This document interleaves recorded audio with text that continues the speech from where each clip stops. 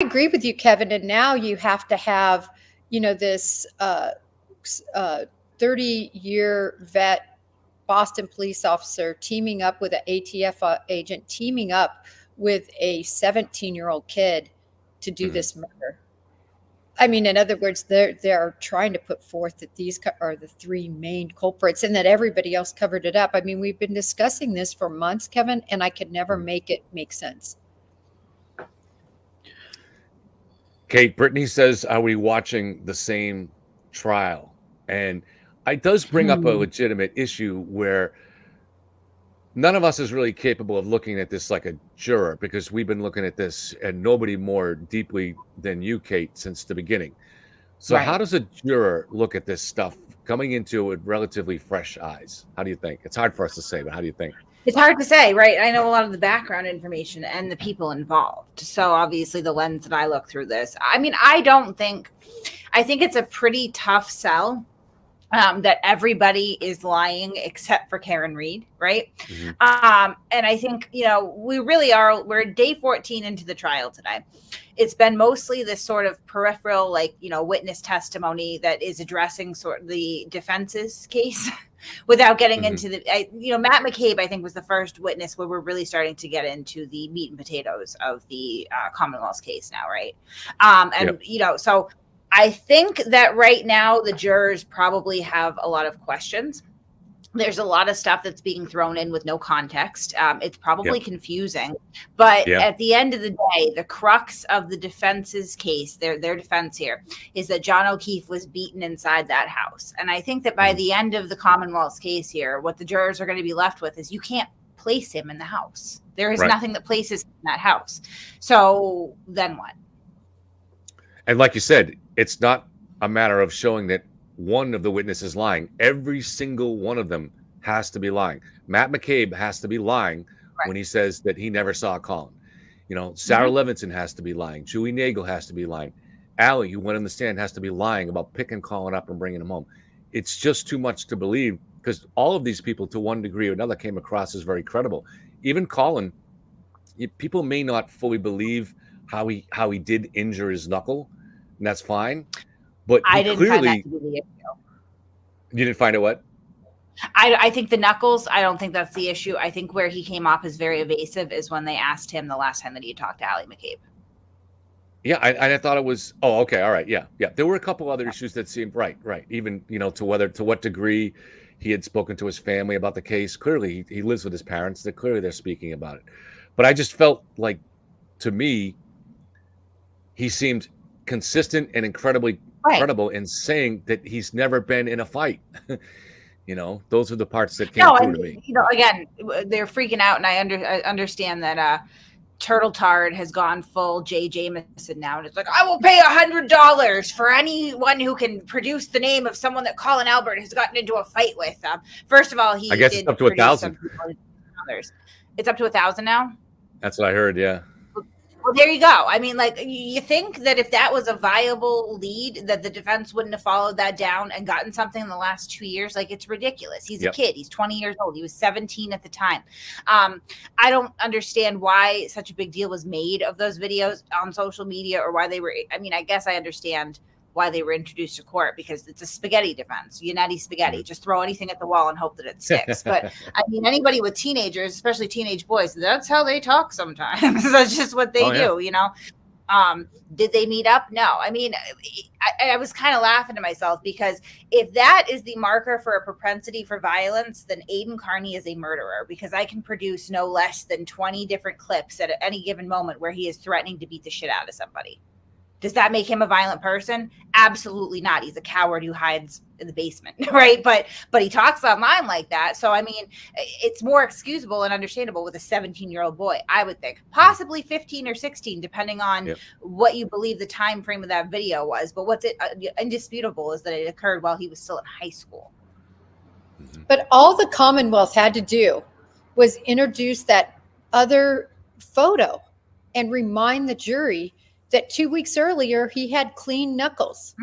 That's all they had to do, was take that exhibit and refresh that recollection? What about this? And let the jury just, counterpunch. The lack of counterpunching here is terrible. And the fact that we talked about this earlier, Kate, I don't think it should have been let in. He has a clear alibi, and the fact that Judge Cannone let that in when it can be seen is extremely prejudicial, and it's so extraneous to the case when there's no evidence he did anything. And so now you're bringing this in. I hope this means she's going to bring in everything in Aruba, and I still want to know about these prior boyfriends. What I don't think that's going to make it in. I don't think that's going to make it in, the prior boyfriends, because a lot of that is rumor. I've spoken to one that gave me a story that was pretty concrete. I obviously haven't spoken to Karen about it, so I can't really corroborate it from both sides. But I don't think that was never going to come in. Everything from Aruba is coming in because both Laura and Marietta Sullivan are on that witness list. They're coming up pretty soon, actually. So they'll be after, I don't have my phone on me, so I can't look at it, but they're sometime after Jen McCabe, pretty close after. So I think it goes Jen, then Carrie, then Laura, then Marietta. So that stuff is coming in. I suggested to Paul the other night that after the Sullivans testified, they should sit in court with the family, because this could trigger Karen. She is unable to control and increasingly unable to control her impulses. Could trigger some reaction that the jury will see. Well, did you guys, you watch Paul's reactions when they were trying to crucify Colin? I mean, I almost wish they'd put him back up and say, listen, our family, I have no beef with Colin Albert. He was 17. I mean, it really is ludicrous, but I feel like some things need to be cleaned up, including the Life 360. We all know it's garbage. We all know that there was no signal at the time. For those of us who have it, I've seen my daughter going in circles, when she's laying in bed. If she's in a part of the house that doesn't work, I need to try to find some of that coverage so I could show it to people. But the bottom line is it was never cleaned up. And I think it was as much as they could. They cleaned it up as much as they could on redirect, right? Like, did you leave? No. What does this say here? The Wi-Fi signal is bad. Could you have taken a 12-mile trip in 2 minutes? No, I could not have. How far is the school? They cleaned it up the best that they could. I think, again, that's why they didn't introduce the Life 360, is because it's garbage. Like, it was just not good. But at the end of the day, all this is really ancillary to the fact that, like, you cannot place John O'Keefe in that house. Will it be cleaned up later by one of the forensic data experts that come on? I hope the Life 360? Yeah. I don't know what more can they do with that. They can explain some of what you just explained here. So, Yeah, that the lack of signal, the lack of Wi-Fi, the lack of cellular, when it's garbage in, garbage out. If you don't have the proper signaling for that app, there's no way for it to properly report data and information. And that's clearly what happened here. That's why I want to see that register also put into as an exhibit. It was never done. And it needs to be so the jury can look and say, wait a minute, you can't take that trip and then turn around and be back home in 2 minutes, something that would take, 20 or whatever the case was. From my vantage point, it was just kind of common sense there that I think, and again, all this is, you can't place John O'Keefe in the house. He cannot be beaten in the house if he did not go in the house. You do not have one person that is saying that, yes, Colin Albert hung around that house. I mean, in theory, he and Allie McCabe could have, been shooting dope in the parking lot at the high school, right? It has no bearing on this case whatsoever. They're not really, and they never placed that Life 360 back at 34 Fairview. So that's that too. I think a lot of this stuff is like, people are watching this like entertainment. I would hope that the jury is not, and they're going to deal in facts here. And the facts are that John O'Keefe never entered the house. There are quite a few pieces of forensic evidence that implicates Karen Reed, her own statements, right?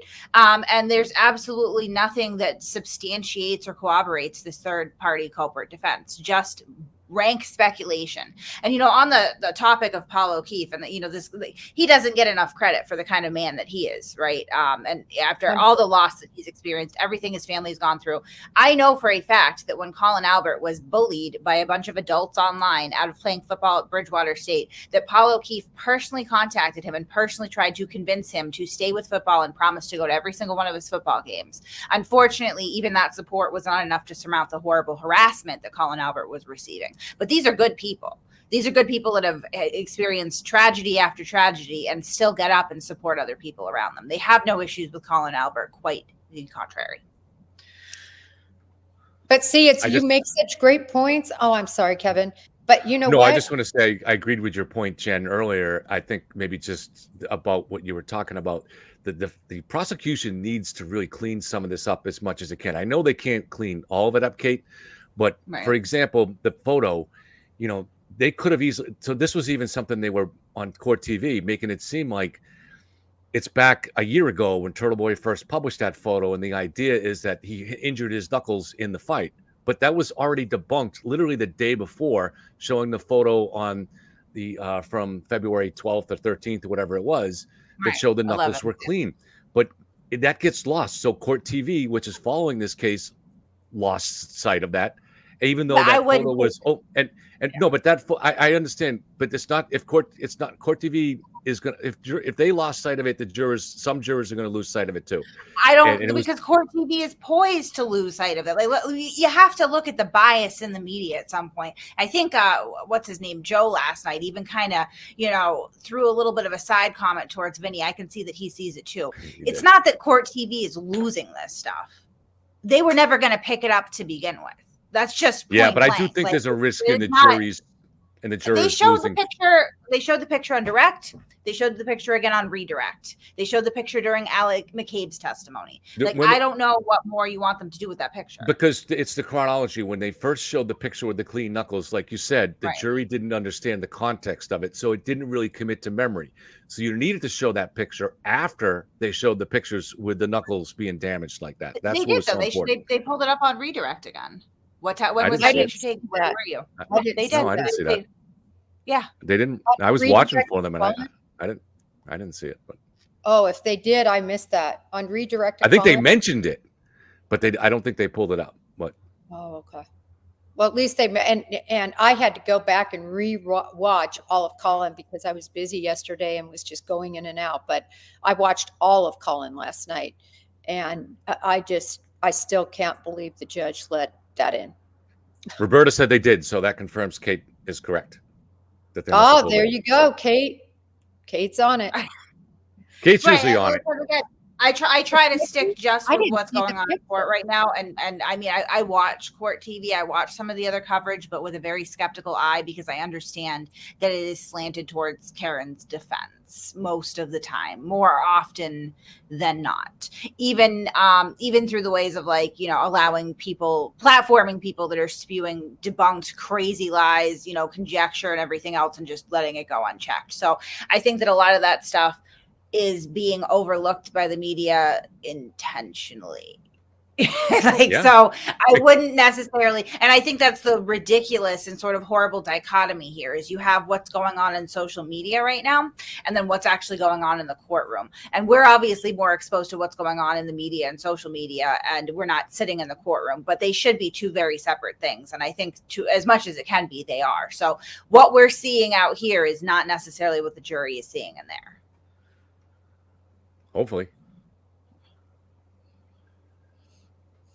There's we have a little bit of fan. However, this is Court TV. The Fox 25 hasn't started theirs yet. I will go to that one because for some reason, what about the Court Law TV Crime? Law Crime is usually right on top of it. The audio is lower. Oh yeah, that's right. Can't win. So there's no perfect solution here. It seems it's very frustrating. But the Court TV one is about 2 minutes behind usually. So I will have it on. This is on Court TV right now because we can watch the fan, and Fox hasn't started their feed yet for some reason. So I'll just keep watching. Yeah, I mean, you bring up a good point, Kate, and certainly the media needs to be on the other side. If you look at the comments when anyone says anything derogatory or that isn't in keeping with the Karen Read is innocent, it's amazing. Just comment after comment that's negative from their viewership. But it's the opposite. When they have people on supporting the narrative, it's inundated with positive comments, and they want that. They want a little bit of spice, but mostly they want viewers. Well, I hope that they want the potential lawsuits too, because I mean, at some point, I believe that, I mean, the criminal case is half of this, but there's definitely civil action coming down the pipeline here. And I mean, I'm very disheartened to see how, some outlets have just been so unfair and really irresponsible with their coverage of this, because this isn't just, a whodunit. They are actively implicating people who have never been charged with a crime. Well, that's what's really happening with Colin again. I mean, we're seeing it all play out. That's all you see over and over and over again is that video and a picture of his knuckles, not the picture of the other knuckles following it. It's very disheartening. I saw that Ted Daniel did that, and Ted Daniel and I get along fine, but I, reached out and I said, why aren't you showing that other picture? Yeah, it's just all inflammatory. Innocence Fraud Watch is commenting here. Have you heard of Netflix's Making a Murder? Yes, it's a great example. I haven't actually seen the program, but Dave McGrath has talked about it with me many times, and how this kind of phenomena goes on. And also, Innocence, somebody else told me your website or your channel is a great place to go. So if you would email it to me, I'll link it up here. So my email is Leitskev, Leitskev @gmail.com. And I'll link it up here for people to see. And I want to go visit it myself. So thank you. Appreciate it. And also, Kate, what's that channel on Facebook? She wants me to mention it too. I think it's Kat's channel. Maybe I should try to link that too. What is that? It's a Facebook group that's relatively new. That's dedicated. Oh, the Rational Discussion. Yeah. Let me pull that up. I'm actually a moderator in there, although I will never moderate. So I'm not sure why I was made a moderator. I appreciate that my posts are auto approved, but I'm not like a moderator type. What's the name of it so I can find it maybe on here? Right now it's called Karen Read Trial, not FKR, but I'm going to go ahead. I have the link for you right here. So hold on just a minute. Okay. By the way, that series, Making a Murderer, it's an amazing series. I've never seen anybody more framed than the nephew in that case. And you can see the interviewing of him. His last name was Dassey. It's sickening. I posted a lot about that on my Twitter. And then, of course, everybody said, well, you need to watch Candace Owen because she did kind of the opposite viewpoint.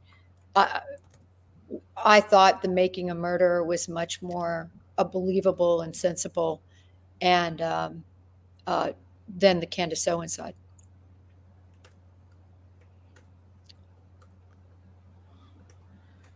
Sorry, I'm listening to you guys and monitoring. Oh, Kate, thank you. So I will post this. This is the Facebook group that's relatively new but growing. And maybe Kate can speak. Are they trying to cover it from a neutral, factual way, or is it more just on the side of John? Or did we lose Kate? We lost Kate for a moment. Kate for a moment. I'm not familiar with that one. I'd like to be, I'm involved in a lot of them just as a participant because I like to hear, the more different vantage points you hear, I think it's important whether it's one side or the other. As I always say, I could care less if you don't agree. It's the way in which you don't agree. And the filth and the name calling and it just shows the really lack of intelligence for people who can't make a point without talking like a filthy jailhouse, snitch. It's just unbelievable to me. And I have to confess, I'm somewhat guilty of it now myself here, because there are two instincts that are at crossroads here. One is I very much have always been a huge fan of civil discourse, like you're saying here, where you respect people from the other side. But there's a part of me too that has always been against bullying. And I see what is going on here in this mob, this collective activity, this refusal to look at evidence in a rational way, to try to ask questions from both sides. Because if you ask questions from both sides, you will get to the answers in this case. And the lack of introspection about accusing people, innocent people, people that aren't charged with a crime in which there's no evidence, accusing them over and over again of being participants in a murder conspiracy. That's a form of bullying that I have a hard time tolerating. So I do sometimes, unfortunately, express my opinion on that. And I'm not sure even if it's wrong to do that. I almost feel like it has to be done. But I don't know. Maybe you're right that it's not effective to do that. So, well, I think it's fine to express your opinion without calling somebody, a C word or disparaging them in terms of, name calling. I doubt. How about zombies? Can I call them zombies? Is that? Oh, I loved your zombie post. That was funny. That was funny. I thought that was funny because that's what you're seeing. I mean, the one thing I'm realizing through this, Kevin, and a couple people have reached out to me just privately. It's that we appreciate you trying to, have other people see the other side. Those people are never going to see the other side. And I do agree with that. It's sort of like just banging your head against the wall. But for me, I think commentary, trying to be neutral, but yet following the facts is for those people who are rational, reasonable people that are watching this case play out. I mean, Jen McCabe is going to walk into court and walk out of court today. And this crowd is going to be screaming at her, calling her a killer. Am I supposed to not say something about that? Am I supposed to not call those people zombies or worse? I mean, it's cruel. It's a poor analysis of the evidence. There's people that are buying into beliefs that is probably more rooted in their own personal need to believe in something than it is in anything else. And the result of that is cruel.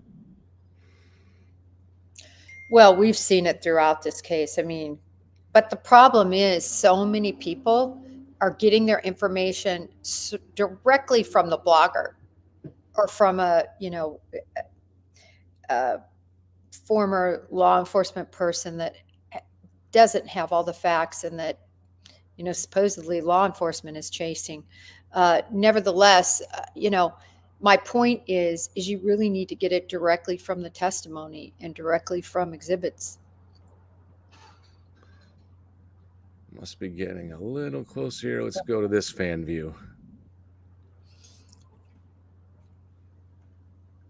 This is on NECN, which also has a delay on it. So the one that seems to not have the delay is Fox 25, but that one isn't up and running yet. Let me try it again.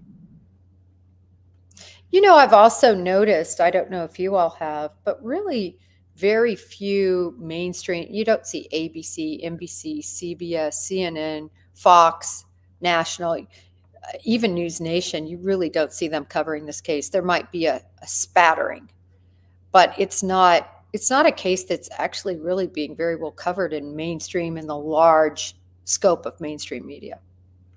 Right. And when that's the dilemma here too, even if you're talking about Court TV's coverage and stuff like that, is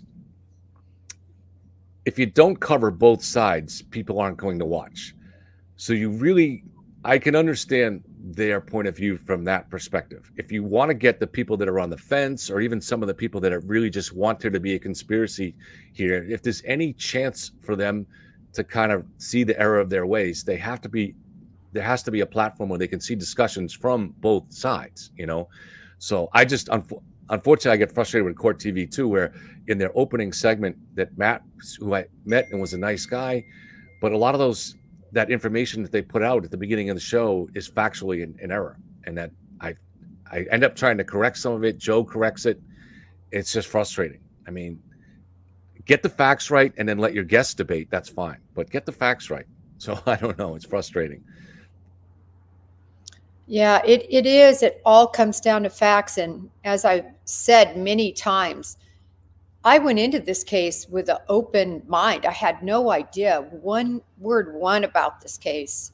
It was brought to me just in DMs. And I thought, yeah, I'll take a look at it. I do that all the time. And it was clear from the court documents that you looked at one side, and it's like what's happening now when you really dissect what the defense is saying. It's like a soup sandwich. Yeah. It's not holding any teeth. I mean, they're talking about stuff from high school kids. The meat and potatoes was John O'Keefe ever in that house? No.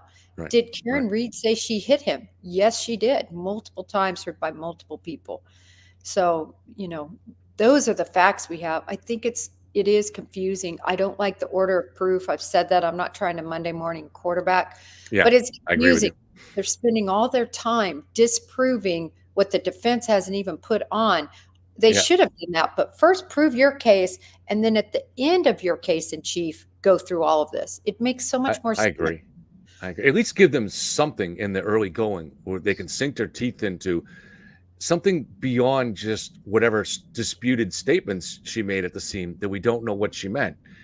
Give us something that really kind of establishes that she is very likely in the jury's minds that she's the killer, and then go methodically through in whatever order you want, but get their attention first but at this point, if you're a juror and you know nothing about the Karen Reed case, you really still haven't seen any evidence connecting it to the case other than her saying at the crime scene or supposedly saying at the crime scene or whatever she said. We don't know what she said or why she said it, so there's still have not established any of the physical evidence, any of the data, or even any of to me, some of the more damning witness stuff. Like, I think Kerry Roberts is unimpeachable.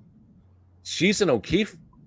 She's part of the O'Keefe clan. She's not part of the Albert clan or the McCabe clan.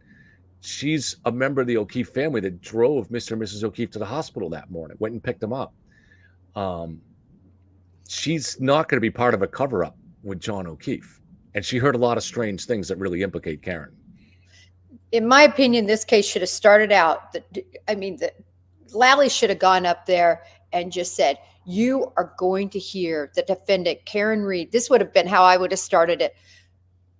Say, I fucking hate you. It's on tape. You're going to hear that right before this incident occurred.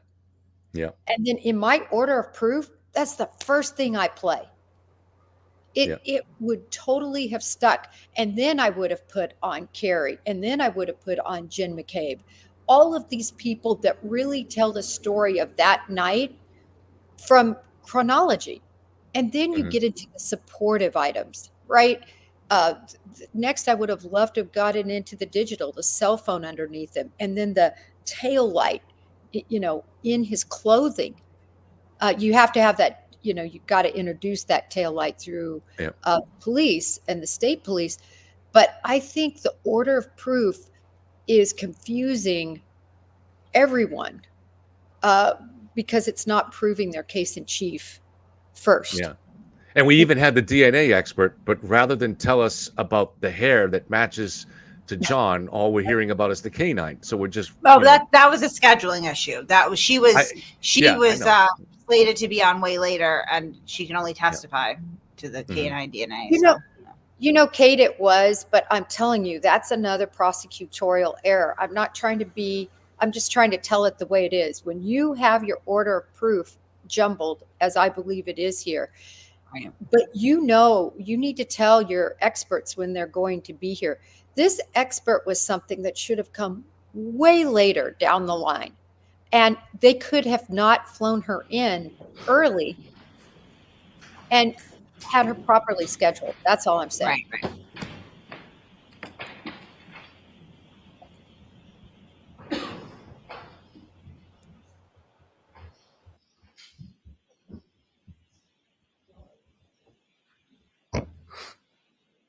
Hey. All persons having business before the Honorable Beverly Cannoni, Justice of the Norfolk Superior Court in Flushing County of Norfolk. God may it, through your attendance, you shall be heard. God save the Commonwealth of Massachusetts. This court is now open. You may be seated. 22-117, the Commonwealth versus Karen Reed. Good morning, counsel. Good morning, Ms. Reed. Good morning, Jared. So I'm going to ask you those 3 questions. Were you all able to follow the instructions and refrain from discussing this case with anyone since we left yesterday? Everyone said yes or nodded affirmatively. Were you also able to follow the instruction and refrain from doing any independent research or investigation into this case? Yes. Everyone said yes or nodded affirmatively. Did anyone happen to see, hear, or read anything about this case since we left yesterday? No. Everyone said no or shook their heads. Thank you very much. May we have Mr. McCabe, please?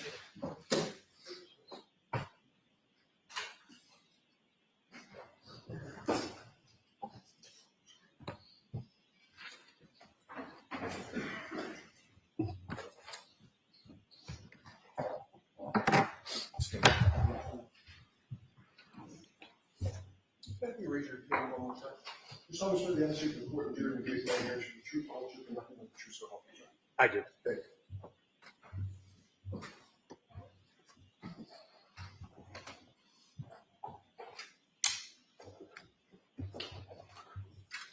All right, Mr. Lally, whenever you're ready. Thank you, Your Honor. Good morning, sir. Good morning. Where left off yesterday, you had gone to bed on the 28th, correct? Yes, that's correct. Friday night. And at some point you woke up on the later in the morning on the 29th, correct? Yes, Saturday morning. And do you recall, sir, what awoke you on that morning? Yes, I do. What was that, sir? I awoke to the screaming of Jen, Jen, Jen. So when I woke up, I thought there was somebody in my bedroom. I kind of snapped up out of bed. What the hell's going on? Looking around the room, realized my wife was actually on the phone. And the screaming that you heard, how loud was that, sir? It was loud enough to wake me up from a dead sleep. I could hear it. It was loud. Obviously, I was laying in bed and realizing after my wife was laying right next to me on the phone. But it was a loud Jen, Jen, Jen. It was repetitive. And do you know approximately what time that was, sir? Yeah, shortly before 5 a.m. And did you recognize the voice that you heard scream? I did not recognize the voice. And as far as that phone conversation went on for, well, let me ask you this first. As far as that phone conversation was concerned, could you hear both sides of that conversation? Yes, I could. And that was based on the volume of the person speaking on the other end, correct? Correct. And eventually, were you able to recognize or identify the voice on the other end of your wife's conversation? Yes, I asked my wife, what the hell is going on? After I woke up and popped up, looking around the room to find out who's in my bedroom, assuming it was a kid, one of my kids screaming. I asked my wife, what is going on? And I could hear her saying, I'm on the phone with Karen. She can't find John. And from the course of that conversation continues while you were in your bedroom, is that correct? Yeah, that conversation continued for a couple minutes. I could hear the dialogue. And then again, right back to Jen, Jen, Jen, the repeating of my wife's name again. As far as the dialogue was concerned, specifically from the defendant, Ms. Reed's perspective, what, if anything, do you recall about that? She didn't know where John was, and the last time she saw him was at the waterfall. And about how long did that initial phone call or that initial conversation between the wife and the defendant go on? From when I woke up, minute and a half, 2 minutes. I don't know the exact time. And after, give or take. Do you recall how that conversation ended? Or your wife hang up? Or Yes, they hung up the phone. I was laying in the bed. My wife was next to me.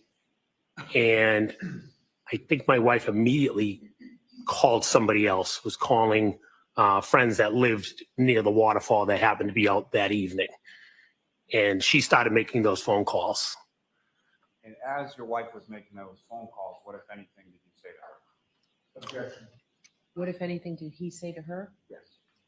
To, No, I'm not going to let you testify to that. Next question. With respect to the defendant's statement that the last time she saw Mr. O'Keefe was at the waterfall, what, if anything, occurred to you in reference to that?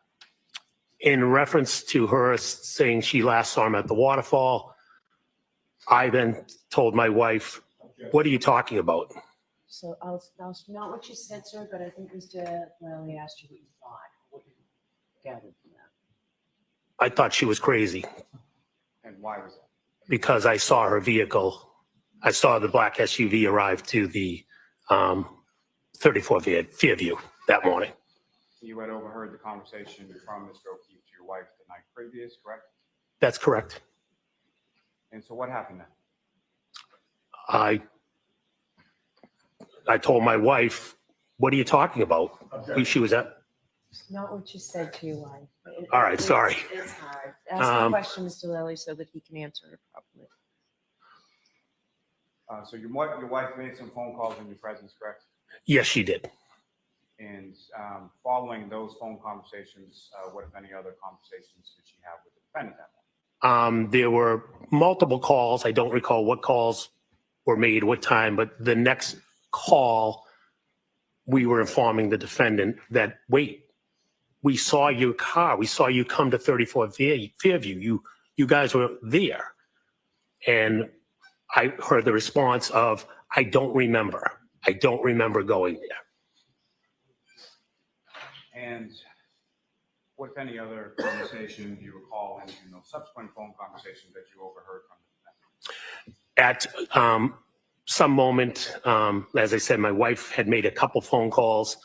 In one of the calls with Karen Reed, she blurted that she broke her taillight, cracked her taillight, something to that effect, while we were, while Jen and I were still in the bedroom and she was on the phone. And as your wife, when you were in the bedroom and your wife was on the phone, what, if anything, were the two of you doing? After my wife had made a few calls, we were completely confused on where the hell John was.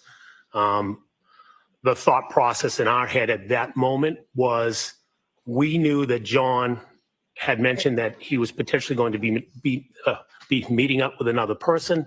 So we called that individual, my wife called that individual to see if by chance, again, confused, left at the waterfall. We saw them at the house. Did John not go with her? Did what happened? Did he get out of the car? Did he go somewhere else? So we proceeded to call a couple other people that we thought he possibly might have met up with, or another individual. From those other phone calls that you observed your wife making at any point in time, other than her conversations with the defendant, did you observe her to have any conversation with anybody? You're asking if my wife did? What I'm asking is not to any content or anything like that, but your wife made phone calls, correct? That is correct. And when she made those phone calls, did you observe her conversing with anybody on the phone? No, she did not speak to anybody. Nobody answered any of our calls. And at some point, did you yourself reach out to Mr. O'Keefe? Yes, I did. And how did you do that? I know I texted him, and I think I called him as well. Pretty much, where the hell are you? I think it was when Karen Reed and my wife were leaving my house. I think I responded, "Where the hell are you? Now Karen and Jen are out looking for you." And in regard to those text messages, did you receive any response from Mr. O'Keefe? I did not. And with regard to those texts, you had Mr. O'Keefe programmed into your phone, is that correct? Yes, I did. And you would have prior conversations with him via text message and phone using that number that you had programmed into your phone? Yes. So no response to the text as far as the phone call that you placed to Mr. O'Keefe. Did he answer? Did you speak with him at all? I did not speak to Mr. O'Keefe. Now, at some point, do you and your wife proceed downstairs? My wife proceeded downstairs. I remained in the bedroom. And what is the next thing that you remember occurring that morning? While I was getting dressed, I put my jeans on. My wife went downstairs. She was going to make a coffee. My wife and I were proceeding to leave. We were going to leave our house and make a drive to the house of the gentleman that my wife was calling, that we possibly thought John could have met up with. And within that moment, again, I don't know the exact time, I then heard yelling out in my front yard. And when you heard the yelling in your front yard, what did you do? I realized it was Karen Reed, and I told my wife to please tell her to shut up. She's going to wake up the whole neighborhood. And where is this, or when is this in relation to that first phone call when you sort of shoot up out of it? At least a half hour, give or take. Again, I don't know the exact time. Now, at any point after you hear the yelling out front, you hear the defendant yelling out front. What was she yelling at that point? She again repeated, Jen. She for some reason kept repeating my wife's name.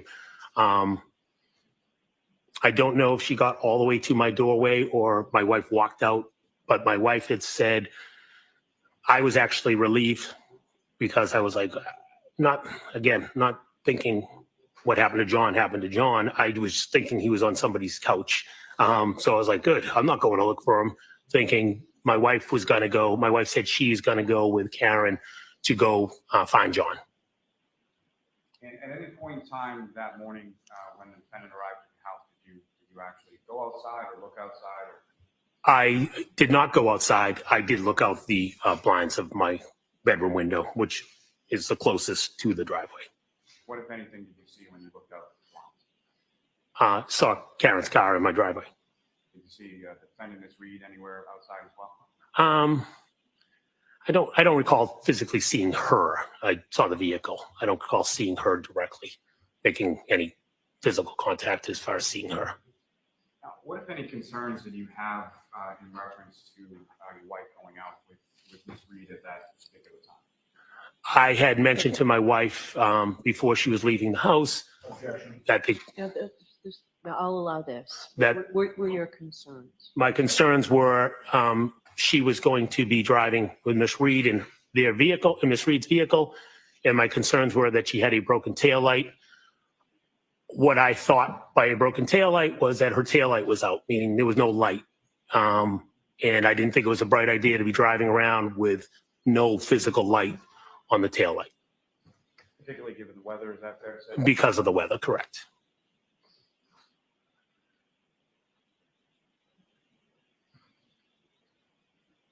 And so your wife then leaves with Ms. Reed, is that correct? That is correct. Did you happen to see like who got in where as far as the car, who was driving when they left? I did not see that, no.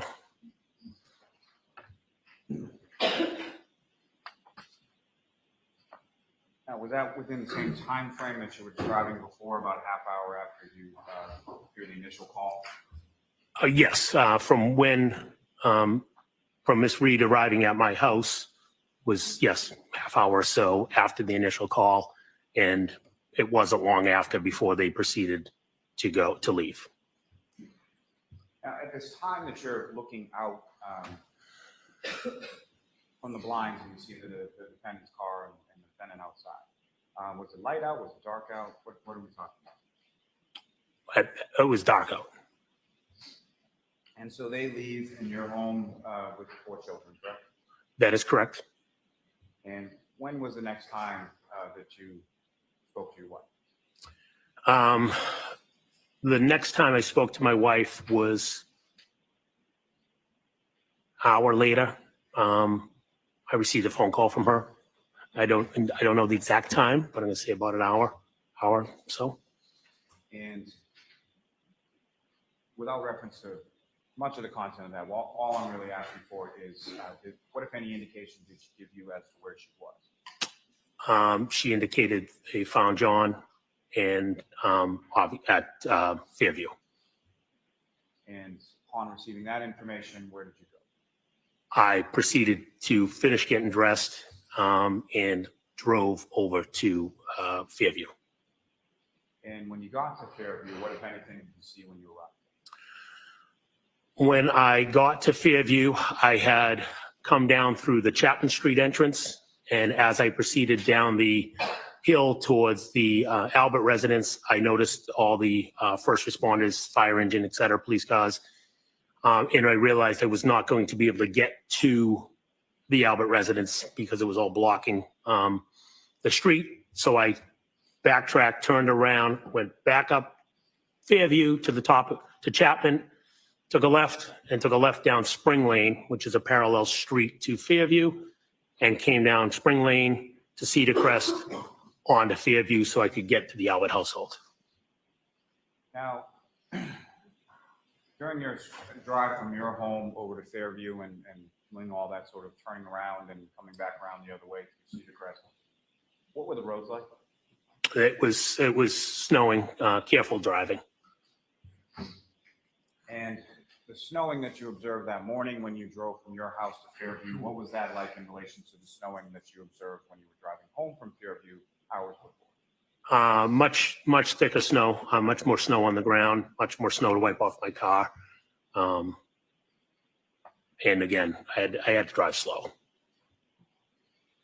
Now, when you come around to sort of the other side, as far as the first responders, you mentioned police cruisers and a fire truck, is that right?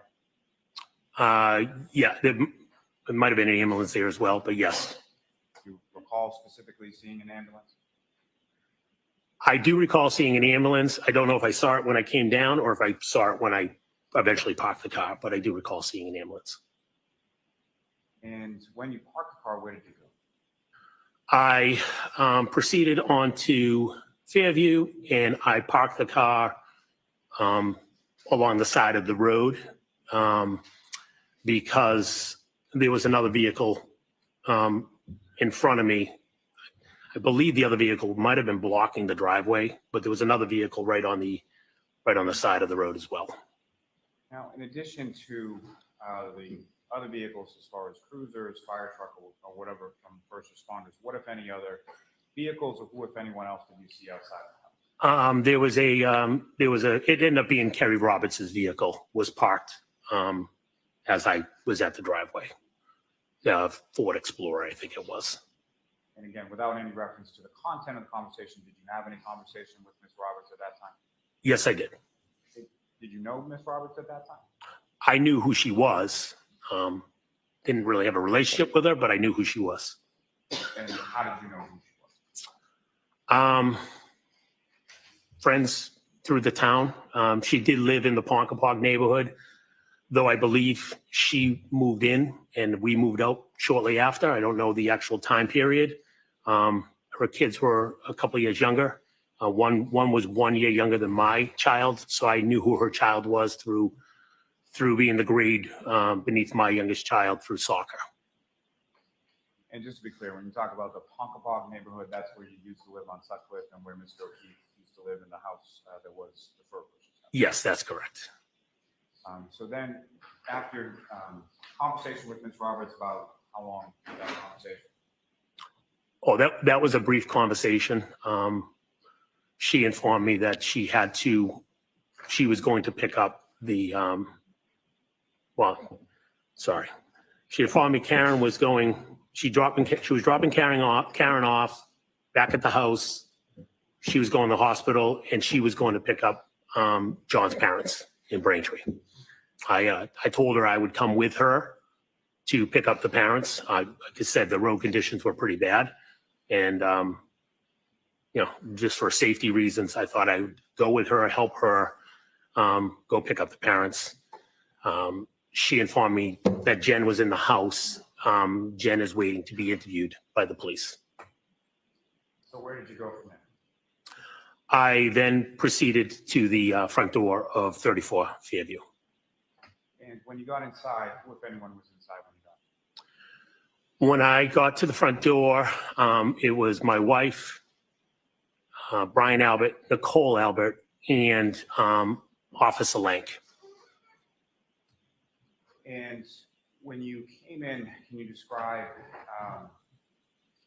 starting with your wife, Jennifer McCabe, can you describe her demeanor when you first came into the house? Shocked. Just face was drawn, just kind of in awe. All three of them were just looking like, with a drawn face of, I'm walking and going, what the hell is going on? And just to be clear, by all three of them, you mean your wife, Brian Albert, Nicole Albert? Correct. And just turning back briefly to the phone conversation that you had from your wife, which led you to come over to Fairview in the first place, how would you describe her demeanor on that phone call? Matt, we found John at Fairview. It was a quick conversation. I didn't get any details. Now, at some point, while you were at the house, did you speak to, you mentioned Officer Lank was there, is that correct? That's correct. Recall if there was any other officers in the house at that time or at any later time?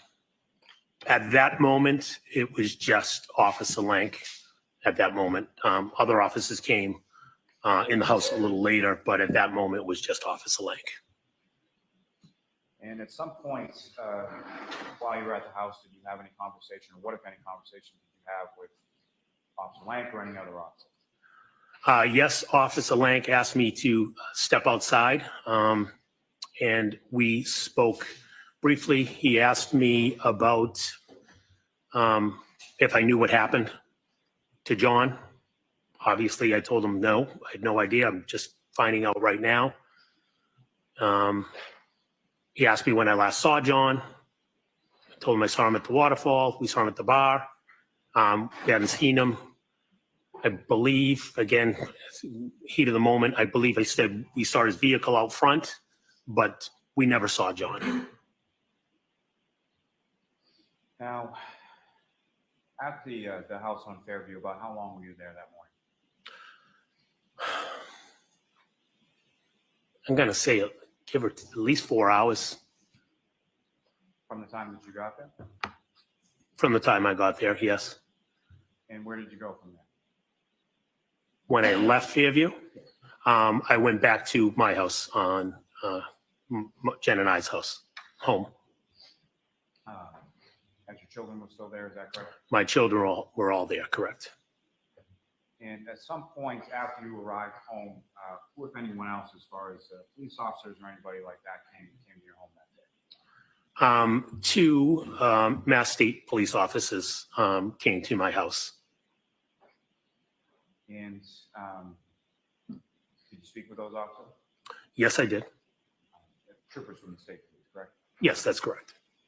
And as far as the troopers that you spoke to, do you recall what their names were?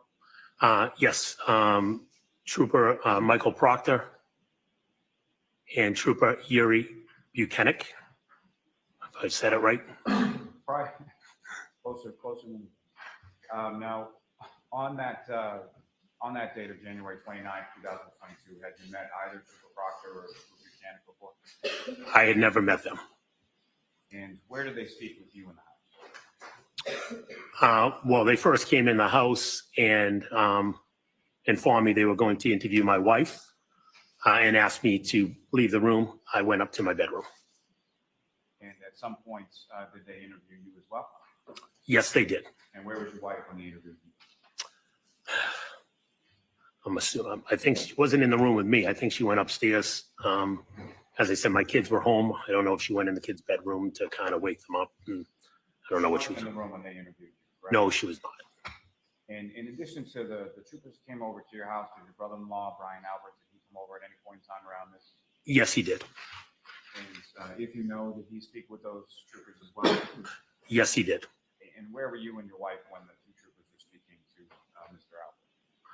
I was still upstairs in the bedroom. Your wife, where was she? I'm trying. She might have come up and seen me, but I think she might have went in the girls' bedroom. I don't recall if we were standing in the same room. I think she might have went in my daughter's bedroom. Again, my kids were starting. It was, I don't know the exact time, 12 o'clock, give or take. So time to wake up. So the troopers, when they were speaking to Brian Albert Sr., they were in the downstairs area of the home? Yes, they were. And both you and your wife were upstairs? Yes, that's my recollection. Now, turn your attention to a couple days later, did you speak with any other troopers from the city? I did. I only remember the first name of one of them. It was a man and a woman. I just remember Connor something. I don't know their names.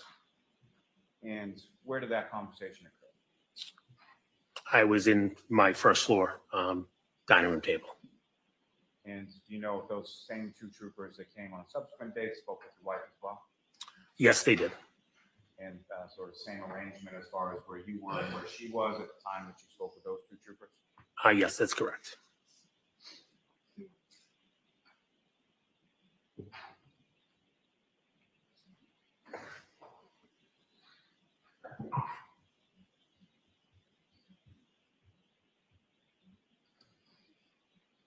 Have one moment, Ron. Sure.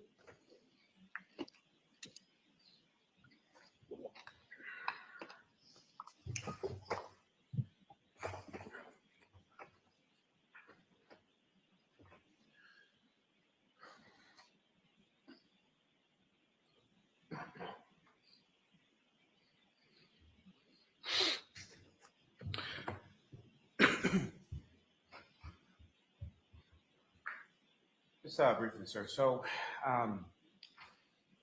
describing your wife's demeanor, you described her to sort of be in shock. Is that correct? Yes, that's correct. Have you seen your wife display that kind of demeanor before, or have you seen your wife in sort of crisis mode over the course of your relationship and your marriage? I've seen her in crisis mode. I would call it crisis mode as well in the past. And sort of typically, how would you describe how she handles situations like that, or what her demeanor is in those types of situations? She is very calm, very calm. And when, just so it's clear for the jury, so when you're talking about sort of prior incidents in regards to sort of crisis modes, what types of scenarios or what types of incidents are we talking about? Well, Previous deaths of my parents, my brother. She's the one that can get in the room, sit, relax, hold their hand, make them feel comfortable. She's much more.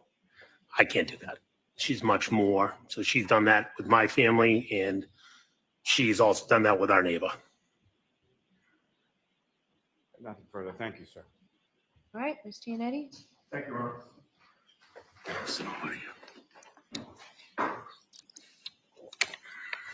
Good morning, Mr. McKidd.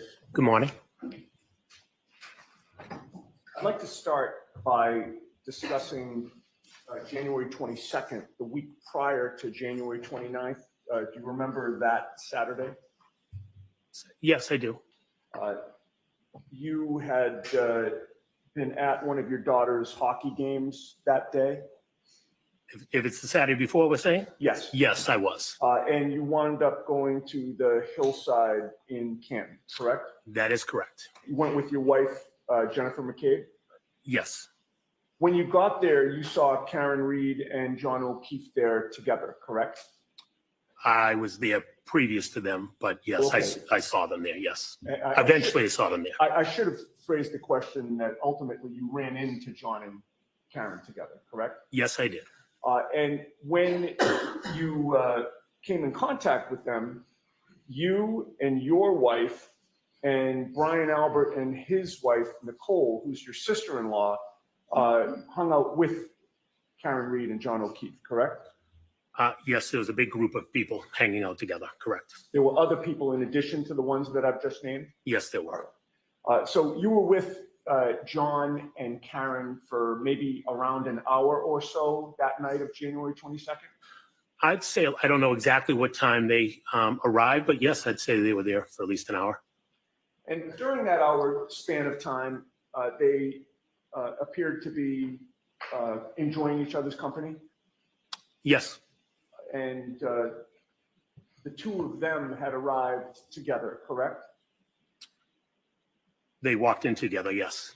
And there were no problems that night that you could see between John and Karen, correct? That, yes, I did not see any problems. Okay. Now, moving on to the waterfall on January 29th. I am not going to go through with you who arrived when and who left when and where people sat at which table. We're going to skip all that. And I'd like to streamline the questioning if I can. And I just want to talk to you about 2 or 3 areas. You would agree that at the waterfall, the mood among the people who were there was festive, correct? Yes, that's correct. Everybody appeared to be happy and enjoying themselves, correct? Everybody was enjoying each other's company, correct. Specifically with regard to John O'Keefe and Karen Reed, they appeared to be quite happy that Kaylee had been accepted into Bishop Fian, correct? John, I recall talking to John about it, and he was happy that Kaylee was at Bishop Fian. I do not recall speaking to Karen about Bishop Fian, but definitely John was happy about Kaylee being in Bishop Fian. All right. You have previously testified that they were both excited about that, have you not? If I did, I did. I just know that John mentioned that he was out because he was excited about Kaylee being at Bishop Fian. If I looped them both in, then they both were happy. I don't remember what I said when I said it. I didn't put it this way. I didn't see her. She wasn't happy about it. Does that make sense? Yeah, well, I'm just going by your words, sir. As far as you could see, they were both excited about her acceptance, correct? Yes, yes.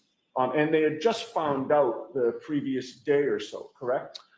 I don't recall what day they found out, but I know that John mentioned he had went out for some beers. He was excited because Kaylee got into Bishop Fian, and he mentioned he was out with another one of his friends whose daughter also got into Bishop Fian. Right. And it appeared to be new news, correct? Oh, yes. It was news they were waiting on, yes. Right. You hadn't heard it before. This was the first that you heard it, correct? I don't know if I heard it, if a kid had already leaked it the day before or that day, but first I heard it from John. All right. But it was clear to you that it was really important to John O'Keefe that Kaylee get into Bishop Fian and go there, correct? They applied. He was excited for her to go there. And it was clear that he believed it was an achievement for her, correct? Yes. And you could glean also that John O'Keefe felt like it was an achievement for him as well, correct? Objection, Your Honor. Could you glean that from him? He was happy that she got in. I don't know what if he felt it was his achievement. He was happy for Kaylee. Of course. And he was doing right by his sister's daughter, correct? Objection. I don't know what that means. They can go to any school and do right. All right. In any case, everything seemed good that night. Everything was good. There were no arguments. There were no arguments that I saw. John was drinking beer. In my recollection, yes. And you had previously testified that you saw Karen was drinking some type of clear liquid that you assumed was some type of vodka drink, correct? That is correct. But you didn't think that they were drinking much, correct? At the waterfall? No, they were only there for an hour. So Right. And they got there around 11, correct? give or take, yep, 11-ish. And that bar is pretty strict about last call, correct? That is correct. And you spoke with both of them during the course of the night, correct? Yes, Neither John nor Karen was intoxicated in your view, correct? Objection. Can you answer that? they were drinking. I don't know what the guideline of intoxication is, but they were drinking. Do you recall testifying before the grand jury regarding this matter on April 26th of 2022? If you have that, then I don't recall my questions, that question specific, but yes. Right. Well, I didn't ask you about the questions. I just asked if you recall testifying before the grand jury on that date. I don't remember the date. I recall testifying before the grand jury. Oh, if I suggested to you that it was April 26th of 2022, would you quarrel with that? That was, did you say would I quarrel? Yeah. No, it was definitely around that time. Okay. And at that grand jury presentation, Mr. Lally was there, correct? Yes. None of the defense team was there, correct? No. Karen Reed was not there, correct? No. And there was no judge there, correct? No. And April 26th was approximately 3 months after January 29th of 2022? Yes. Is it fair to say that your memory about whether or not John and or Karen was intoxicated would have been better on April 26th of 2022 than it would be today? May we approach, Your Honor? All right, I'll see you at 7. Jurors, feel free to stand up.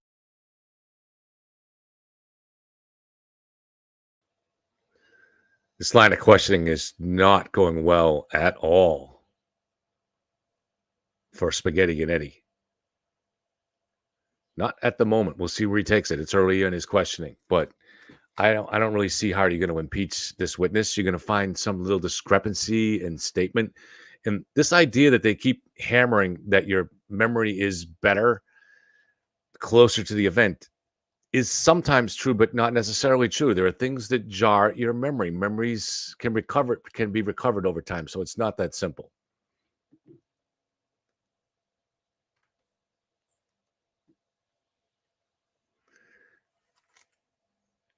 And I want to give full credit to Kate, who earlier in the show said Spaghetti and Eddie or something like that. And I love it. So I think we need to do a video on that, Spaghetti and Eddie. Maybe that'll stick with him. But Kate deserves 100% credit.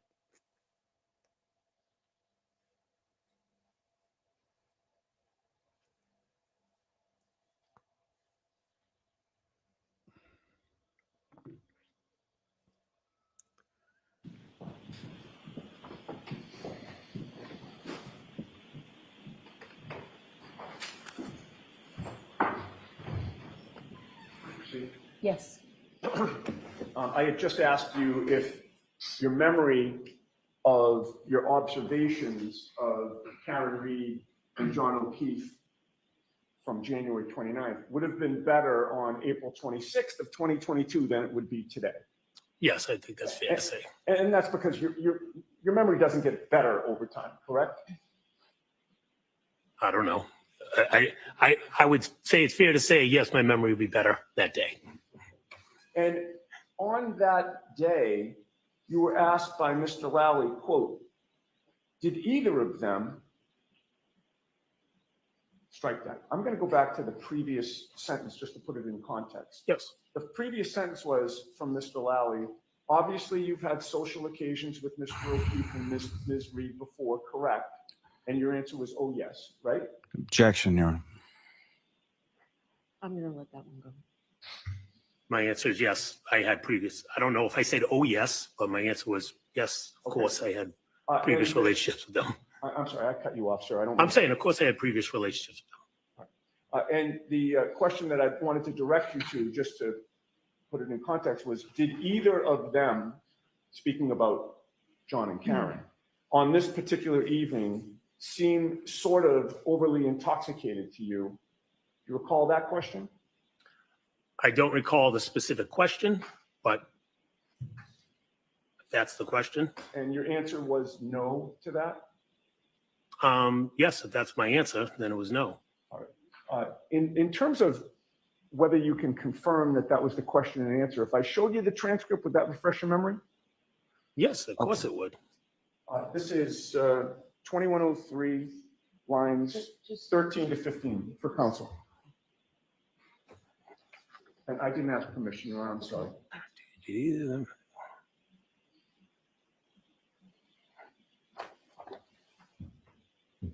Thank you.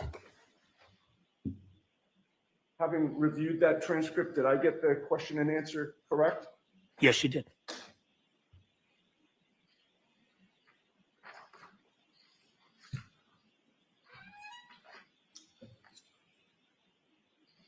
Okay. Just a couple more things about the waterfall. I wanted to ask you about Brian Albert and Brian Higgins, sir. Yes. They were both there that night while you were there, correct? Yes, they both were there. And they are both pretty big guys, correct? Objection. Can you answer that? Yes, they're good sized guys. Did you see Brian Albert and Brian Higgins practicing fighting at the waterfall? Practicing fighting? Right. Did you see them kind of square up in a fighting stance to each other? I recall them grabbing each other. I don't recall them squaring up like they were fighting each other. No, they were playing a little grab ass with each other. I did see them grab each other. I don't recall a physical, hey, let's go duke it out. I do not recall that. Okay. So are you saying, taking you literally, that they grabbed each other's asses? Is that it? No, I'm saying grab ass. It's a figure of speech. Okay. But what they didn't grab each other. They were in a fighting stance, weren't they? Didn't they crouch down low with each other? I'm telling you, I don't recall seeing them crouching in a fighting stance. I recall someone grabbing somebody. I don't remember who grabbed who. I just recall like a bear hug or something. I thought I recall them doing a bear hug. All right. So you recall them, one of them getting behind the other one and kind of restraining them or grabbing them? I think there was a bear hug. Yeah. That's what's in my memory. And you would agree with me that after closing time, Brian Albert and Brian Higgins were two of the people who went back to 34 Fairview Road, the Albert home, correct? Yes, that's correct. But before everyone left, before you left, it was announced around the table that everyone was welcome back at Brian Albert and Nicole Albert's house, correct?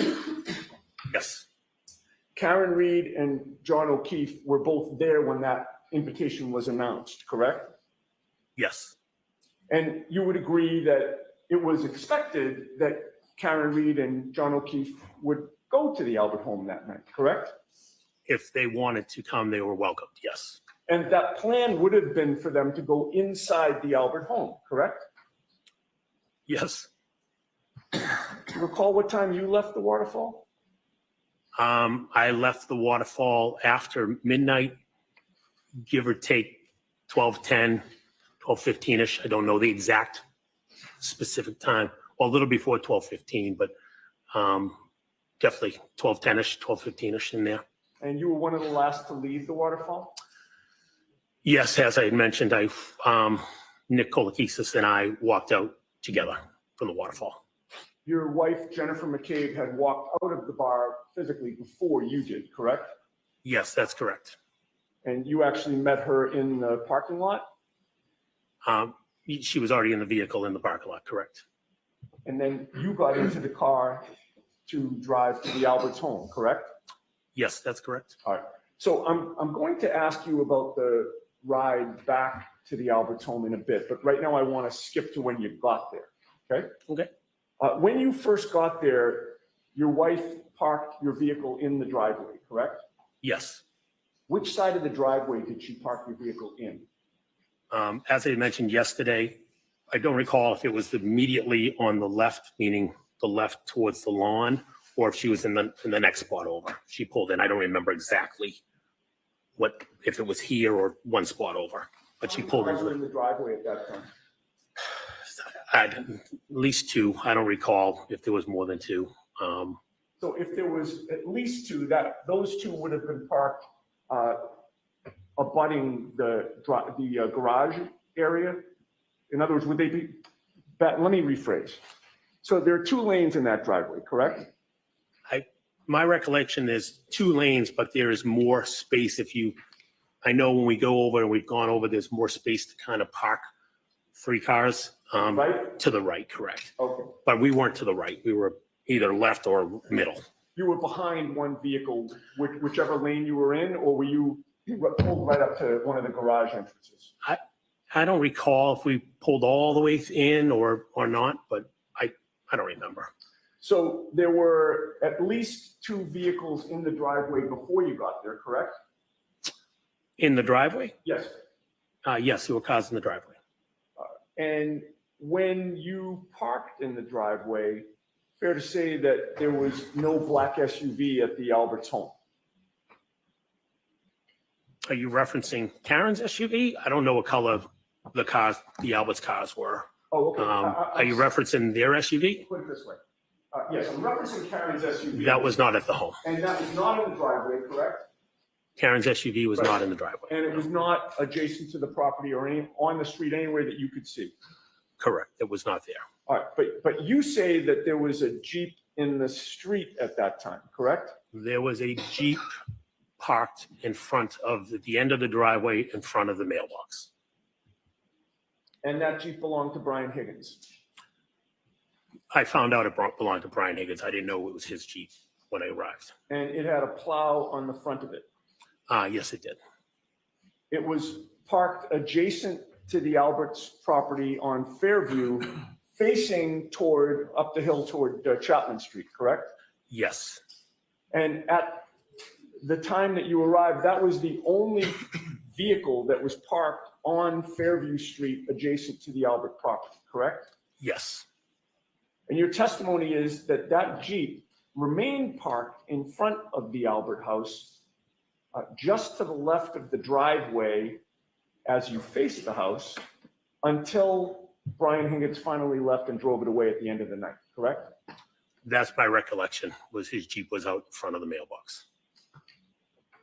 With the court's permission, could we display Exhibit 66? Okay.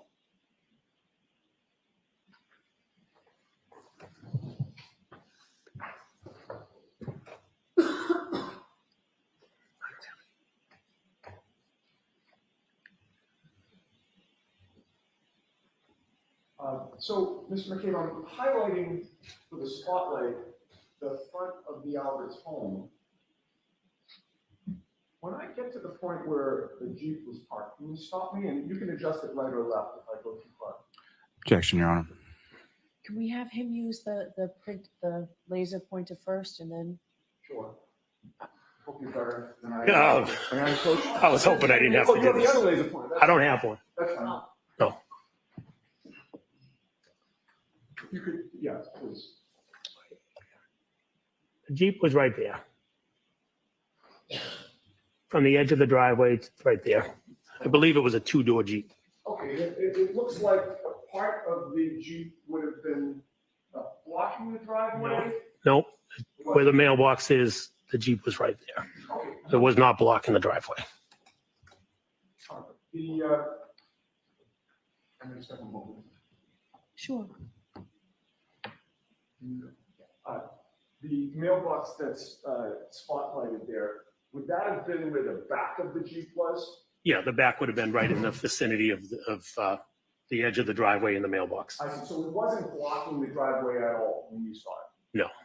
And it was facing to the left as we look at Exhibit 66, correct? Facing, heading to the left of the house, correct. Okay. We can have the lights back on.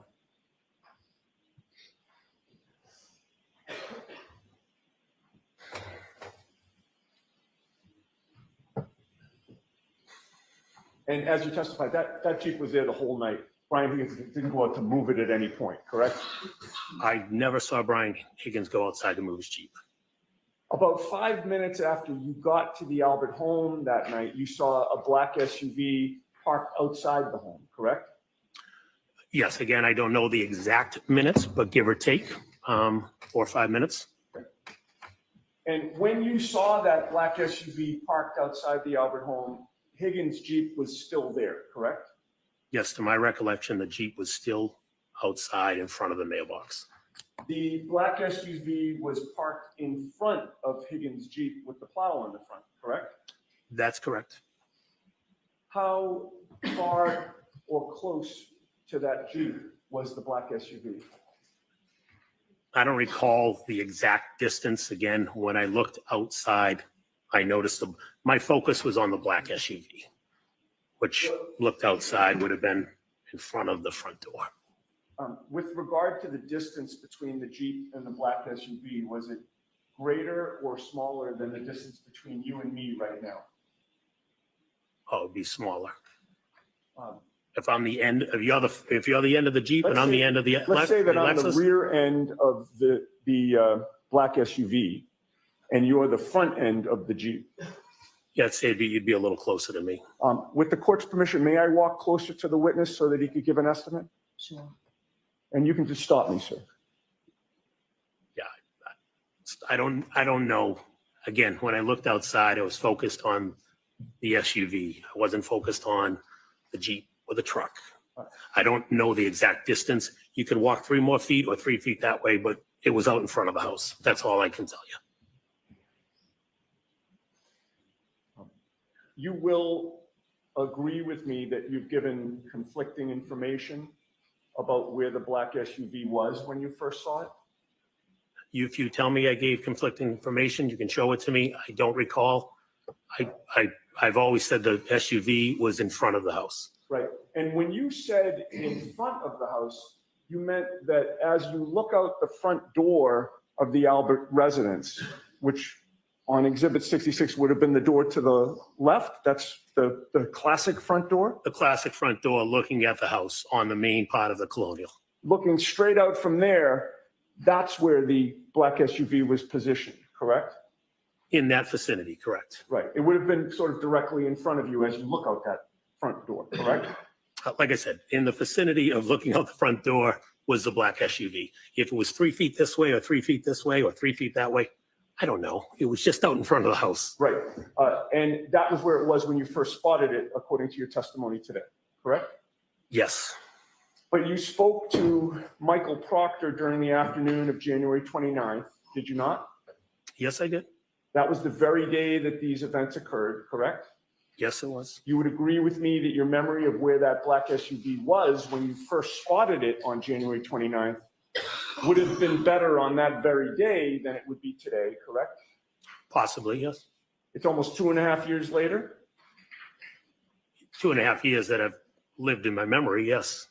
But your memory does not get better over time, correct? Objection. Sustained. On January 29th of 2022, when you spoke to Michael Proctor, you told him that you saw a black SUV parked to the right of the residence as you look at the property from the street. Did you not? I did not. Can you elaborate what you mean by to the right of the residence? Well, I will just repeat the question. Did you tell Michael Proctor on January 29th of 2022 that you observed a big dark SUV parked to the right of the house? What right? Looking at the house to the right or looking at the house to the left? When you say right, I don't know what you mean by right. Is your memory exhausted as to what you told Michael Proctor? No, not at all. So if your memory is not exhausted, would you agree with me that while you were at 34 Fairview, you told Michael Proctor that you observed a big dark SUV parked to the right of the house? That could have been the second time I informed him of seeing the SUV. Okay. If I suggested to you that that was the first time, according to what you told Michael Proctor, would you dispute that? Objection. Sustained. Is your memory exhausted as to whether or not that was the first or second time, according to what you told Michael Proctor? My memory is not exhausted. Okay, so if your memory is not exhausted, do you deny telling Michael Proctor that you observed a big dark SUV parked to the right of the house? Objection. Can you answer that? I don't know if I can answer it. I believe it's the second question. All I right. told him I saw an SUV and parked in front of the house. Then I saw an SUV move further up the road, which looking out of the house would be to the right of the house. So that would be when I saw the SUV to the right of the house, would be the second time I saw the SUV. I've always stated the SUV was in front of the house if looking out the front door. Okay, so when you so you deny telling Michael Proctor that when you first saw the SUV, by the way, sir, is this funny? I'm sorry. This is not funny, sir. Not at all. It's been 2 years of misery. Okay. You're smiling now. That's why I asked. You keep repeating the same question. Well, I'm trying to get an answer that you won't give me, sir. When you talked to Michael Proctor on January 29th of 2022, when you first observed the big dark SUV, you said to him it was parked to the right of the house. Objection. This is the last time on that question. Is that right? That is not right. The SUV, the first time was in front of the house, coming out the front door. The second time was to the right of the house. All right. You have to move on. Gotcha. Okay. All right. So you did not say that. But you did say that you were making those observations from the front door, correct? As I stated yesterday, I recall. That's a yes or no question. I'm sorry. Objection, Your Honor. Can you answer it yes or no? I can't. I said yesterday, it's either I looked out the window and I looked out the front door. I don't remember which order. Well, you told Michael Proctor that the first time you looked out, it was out the front door. Did you not? I don't recall what I told Michael Proctor on Great. April. You don't recall. May I approach, Your Honor? Yes. Page 2 of Proctor's report, counsel. So next time, just show it to Mr. Of course, I'm sorry. You'd read the first few sentences of that second paragraph. Second paragraph.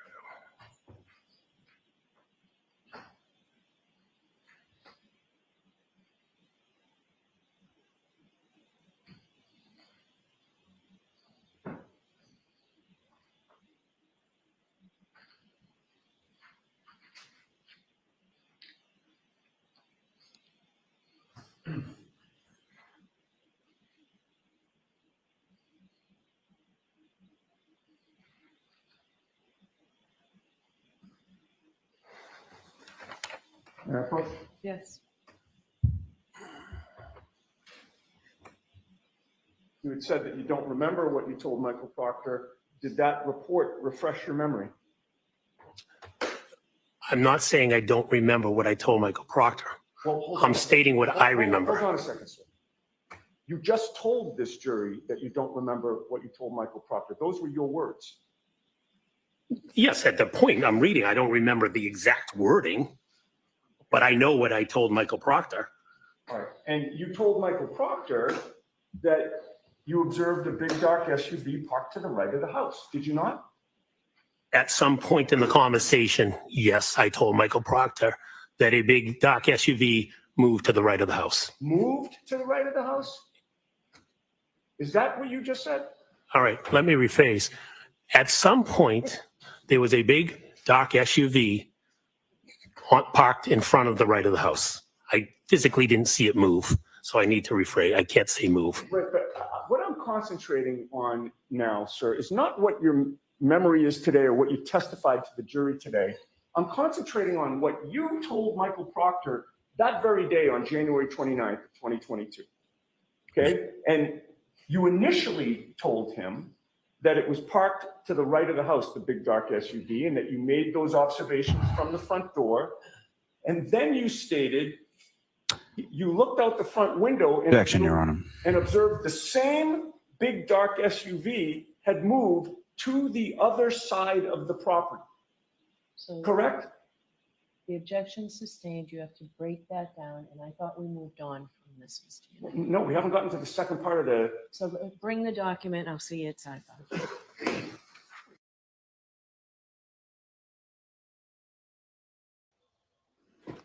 This is what utter failure looks like. I don't see how Spaghetti, he's going to be a public defender soon. I mean, this is a joke. This is absolutely a joke. Why would anybody hire this guy? I mean, you might hire a guy, a lawyer. Clearly, the way Yanetti's conducted himself over the last year is he has no ethics. He has no conscience. Defending your client does not mean continuously pointing a finger at innocent people, using social media bloggers to do that, feeding a mob. So we know for a fact that Spaghetti Yanetti has no conscience. But now we know he's not a good lawyer. This is stupid. This is an utter failed tactic. Matt McCabe, an intelligent guy, is not a lawyer, and he's using him like a fool. Matt McCabe is making David Yanetti look like a moron out there, like a desperate lawyer grasping at straws. The jury is absolutely going to see this. I mean, this is just Absolutely a disaster for David Yannetti. Alan Jackson must be sitting there thinking, oh my God, get me out of this. Get me out of this because it's embarrassing. Because it's embarrassing. It's just, it's absurd. And, you know, he's not clearly, the whole thing is just funny, or like in Goodfellas, what, am I a clown? Do I amuse you? Yeah, you are a clown, David Yannetti. And obviously what Matt has been through with his family is awful, but he's a guy that kind of is a friendly, jovial kind of guy. Look, last summer, when Turtle Boy brought a camera crew to go to his daughter's lacrosse match in Chelmsford, Mass, and the purpose was to harass them. And that was the purpose. And I don't really care what turtle riders want to confuse themselves about. There was no other purpose except to create a scene for views and to harass that man's wife. Now, many men, certainly men with his side, would have thrown this guy off the bleachers, but he didn't, because it's not his nature. He's an affable guy. And so he just kind of stood there and cracked jokes with Turtle Boy a little bit. Like he didn't know what to do, because he's an affable guy. It's not his nature to get aggressive. But that's what he's doing on the stand here. He's not stupid. He's not fooled by the line of questioning. He can't remember exactly what he told, thank you very much. but his story, he knows his story's been consistent since day one.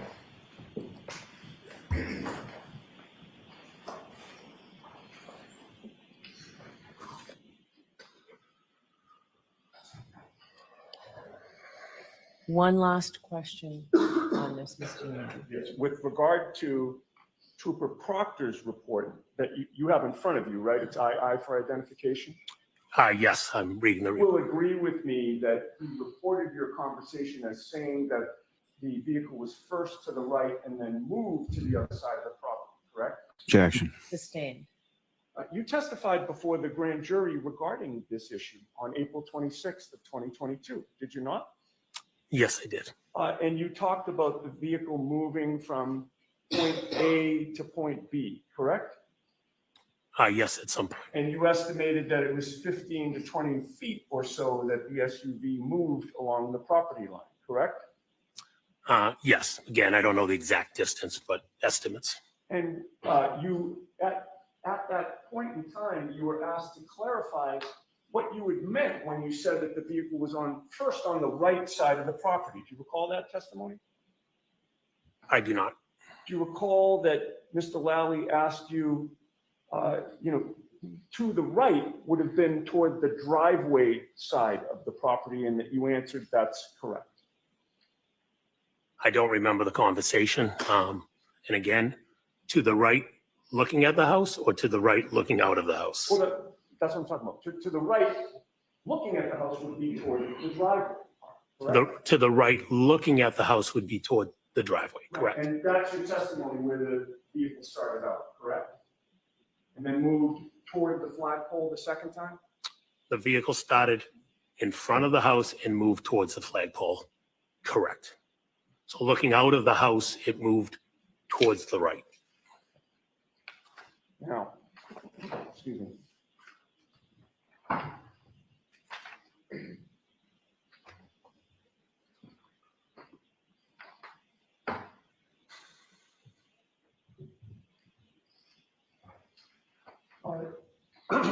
You told Michael Proctor that initially it was parked closer to the driveway or the mailbox when you first saw it, correct? Objection. Objection sustained. We're moving off of this, Mr. Okay, yes, Your Honor. Wherever it was when you first saw it, where was the Jeep in relation to that black SUV when you first laid eyes on the black SUV? Again, I was focused on the black SUV. My recollection, the Jeep was still in the same spot, which we had pointed out earlier on the exhibit. Correct? In terms of where it was facing, the black SUV was behind, I'm sorry, the Jeep was behind the black SUV. Jeep would have been behind the black SUV, correct? And wherever it was along that property line, you would agree with me that before the black SUV arrived outside the Albert home, you didn't notice any tire tracks in the snow on the street in front of the house, correct? Before, yes, that's correct. Before the black SUV arrived. Correct. And at all times that you saw the black SUV, first or second, it was always facing toward Chapman Street, correct? Yes, that's correct. And it was always facing in the same direction that you say that Higgins' Jeep was facing, correct? Yes, And that would mean that the passenger side of the black SUV was the closest side to the Albert home, correct? yes, And it was the closest side to you when you were first looking at it, correct? yes. And now your testimony today is you don't recall if the first time you looked at that black SUV, it was through the front door or if it was through a front window, correct? Correct. I don't recall which one I looked out first. I know I looked out both of them at some point. I just don't recall which one was first. Whichever one it was, when you first laid eyes on that black SUV, you did not see John O'Keefe in the passenger seat, correct? That is correct.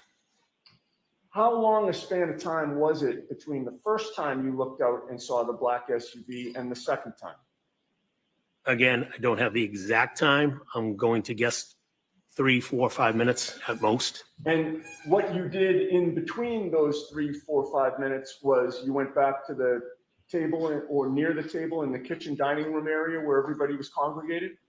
That's correct. And you went back there to talk to people and socialize, correct? Yes, that's correct. And then you came back to the front of the house and either went to the front window or the front door, and that's when you noticed that the black SUV had moved to the other side of the property, correct? Yes, at that moment, it had moved to the right of the property. It had driven forward, correct? I did not see it drive, but it had moved, yes. It had moved So it had to forward. get there somehow, yes. All right. It was now closer to the flagpole than it was the first time, correct? That is correct. And the flagpole, as you look at the property, not from your vantage point looking out, but as you look at the property from the street, that would have been to the left, correct? Yes, And again, it was still facing toward Chapman Street. yes. In terms of how many times you saw the black SUV having moved outside the house, you would agree with me that you have contradicted yourself about how many times that it moved, correct? No, Yesterday and today, you testified that it had been in 3 different spots and then it was gone, correct? yes. Three times I looked out and saw the SUV. Right. And, you know, again, in May of 2024, yesterday and today, all 3 times it moved, it was moving further or farther up Fairview toward Chapman Street, correct? Yes, And in fact, you've testified now in May of 2024 that the 3rd time that you saw it, the black SUV was even past the fire hydrant, just about to the neighbor's property, correct? yes, But again, your memory of where it was the last time that you saw it, or how many times you saw it, I should say, would have been better on January 29th than today, correct? again, assumption, yes, I guess it should be. And in fact, when you were talking to Michael Proctor, you had just observed the black SUV just hours before speaking to him, correct? Yes, Not 2.5 years before. Right? oh, yes, And when you spoke to Michael Proctor, you told him that you only saw the black SUV in 2 different spots, correct? that's what it says on this paper. My recollection is always been, I saw the black SUV in 3 different spots. And you just called it a paper. It's a police report, correct? Objection. That's sustained, Mr. Yannetti. Now, since you talked to Michael Proctor on January 29th of 2022, it's fair to say that you've had multiple conversations about this case with your family, correct? Of course, I've talked about this case That includes in-person conversations, correct? with my family. Yes. Yes, As well as phone calls and texts? yes, You've also, since you talked to Michael Proctor, have had multiple conversations about this case with your in-laws, correct? yes, That also includes in-person conversations as well as phone calls and texts, correct? that is correct. And since you gave that statement to Michael Proctor, you've had multiple conversations specifically with Brian Albert, correct? Yes, I've talked to Brian Albert. That includes in-person phone calls and texts, correct? That is correct. would you agree with me that in terms of the changes in your version of events from what you've testified during this trial to what is in Michael Proctor's report, you put the SUV farther down Fairview toward Chapman Street now, correct? Objection. Sustained. Your testimony during this trial puts the SUV past the fire hydrant, almost toward the neighbor's house, correct? That is correct. But however many times you saw that black SUV, you'd agree with me, you never observed any damage to the rear of that vehicle, correct? Correct. You never saw any damage to the rear right taillight, correct? Correct. You'll also agree with me that every time you saw that black SUV, the vehicle had its headlights on, correct? I was looking as we talked about it moving up the property. I was looking at the back. I could see the back of the SUV. The assumption is the headlights were on, but I wasn't looking at the headlights. All right, well, that would have meant that the area in front of the vehicle was lit up, correct? Yes, but like I said, it was further up the road. Now, sometime after that black SUV first arrived, you noticed that there were tire tracks, I should say, in a V shape on the street in front of the Albert home, correct? That's correct. And those tire tracks were from the curb in front of 34 Fairview toward the neighbor's property across the street and then back toward the curb, correct? Yes, it came out, waved out towards the cross the street and came back in. All right. And the pattern of those tire tracks that you observed were consistent with the vehicle making a 3-point turn, correct? Objection. Can you answer that? I don't know if the vehicle made a 3-point turn. It could be consistent with because it was a wavy pattern. I've never looked at a tire tracks after I've done a 3-point turn to determine what they actually look like, but in and back out. There was nothing about those tire tracks that ruled out a 3-point turn to you, correct? No? All right. You didn't see those tire tracks again until the black SUV arrived at the home, correct?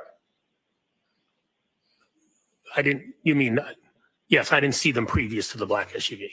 And Higgins' Jeep was already there before the black SUV arrived, correct? Yes, So Higgins' Jeep was already parked and stationary when there were no tire tracks in that area, correct? I didn't notice what I parked my car. We parked in the driveway and I walked in the house. So I wasn't looking at the tire tracks. So, but Higgins' Jeep was already parked. Right, right. You didn't see tire tracks at that point, is my point. Yeah, well, I didn't see it. And at the point that you saw those tire tracks, there were no other vehicles in the area along the Albert family property line on Fairview other than Higgins' Jeep and the black SUV, correct? That's my recollection, yes. Okay, so now we're going to go back to where I had left off with regard to meeting your wife, Jennifer McCabe, in the car after leaving the waterfall. You recall that we sort of left off with you getting in the car and starting the drive home. Yes. Once you got inside the car, your wife ultimately called John O'Keefe along the ride home, correct? John O'Keefe had texted my wife and my wife had called him. He was asking where to, we think he was asking for the where to, where's the address. So she called him to tell him. And you knew that he was asking that because the Bluetooth of the car was connected to her phone, correct? I believe the Bluetooth was on. Again, I could hear his conversation. Yeah. My assumption is the Bluetooth was on. Right. You could hear both sides of the conversation, correct? I could hear John as well, yes. Yeah, your wife and John, correct? Well, yes, I was sitting next to my wife. I could hear her. And you heard John tell your wife that he was planning to go to 34 Fairview, correct? Yes. He had told your wife in your presence that he and Karen would meet your wife and you there, correct? He said we're on our way. Right. And you knew, again, the plan was to go inside 34 Fairview, correct? Yes, that was the plan. You heard your wife tell John that 34 Fairview's off Chapman Street, correct? Either I was also talking, so I don't know if my wife was repeating, but yes, we did say off of Chapman Street. It could have been you, could have been your wife, but he was Yes. told it was off Chapman Street, right? That's correct, yes. And then your wife hung up with John, at least temporarily, but then John called back, correct? Yes, that's correct. He indicated he needed more specific directions to 34 Fairview, correct? Yes. And then you heard your wife, or maybe you participated in the conversation. I won't rule that out, but between the two of you, you did give him more specific directions, correct? Yes, we did. And either you or your wife, and you can correct me if you know if it's one or the other, but one of you told him to go down Chapman and take Fairview as if they were going to Bella's house, correct? Yes, we had mentioned go down Chapman to Fairview, to where Bella lives, drive past Bella's street. The house will come up on your left. Right, and I believe you previously explained that Bella was a friend of John's niece, Kaylee, and also your daughter, Olivia, correct? Yes, that's correct. So that was a good way to orient him as to where to go, correct? Yes. And once you did that, John O'Keefe never called back for any clarification, correct? Yes, not to my recollection. All right, and with regard to your state of mind, based on that conversation and the instructions that either you or your wife or both of you gave John, you certainly assumed that John and Karen would be arriving at Fairview coming from the Chapman Street direction, correct? That was my assumption. Okay. As I had stated yesterday, there's multiple ways to go, but that was my assumption. And it was an educated assumption based on the conversation that you had, correct? Yes. May I approach the witness, Your Honor? Okay.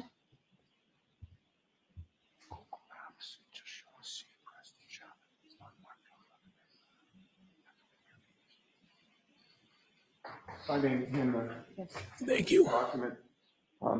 I have handed you something. If you could take a look and tell the jury whether you recognize what that depicts. Yes, this is a map showing Cedar Crest Road intersecting with Fairview Road.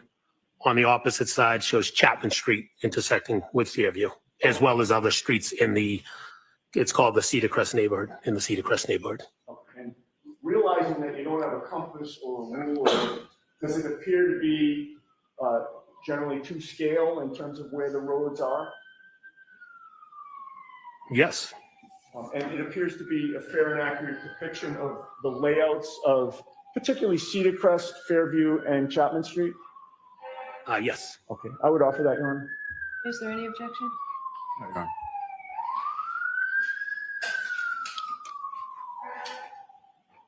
Exhibit 86. And Mr. McCabe, why don't we hand over the other one?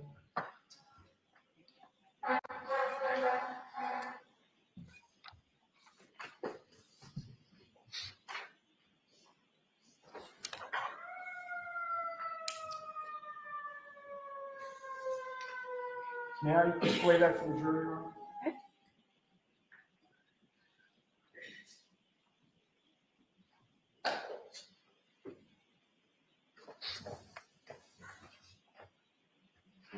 Remember that will be exhibit 88. Oh, thank you. What is displayed on the screen, Mr. McCabe, does that appear to be what I just showed you in Exhibit 88? Yes. You see that there's a red bubble there. Does that have any meaning to you as you look at the map? Yes, it'd be the location of 34 Fairview. Okay. And as we look at the map, Cedar Crest is up the top and Chapman is down the bottom? That is correct. With regard to the directions that you gave, or you or your wife gave John O'Keefe, if they were coming as you directed them on Chapman Street, would they be taking a right onto Fairview or a left? If they went the way that we mentioned, they'd be taking a left. Okay, so in terms of looking at this map, they'd be traveling on Chapman Street really from the left to the right as you look at Exhibit 88, correct? Yes, left to right, correct. All right, and that would allow them to take a left down Fairview heading towards Cedar Crest, correct? That is correct. And you would agree with me that that would put the driver's side closest to the Albert property if they just kept going straight all the way to Cedar Crest, correct? Yes, the driver's side would have been closest to the property. Okay, we can turn the lights back on. That would mean, well, strike that. So you agree with me that your state of mind was that was the direction that they would go? That's what I thought they would have, that's how I thought they would have come into the neighborhood, correct? But you never saw the black SUV traveling in that direction or parked in that direction, correct? That's correct. That would mean that in order for the SUV to be facing in the other direction, one way would be for it to make a three-point turn, correct? Objection. I'll allow it. So we're saying if they came down from Chapman and then spun around and facing back up towards Chapman, is what you're asking? Yes, at some point she would have had to turn around. Or do a three-point turn, correct? She could do a three-point turn, or she could just loop around at Cedar Crest and come back up. Either one. Right. And a three-point turn would be consistent with what the V-shaped tire tracks that you saw when you looked out the front of Brian Albert's house, correct? Objection. Sustain. When you were interviewed by Michael Proctor on January 29th of 2022, you had not spoken with Ryan Nagel, correct? No. So it's fair to say you did not know what, if anything, Ryan Nagel had seen in terms of how or what direction the black SUV arrived in, correct? Objection. Sustain. When you spoke to Michael Proctor on January 29th of 2022, the phone conversation that your wife had with John O'Keefe that you were either participating in or listening to, that was regarding the directions. That was fresh in your mind on January 29th, correct? Yeah. Those directions had just been given to John, the night before or really hours before, correct? Yes.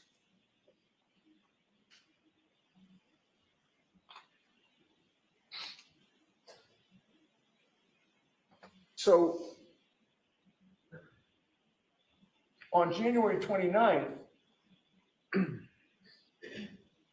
when you're talking to Michael Proctor, believing that John had driven down Chapman Street, you were trying to square in your own mind how the vehicle wound up in the other direction when you looked out the house, correct? Objection. Were you? Can you just repeat that again? Yeah, I think I heard you. I just want to make It sure. wasn't a great question. I'll see if I can make it any better. You're talking with Michael Proctor on January 29th in the afternoon, correct?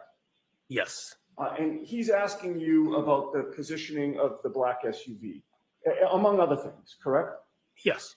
Again, I'm just getting to your state of mind.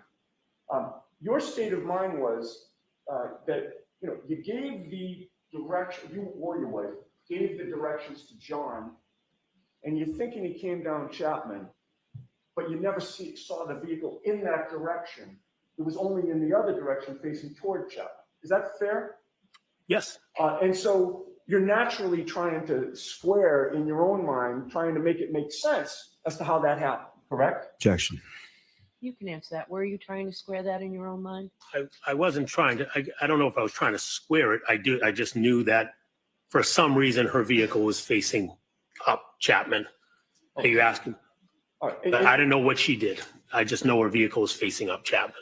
And to you, that was the significance of the V-shaped tire tracks when you were talking to Proctor, right?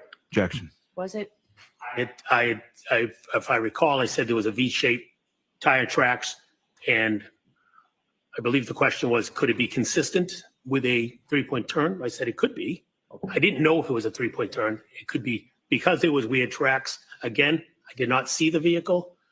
I don't know if she pulled in the driveway and turned. I don't know if she went to Cedar Crest and turned. I don't know if she did a three-point turn and turn. I have no idea. All right, but just one last question on this three-point turn. You offered the V-shaped tire tracks as an explanation for what could have happened, correct? Objection. I'll allow that one. I had stated there was a V-shaped tire tracks. I didn't say it was a three-point turn. All right, well, you'd agree with me in any case that if John and Karen entered from Cedar Crest and you saw them where you saw them, there'd be no need for a three-point turn, correct? So you're saying if she didn't come from Chapman, she came from the other side, Cedar Crest, there would be no need for a three-point turn or any type of turn because she was already facing that way. That's right. If she came from Cedar Crest, she's already in the very direction that you saw the black SUV when you looked out, correct? Yes, that's correct. Now, your testimony during this trial is that you were looking straight out from the house to the street. And, you know, again, I understand your qualification. You could have been 3 feet this way or 3 feet that way. But your memory is that the car was essentially right in front of you, give or take, the first time you saw it. My memory is the car was right in front of the front door. Yes, okay. And you were looking straight at it, correct? As I had stated earlier, the first time I looked out, I don't recall if I was looking straight out from the front door or if I was peeking out through the window, but it was, my sight would had it lined up in front of the front door. So if I looked out from the front door, then it would have been, yes, straight in front of me. And you would agree with me that when you were looking at the vehicle from wherever you were looking at it, you were looking straight over the front lawn, correct?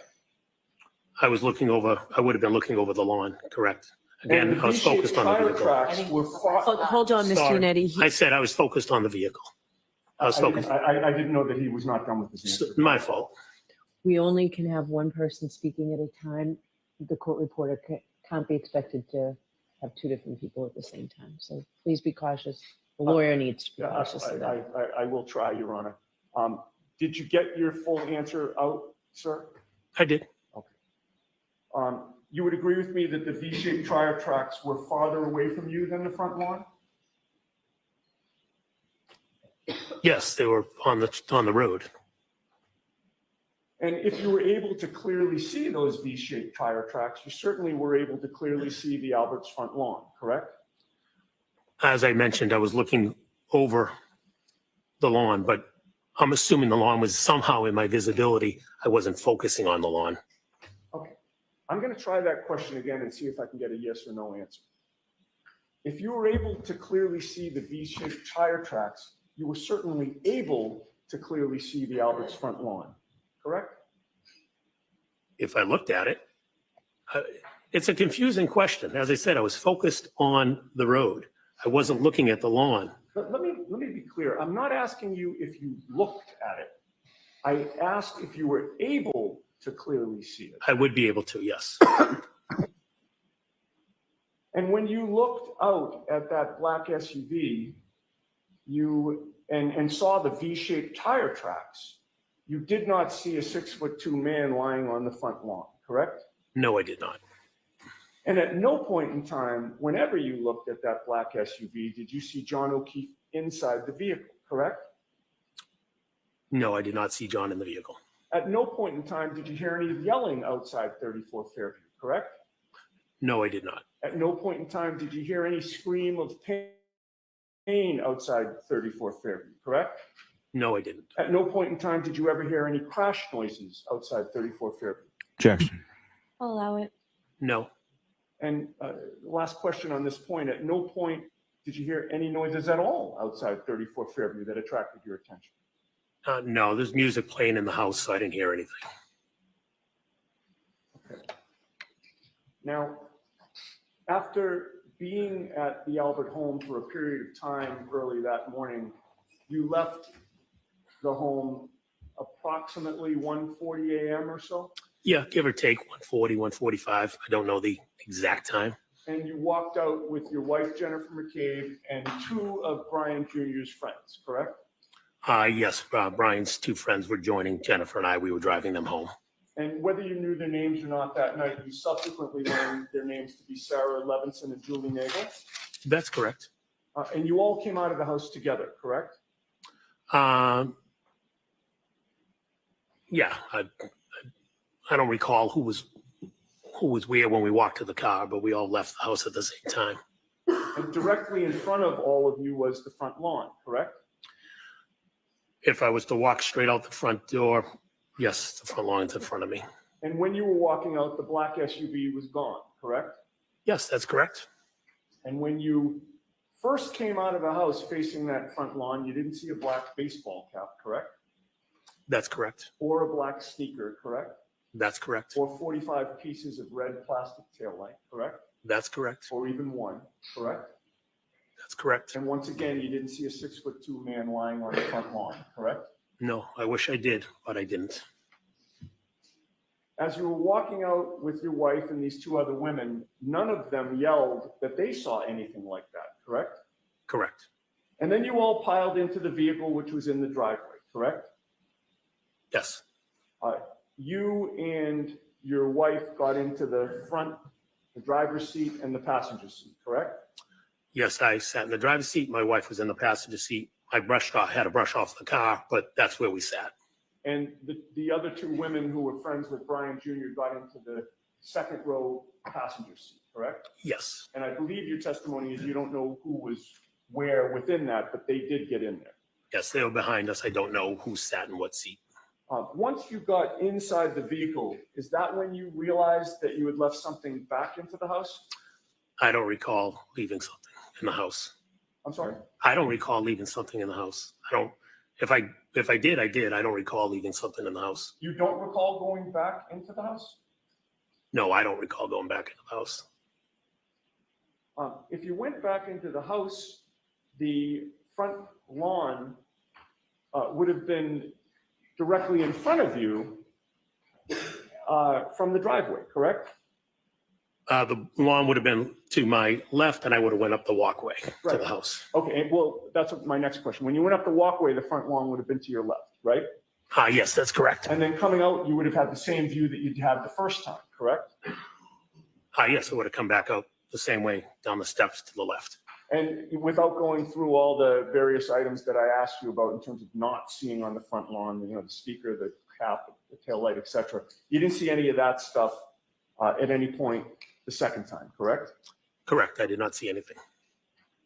Okay, so now you're finally back in your vehicle and you are backing out of the driveway, correct? Yes. Is it fair to say that to get to your, well, strike that. Is it fair to say that to drop the women off, your plan was to head toward Chapman Street?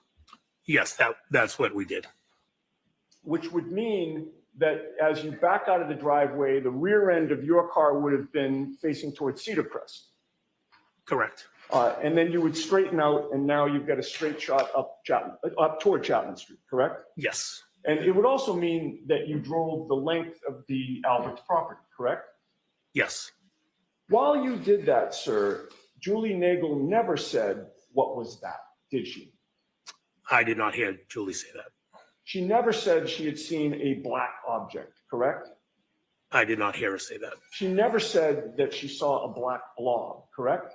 I did not hear her say that. And she didn't say that the black blob that she supposedly saw was 5 or 6 feet in length, correct? Again, I did not hear her say it. And she never said that she might have seen a person, correct? I did not hear her. You talk about in the car? Correct. Yeah, I did not hear her say it in the car. And you were right there driving, correct? I was driving, obviously focused on the road. The windshield wipers, it was snowing pretty heavily. You didn't have earplugs in. I didn't, but they were all talking in the car. You didn't have AirPods in. No, I didn't. Certainly not the noise cancellation AirPods, correct? Correct. I did not have earpods in. And you never stopped the car because you never heard Julie Nagel say anything about anybody being in trouble, correct? I did not hear her say it. Okay. You woke up the next morning, as you said, to screaming, correct? Yes. The screaming was so loud that you thought that the person screaming was actually in your bedroom, correct? That is correct. That was, and it startled you, fair to say? Yes, it did. And then ultimately, you learned that Karen Reed ended up in your driveway, correct? Yes. You could hear her screaming outside, correct? I could hear her outside, correct. She was hysterical. She was screaming, Jen. She just kept repeating Jen. In a hysterical manner. Yeah, Jen, Jen. Yes. And she was screaming so loud that she was in danger of waking up the whole neighborhood, correct? She was loud, correct. And other than screaming Jen, Jen in that hysterical tone, you really couldn't make out her words a lot of the time, correct? Not when she was outside my house, no. Skipping ahead to when you went back to Fairview that morning, it's fair to say that when you went, did you say that you went inside Fairview at maybe around 7 a.m.? Is that a good estimate? Yeah, I don't know the exact time, but it would say give or take, could be a little before, a little after, but somewhere in that vicinity. And I believe you testified that the only people inside that you saw there were your wife, Brian Albert, and Nicole Albert. In addition to Officer. At that moment, that's what I recall seeing there. Okay, so there were, and you didn't know where Brian Jr. was, whether he was sleeping, but you didn't see him. I don't recall seeing him at that moment, no. Okay. And Officer Lank was the only police official that you saw inside, correct? At that moment, correct. Okay. Now, in the days after January 29th,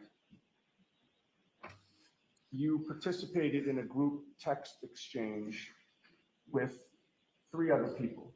Do you recall that? Can you name the 3 people? Sure. You had a group text chat going with your wife, Jennifer McCabe, your brother-in-law, Brian Albert, and your sister-in-law, Nicole Albert, correct? Oh, yes. I'd like to ask you some questions about that group text chat, if I might. Sure. You would agree with me that on February 1st of 2022, that was 3 days after John O'Keefe passed away, correct? Yes. And at some point on February 1st of 2022, you were physically either at or near the Albert home at 34 Fairview in Canton, correct? I could have been. I don't recall if I was there. Do you recall watching what investigators were doing in the neighborhood on February 1st? I do not. If you could show it to me, I could maybe reflect my memory. I do not recall that specific day. You don't recall monitoring what troopers were doing? I was not monitoring anything that the troopers were doing. If I had driven down the street, dropping someone off, picking somebody up, and saw the troopers, then I saw the troopers. I was not monitoring anything. Directing your attention to 1:34 p.m. and 27 seconds, you texted your wife, Brian Albert, and Nicole Albert, quote, "Troopers back out front, but in front of Asian house." Did you not? If I texted that, you could show it to me. May I put you on? Yes.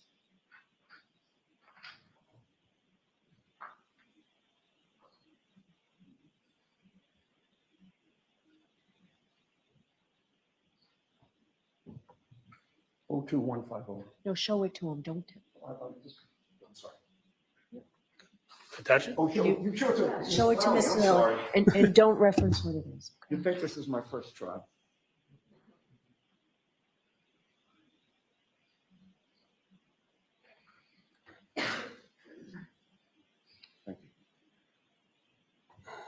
Thank you. I'm showing you a document, sir, and if you look up or look at it by yourself and look up at me when you're done. I don't use glasses, but I can't see this. So maybe I need glasses. I'm making it out. I got it. I do have an. Is that light? No, he says he doesn't. No, it's wear not. It's just dark, but I got it.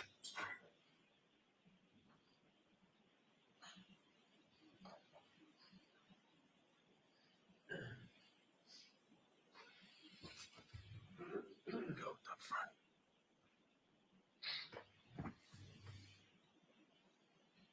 What the hell? How is that? If you're struggling, I'm reading mine, right? The middle one? Yeah. Yeah, You take yeah. all your time, the time. you Yep, need. I got it. Yep, I see it. Okay. If I may just grab that Yes. back. Thank you.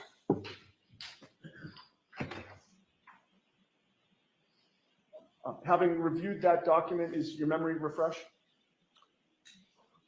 I see that I texted what you said I texted. The Okay. troopers were outside of the house, yes. Right, that's my question. This is a page that contains the group text that you had with Jen McCabe, Brian Albert, and Nicole Albert, correct? Yes. And in terms of the question that I asked you, you now acknowledge that you testified troopers back out front, but in front of Asian House, correct? That's correct. Mr. McCabe, what is an Asian house? The next door neighbors to the Alberts were Asian. So you mean that a family of Asian origin lived next door? Yes, They were the next door neighbors to your brother-in-law and sister-in-law? correct. They lived, if you come out of Fairview, they lived to the right of the Alberts. And did you know their last name was the Chungs? I had no idea that I've never met them. I don't know their last names. I just knew it was an Asian family next door. And you didn't feel the need to ask their names or try to call them by their names? I've never met them, sorry. Objections sustained. You know what, Ms. Giannetti, let's come to sidebar, please.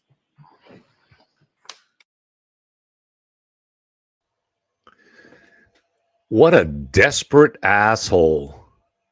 Is it really unfair to say that Spaghetti Giannetti is a desperate asshole? There's nothing racist about saying Asians live there, and there's no reason to think that he needs to at some point have investigated to find out their names. And if he didn't, he's to blame for something. The fact that he even has to go there shows how desperate they are, how badly he's losing, and he knows it. He knows it. At some point, Karen is going to slap Giannetti in the face and say, "You blew it for me. Get out of here." I mean, she has to absolutely be crushed by the. But this was all put in play by the defense strategy, which is wrong, to try to turn every single witness into a liar. That's semantics. That's sophistry. It's a mistake, and the jury is going to see through it. Do you agree with that, Jen? Oh my gosh. I have one question. Is there a juror with Asian origin? Do we know on that jury? I only know that it was mixed race. But I don't know. I just wonder if this is part of this ploy, putting race into this. That's just nasty. And there was nothing racist in the. Oh, it's so crazy. All right, let's.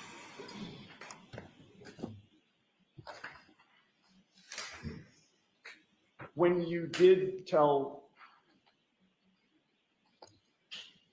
the group chat about the troopers being at that house, nobody asked you to clarify which house you were talking about, correct? Objection. I'll allow that. Did anyone ask you to clarify? Nobody asked me to clarify that I recall. In fact, Brian Albert responded with just a question right now. Do you recall that? Yes, I think that was on the screen you just showed me. And you responded yes, correct? Did I get to see all the text or no?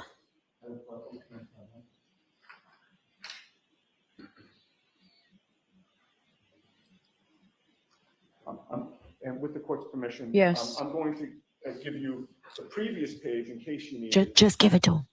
Thank you.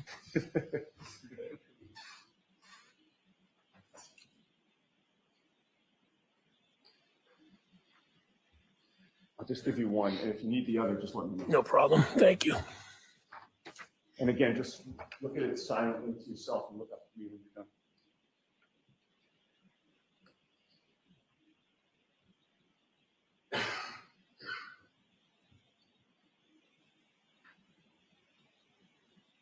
So am I to assume where you said Brian Albert said right now? Yeah, would you like to see that? So would that be the last one and then this is the next one? What you? I'm just making sure. I understand. I appreciate that. You tell me. Okay. If with the court's permission. Sure. Thank you.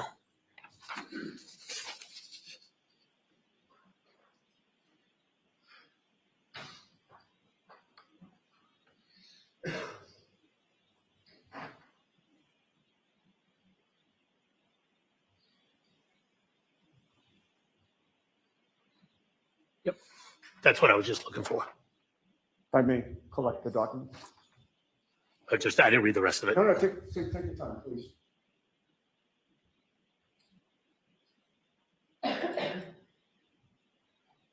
Okay. Thank you. Thank you. You're welcome. You would agree with me that after you told the group in this group text that the troopers were back out front, in front of that house, Brian Albert's response was, right now? Yes, And then you said yes, correct? yes. And then Brian Albert replied, okay, correct? Objection, Your Honor. As of the reading. Is that how he replied? That's what it just said, yes. All right. Now, at that point, you texted the group that you were trying to get a picture of what you were seeing, correct? I didn't see that on the text. And you don't deny that you said that in the text, correct? Can you show me the text, please? Oh, sure. Oh, did you say you didn't see it in the I text? didn't see that, I'm no. sorry. I think that's probably because I didn't give it to you.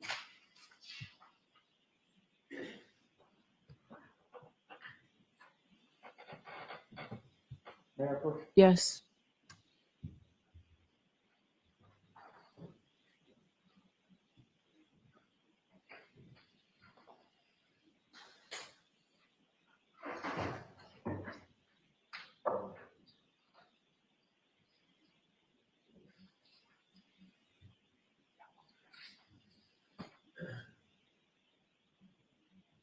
Have you shown those both to Mr. Lally? That's the next page after this one.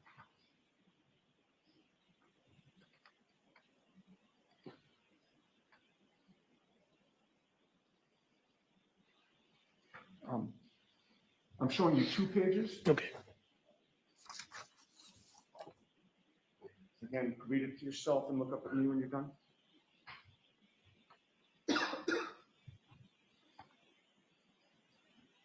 Do you have a phone with a flashlight on you? I don't have a phone on me. If you have a flashlight, I'll be able to see it. Do you mind? Oh, Just needs- dark. Madam Court Reporter, Mr. Clerk. Oh, okay.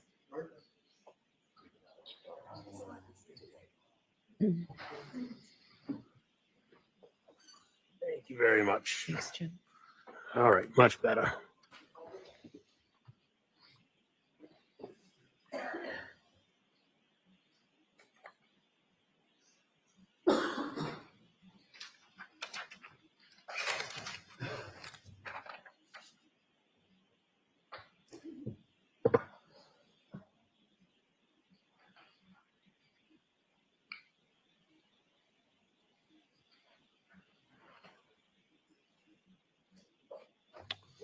I got it now. Grab that from you. Thanks.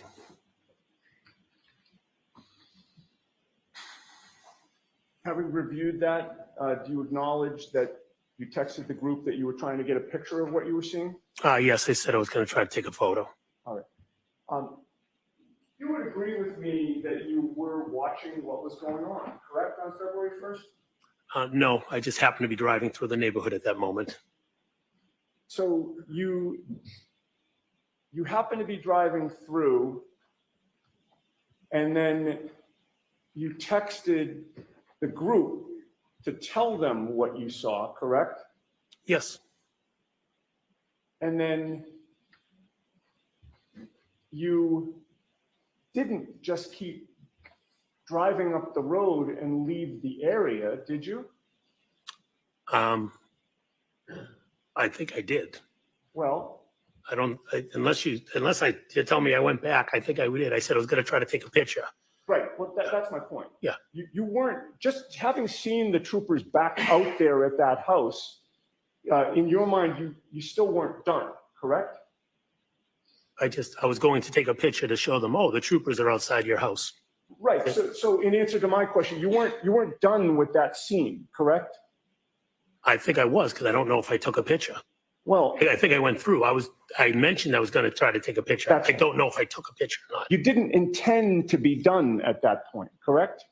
I didn't intend to be done. Right, because you wanted to take a picture of what was going on. I was going to take a picture to show them that troopers were outside in front of the Right, house. you wanted to Correct. continue to monitor what was going on, did you not? I was not monitoring what was going on. I just happened to drive by at that moment.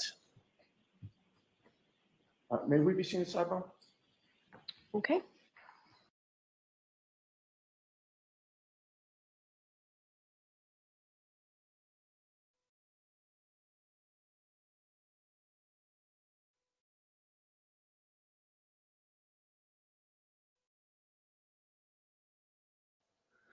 It's hard to imagine this going worse for the defense. It really is.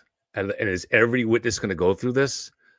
I mean, it's just, this is the problem when your conspiracy theory requires you to prove that every single witness is lying. That's the problem with it. And so you have to try to parse every little text and every little statement. And even when you can't find a chink in the armor, you have to keep probing and keep pushing and keep doing it. This was a bad strategy before the trial even began, to try to pursue a theory that requires every single person to be part of it, every single person to be a liar. Normal people with regular children that go to school, people that are not guilty of any other crimes, that are just regular parts of the community.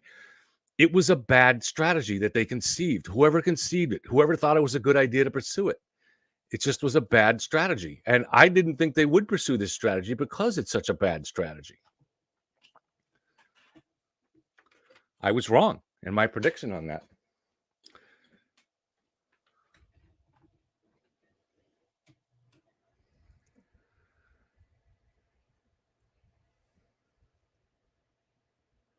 Looks like they're going into a break now.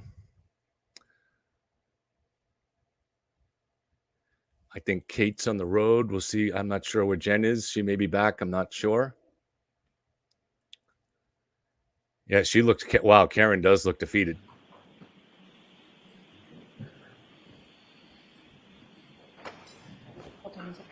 Is there any objection from counsel if Mr. McCabe brings his own phone back in? Should he need a flashlight again? No objection. So why don't you do that?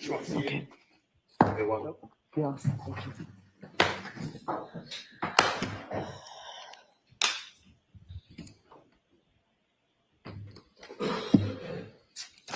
All right. Thank you. All rise for the court, please.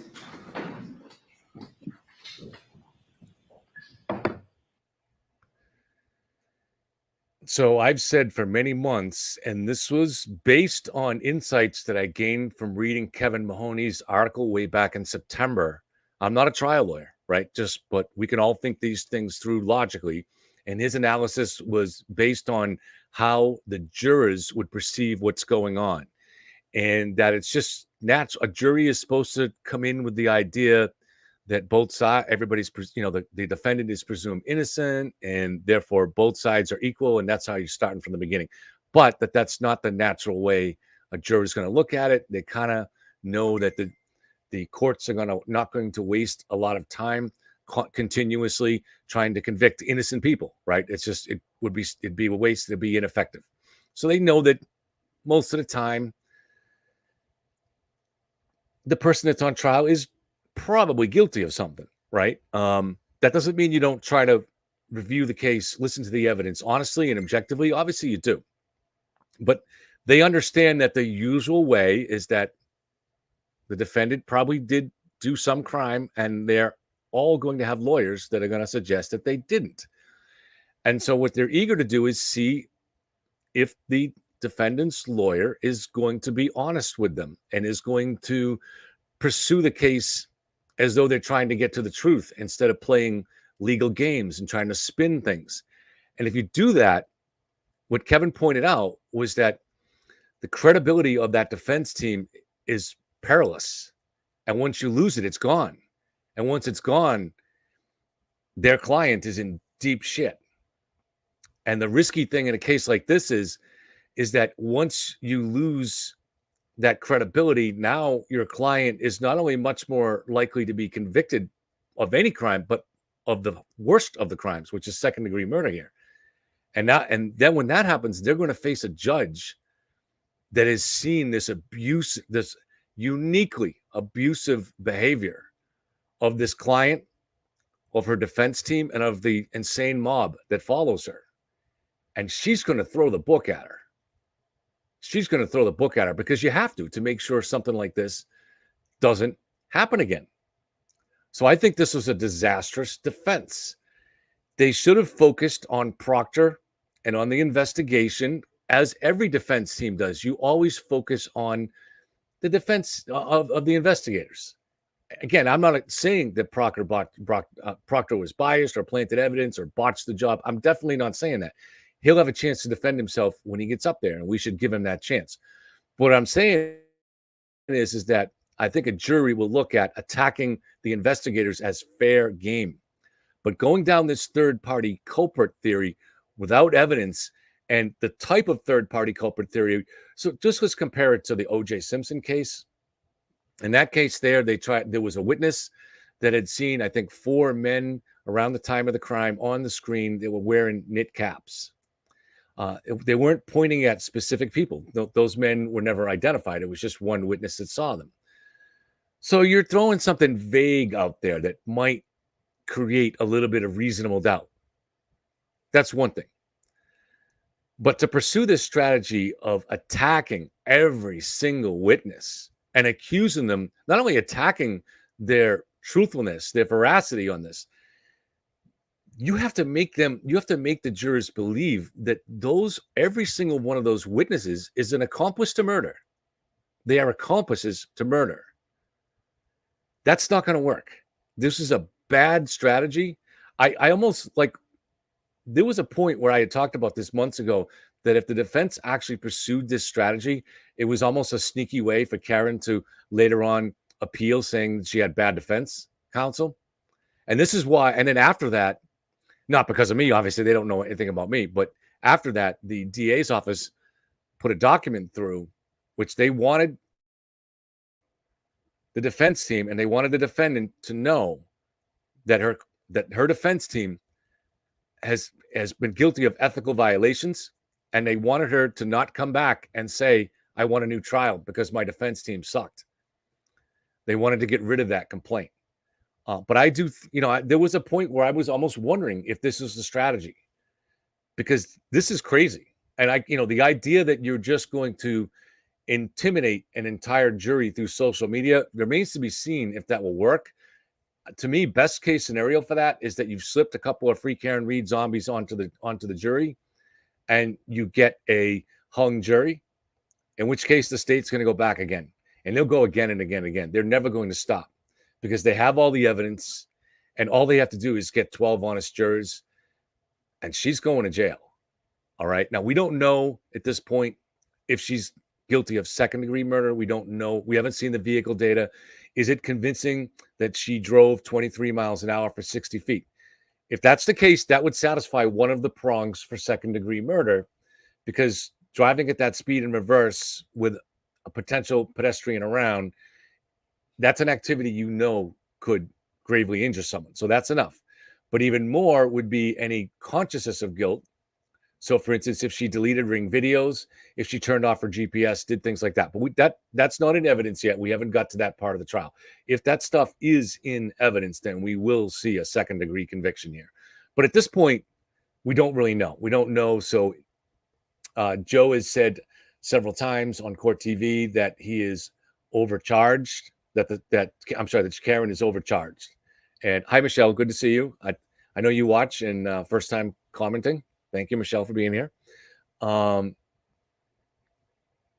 So Joe believes they're overcharged, but that's based on what's presented so far. And he hasn't followed the case into the weeds the way I have, so he may not be aware of some of those details. But I also say, too, we have to wait until we see what evidence is presented. But I think there's going to be a very good chance that the state does have enough evidence to go with second degree. It's not really rumors. Stuff is in the charge. So it's in the charging document that the state believes she deleted the Ring video. That's in the charging document. So I wouldn't say that's a rumor. I would say it's unproven. But it's reasonable for us to talk about it because it is in the charging document. So presumably the state has some kind of evidence on that, but we'll see. Oh my God, Eric. I mean, I'm all right. I'm not just going by the evidence that we've seen, but I'm also going by what's in the charging material. And I'm also going by things that the defense team has not argued. Okay. So there is some logical deduction and analysis that goes into my conclusion here. But keep this in mind. Keep this in mind. This is an either or such case. Okay. Either Karen did this or evidence was planted. Okay? There's no middle ground here. There's no kind of thing where maybe we'll learn that somebody else drove down and hit John and Karen is innocent and the people in the house are innocent. No. This is an either or case. Either Karen is guilty or there was a pretty large scale conspiracy to plant evidence at the murder scene, on John's clothing, planting the human hair, planting DNA found on the vehicle. That's a large conspiracy. And so it's an either or situation. Now, for me, the or has now, at this point in the trial, been thoroughly debunked. So in the either or situation, the or has been debunked. The idea that John went inside the house and all of these witnesses are lying to protect the real killer is absurd. It's disproved. It's not reasonable to believe it. Now, but as far as exactly what happened, how did John die? We got to wait for the evidence. We got to wait for the evidence to see that. But we've seen enough here that in an either or situation, the or has been eliminated. So that leaves, you have option A and option B, and that's it. Those are your only two options. Option B, a conspiracy to plant evidence, has been eliminated. That means option A is true. So there is no reasonable doubt in this case at this point. It's not going to go that way. It's not. You can use enough analysis based on what we know to get there. Now, maybe it's a little different if you have the responsibility, the weight of sitting in a juror's seat.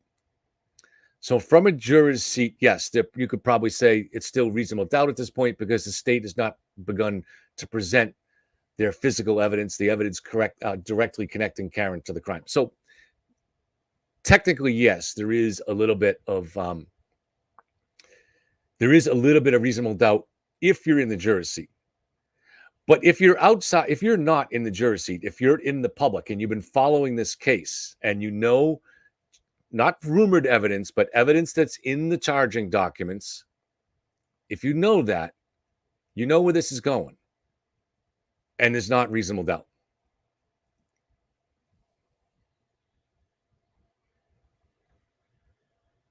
So Eric is saying he's looking this from the juror's seat. Okay, that's reasonable. That's reasonable. And I think that's fine. That's at this point, we don't know. But many of us here have been following the case objectively for over a year. And when I say objectively, I mean looking at the actual evidence that's in the documents. I've not only read every document and watched every hearing since last May, but I've read every document many times, highlighted, gone over it, spoken to other people to try to get to the bottom of it. And my questions were always from a both sides point of view, right up until the beginning of the trial. Now, even though by September I had concluded the weight of the evidence was against Karen, I still was treating every single question in an objective manner. And I still do. So, are there other weird things that could emerge here? For instance, there's an OJ Mark Furman type possibility. Like, let's say hypothetically, Mark Furman planted the glove. I don't think that was ever established, but let's say that was the case. Could there be a case here where, similar to OJ was guilty, but maybe Mark Furman planted the glove to make sure? Could there be something like that here? That could still develop. I don't have any evidence for that, but that could still develop, where somebody wanted to make sure and planted the evidence. And that probably would be enough to get her off, just as a way of sending a message to the investigators against misconduct like that. So if that turns out to be the case, then I would probably say, yeah, she did it, but she probably needs to get off. So hopefully no investigator was that corrupt that did something like that. Now, there's no evidence that there is, but we haven't really got through that part of the trial yet. So let me just look at some of the comments. Chat is very busy, so I can't really scroll back and see what I've missed. I can only look at the ones that are here.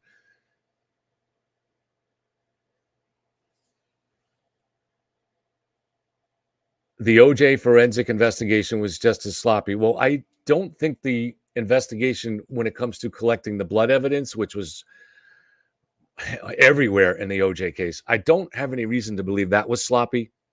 So I think there were other mistakes that were made. There were obviously mistakes made in that case, and Furman was a troubling guy. And on the stand, when asked if he ever had planted evidence in another case, Furman pled the fifth. So that was, that was going to kill that case right there. Michael says, Kevin, if that was true, I would have been brought up by the defense already. Well, I think you're talking about the planting evidence. Yeah, if they had evidence of that, yeah. So it'll be whether or not they can somehow develop that evidence during the trial and make that case. And they never proved that Mark Furman planted the glove, but they were able to, through questioning Mark Furman and other evidence they brought out, and including asking him if he ever planted evidence in another case, they were able to establish that there was a reasonable possibility that he might have done it in the OJ case. So in theory, that could still happen here, right? We haven't got to the defense. They haven't had a chance to cross any of the investigators yet. None of the investigators have been introduced, and the defense team hasn't had a chance to present their case. But you could almost read into this too. You could read into this the desperate nature of David Yannetti's cross-examination today was a sign that that the defense does not really have anything good, right? I mean, what was the point of all that? Why are you going after? You're trying to smear Matt as being racist because he described the house as the Asian house. I mean, that's just a normal way that's how you would describe it. That's where the Asian family lives. Of course, he wasn't describing the house as Asian. And of course, it's not racist that he didn't live in that neighborhood. So it's not racist that he never went out of his way to go find out what the name of the family was that lives there. The fact that David Yannetti has to do that, that's not going to be lost as a gimmick on the part of the jury. And I got to think that Alan Jackson is an experienced enough attorney to know that that's a very bad gimmick. And you only try gimmicks like that if you don't have the evidence on your side. If they had some smoking gun evidence to show that Karen Reed had been framed, why would they risk doing that? I mean, because it may not even have the effect that they want. Like, that may have the effect of pissing off the Asian people against David Yannetti because he's using a cheap shot to pull the race card. And I think polls have consistently showed that Asians don't like that in particular. So the Asians are not quick about having that race card be pulled in every situation. So I think that's a tactic that's going to backfire.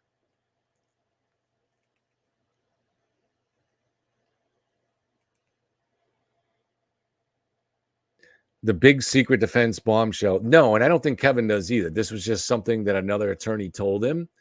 And but it's not, the attorney was not part of Karen's defense team.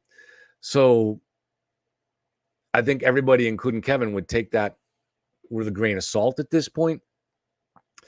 Rumors fly through human beings, human groups, everywhere, whether it's politicians, whether it's police, whether it's lawyers. There are rumors that fly around. So something that could be a minor thing when you play the game of telephone gets down the line. So it starts out as a relatively minor thing for one lawyer, and then 10 lawyers later, it's turned into a bombshell. Lawyers are human beings. And so I don't have any idea of any bombshell there, and I don't think that Kevin does either. He tried to find out and was not able to find anything out. So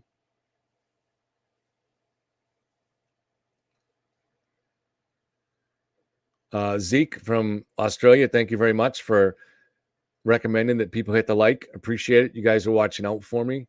And I'm not going to talk about it too much, but I think it's starting to pay off just a little bit. There's some things in the works that I really hope you guys want to be a part of with me. And these are things that might help to lead to justice in another case, big justice. So we'll see. We'll see what happens. But thank you guys for your support. The support does keep me going. I'm not talking about financial support. I'm talking about just being there and being civil and being reasonable, sometimes disagreeing with me. I need that too. And having intelligent opinions, trying to be objective in cases. We all need that. And that is a very good general description of our chat here. And so I appreciate it. And it does keep me going because it's tiring having it like this trial. We knew it's like, do I want to sit here all day for this? I mean, it's so nice outside. There's so many other things I could be doing. So I appreciate having you guys here. Roberta says, I wonder if they sold Kevin that as a way to shut him up. That's a good strategy. That's a good theory. I don't know. But I can tell you this, and Kevin should hopefully be on. I think it's going to be Sunday now. We gotta firm that up. I think he had a Saturday. He's preparing for, and he's doing work to prepare for his ongoing case. But he is extremely critical of the defense strategy here, and he's a defense attorney. So he's going to talk more about that when he's on. So I'm also hoping to have on my best friend from college. I was talking to him last night, who is a judge. He is a judge, not in this state, though. So he's not following this case very closely, but he's a very intelligent, fair guy. And so he can answer some general questions. He's someone that I went to at various times with legal questions during this case, especially about the feds, because that whole situation seemed unusual to me. And actually, he was kind of blown away by the way things played out with the feds. So can I please just say how Yannetti referred to the friends as the Greek couple, please? Yeah, so it's a good point. So Spaghetti Yannetti is racist against Greeks. Wicked said she enjoys me on Court TV. Thank you. I am kind of Joe's backup. He's much more colorful, but I'm happy to be in that spot. He's a very experienced trial lawyer. So I'm perfectly fine being in that situation. And Christina McGrath says she's really curious if there's an Asian juror. So we're hearing now that Turtle Boy has reported there are 2. And so she's saying, is he trying to get that person's attention because he just needs that one juror to save it for him? Maybe, but I don't see if that's all they have is that he said it's the Asian house and he never went over there. They aren't his neighbors and he never went over to find out their name. If that's all he has, it's going to come across as a cheap trick. I mean, I think it's going to piss off. But if there's any Asians here, please let me know what you think. I'm not Asian, so I don't want to speak for you. But let me know what you think. See if you think that's a cheap trick. Flow Girl says, Kevin, I'm doing excellent in TV. Thank you. Doing my best. Appreciate it. It's tough. You know me, I tend to be a little bit sometimes not as concise as some people, including Tom Fleming, would like me to be on the channel. But it forces you to in that situation there because they're basically like 2 6 or 7 8-minute segments that you're on, and you're competing with 2 other people to get your opinion in. And sometimes you're given a question that isn't very good, so you kind of give a little bit of an answer and then just go on to something that you think is more important. I don't know if Court TV or Vinny thinks that improves the show, so I'm trying to find that right balance. I don't want to feel like I'm ducking a question. I thought Nick's question at the end of the show about Chris Albert and stuff, to me, there was more important things I wanted to talk about. I just didn't think whether Chris Albert got home at 12:10 or 12:18, and whether Colin Albert got home at 12:20 or 12:30 is irrelevant to me because John was killed at 12:32. That's what time his phone stopped moving. The data shows that. So it just isn't really that important to me. And if Chris, and I'm not saying he did, but if he fudged the timing a little bit in one direction, wasn't that just what a father would do to take the heat off his son? If your son is innocent, and because the defense is shady, they've accused him of being a killer, and half the town is against him. Isn't it natural that if you can help a little bit by saying you got home at 12:15 instead of 12:10, isn't that what you would do? But it doesn't really impinge on his testimony or turn him into a liar, because he's probably not sure what time you got home. So if you're sitting there, if somebody asked you, if I said to you, what time did you have lunch last Saturday? And you're thinking to yourself, well, let's see, I dropped my daughter off at soccer practice at 11:30, so I probably had lunch sometime between 12 and 12:15.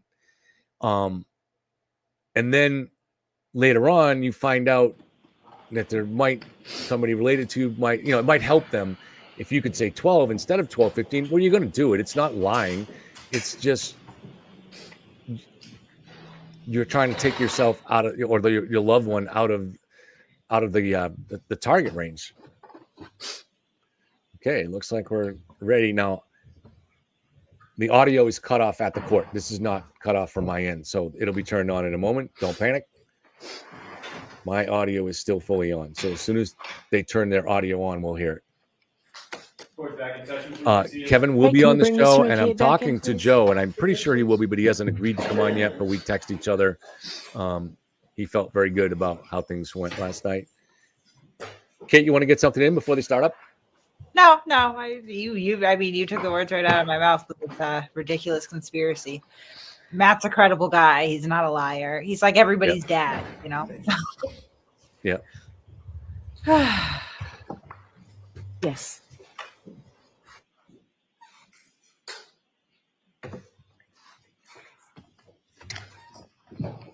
All right, Ms. Giannetti. Thank you, Ron. Mr. McCabe, I'm going to approach this in a little bit of a different way to hopefully make it easier on you and me and the jury. I'd like to hand you, with the court's permission, the 4 pages that you've already reviewed, just to have you identify them. If I may, please. Sure. Thank you. And I'd just like you to take a look at them and just confirm that's what you've already seen before we took the break.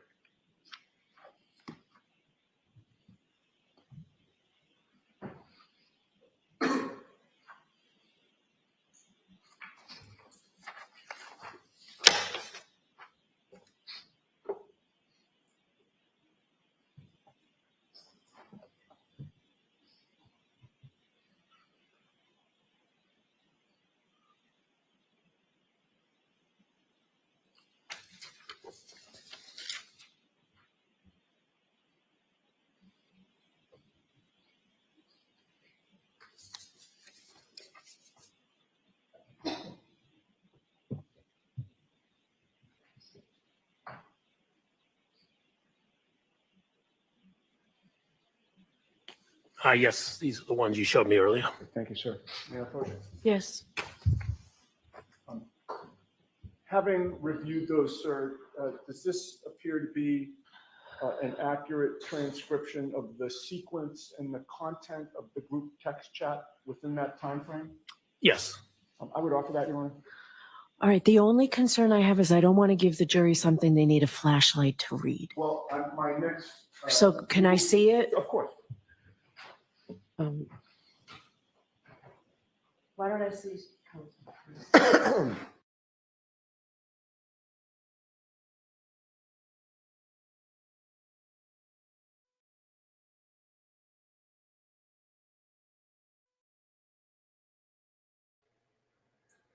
Yet another chance to frustrate the jury.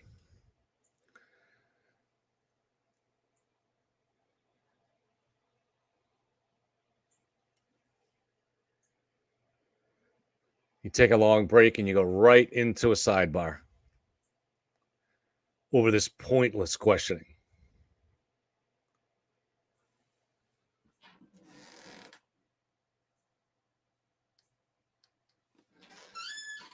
Do we have any free Karen Reed people here still in chat? Do you guys, if there are, can you guys tell me in chat if you really think this is fruitful, this is productive, do you guys really think that he's going to impeach Matt McCabe here? I'm just curious. I mean, do people really think that? Eric, do you really think that this is going on, that they're actually somehow impeaching the testimony?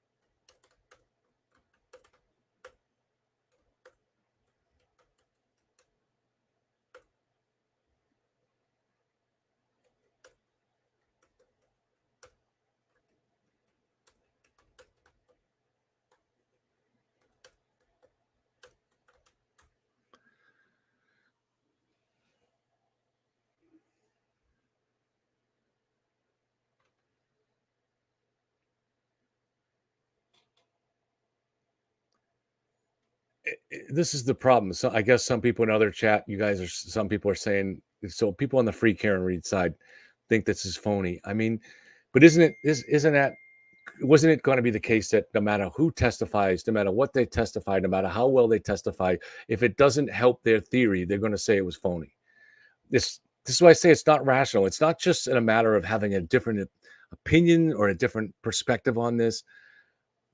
I can tell if somebody's fudging the truth, and I've said that. I've been objective about that. Or I can tell that if we can't be sure.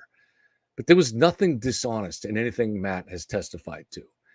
And I just don't think it's rational. I don't think it's honest. I don't think people that are doing that are being honest with themselves. They're just using confirmation bias to force every single piece of testimony and evidence into this crazy, absurd conspiracy theory. As I said this morning, the idea that Matt McCabe and his wife Jen are going home to their 4 little girls. Oh, Kate's back. Knowing that they are, knowing they were at that moment's accomplices. Oops, I'm sorry, I put you off. Accomplices, sorry, you're back, Kate. Accomplices to an ongoing murder. I'm doing some work, and I think I'm a little wonky right now. That's all right. If you would display the first page. Okay. 21. Back to spaghetti.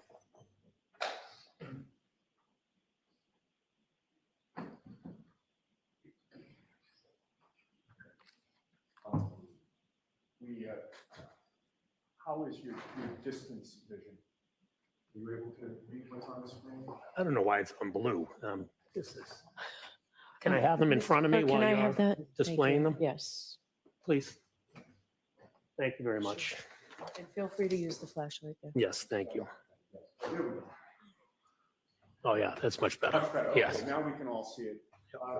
With regard to your initial text exchange that we talked about, can you confirm what you texted at 1:34 and 27 seconds in the afternoon of February 1st of 2022? Yes. Do you want me to? Yeah. Oh, troopers back out front, but in front of Agent House. Looks like more has been dug up there for at least looks like it. Okay. And Mr. Baker, can you go down the page to see the responses?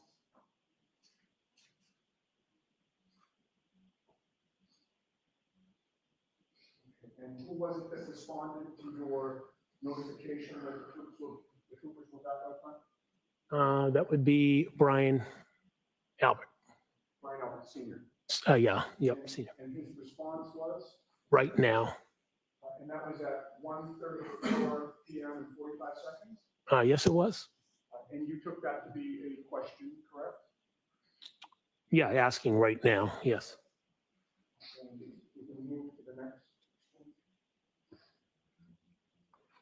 Yes, 2151, please. Would I walk you through? Yes, please. Okay. And you responded to Brian by saying what to his question about right now? I responded, yes, And that was at 1:34 p.m. and 56 seconds? yes.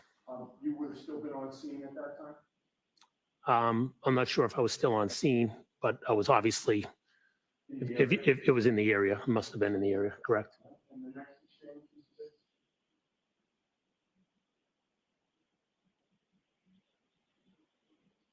And who responded to you? Brian Albert again, And his response was? okay. You have a memory as to whether or not Brian Albert was on scene at that time or if he was somewhere else? I don't have a memory of where Brian was at that time. Given the fact that you're saying troopers are out front and he's asking right now. I'd assume he's not, I'd assume he's somewhere else, yeah.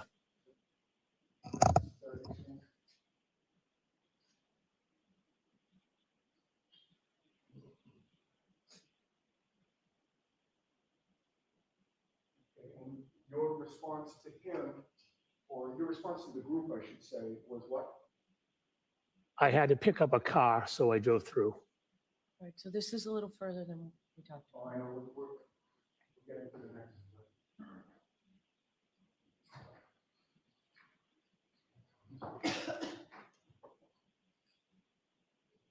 So take this one down, please.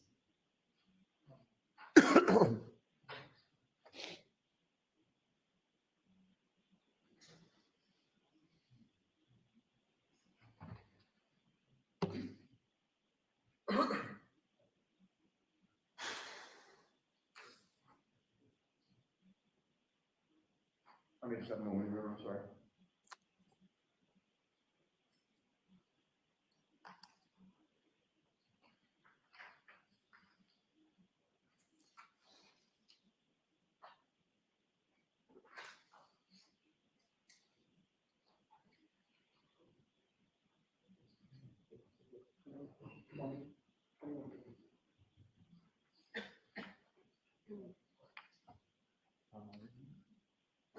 Yes, the second bubble, please, Mr. Bates, on 2152.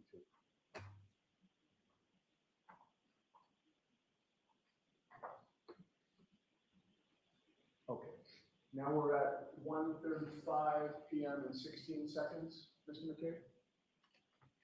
Yes, that's correct. And your text to the group, you, your wife, Brian and Nicole Albert, is what?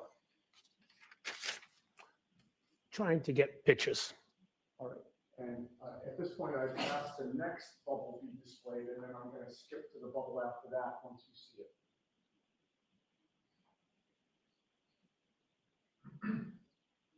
The next bubble comes from Brian Albert.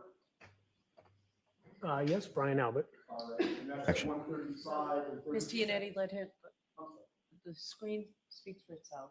What- If what- it doesn't, then the witness can. of course. What time is that at? 1:35, 32.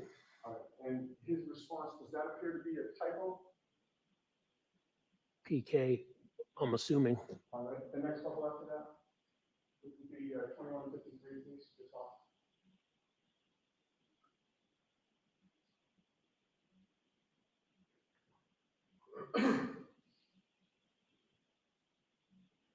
And that is from whom? Brian Albert. All right, and the time there, are you able to make that out? Does that say 1:35, 34 or 1:38, 34? Whatever it says. If you can't see it, you can't see it. Next. Sure, and his response was, Okay, does that appear to be correct in the PK?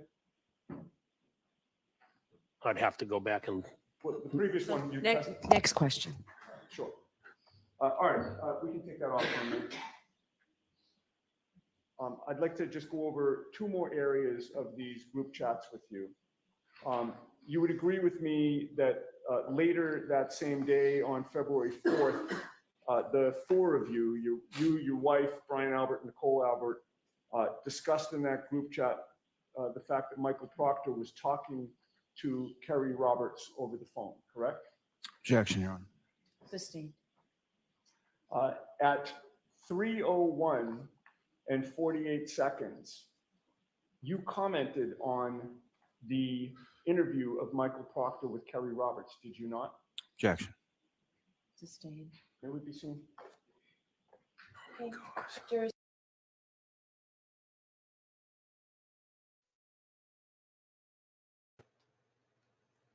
This is unbelievable. They're just going over a video version of the same nonsense that they made Matt read out aloud, and Yannetti helped read out loud over the break. So we spent an hour on utter nonsense, and it looks like what he's going to try to do is connect this in the direction of Matt's monitoring the investigation and communicating with Trooper Proctor somehow in the same time, but it's all a magic trick because he's going to skip over the time period that separated that stuff. But I don't even know if he's going to necessarily say that he's reporting back to. I mean, at the end of the day, Trooper Proctor wasn't the one, sitting on that lawn searching, right? But I think, they are trying to characterize Matt as sort of like a mastermind, like he's out there, putting the state police under surveillance and monitoring and reporting back to his brother and sister-in-law. When the truth is that people tend to be kind of nosy about this stuff, right? Exactly. Yeah. If it happened up the street for me, I'd probably be, if I drove by and saw it, I might take a picture too, but especially if it affects other people, if it happened on friends of yours' lawn or it involved people absolutely. I mean, if we want to talk about monitoring, I would say that driving by and saying, hey, cops are at your house, maybe I'll take a picture, is a slight deviation from, I don't know, sending various strangers to one's home repeatedly, taking pictures of their cars, running their license plates, monitoring which cemetery they go to visit their loved ones, taking photographs of them out in public. That's just, I would consider that monitoring.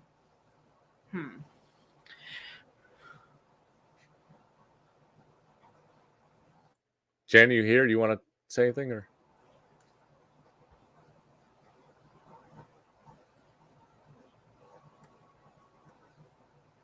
Just replying in chat.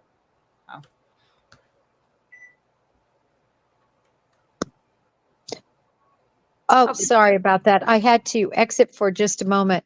This sidebar, what does this entail? I literally was off right before they called it, and now I'm coming back.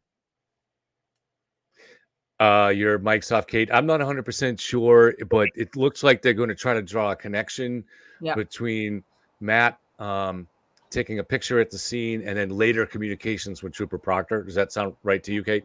I think so. I mean, either way, I think they're trying to, they're going to try to accuse Matt and potentially Jen as well of monitoring the situation afterwards. I mean, if it takes this long to develop this ridiculous angle, it's going to take 2 months to go over to cross-examine Jen. I mean, it's just unbelievable. I know. Poor thing. Right. I feel bad that these people are getting pulled in multiple days in a row. Like it's unbelievable to get to what that Matt called the neighbors Asian. I'm sure there's Asians on the jury. I'm sure that's probably why they did that. I guess there's two. Yeah. I guess there's two. And, again, trying to, you didn't see a body that you weren't looking for at 2:00 in the morning when you had been drinking all night, like craziness. I mean, nobody saw a fight. I agree with the commenter that at some point the judge has to get a grip on this. She wants to give them as much leeway as they can, but to let them just go over, spend another half hour on the same crap that they were just talking about beforehand and just now putting a video display, there's no point of that. Right. Well, quite frankly, anyone in this situation would be wondering what in the world is going on. And, to go by and denote that investigation was going on, who wouldn't do that? I just want to ask, is there anyone that wouldn't be curious? Right, exactly. And I think Yannetti's destroying himself here. I don't really see how first socially, how decent people are going to be around, want to be around this guy, and then professionally, this cross-examination has been the most disastrous one I've ever seen. And I just think it's a bad strategy too, from them from the beginning to go into this with the idea that the only way to succeed is to try to show that every single witness is not only lying, but is part of a conspiracy. Right.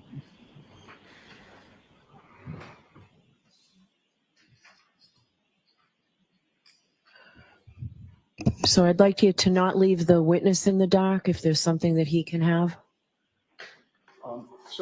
What I'm going to do now, sir, is to hand you 3 more pages and ask if you can identify those. Thank you.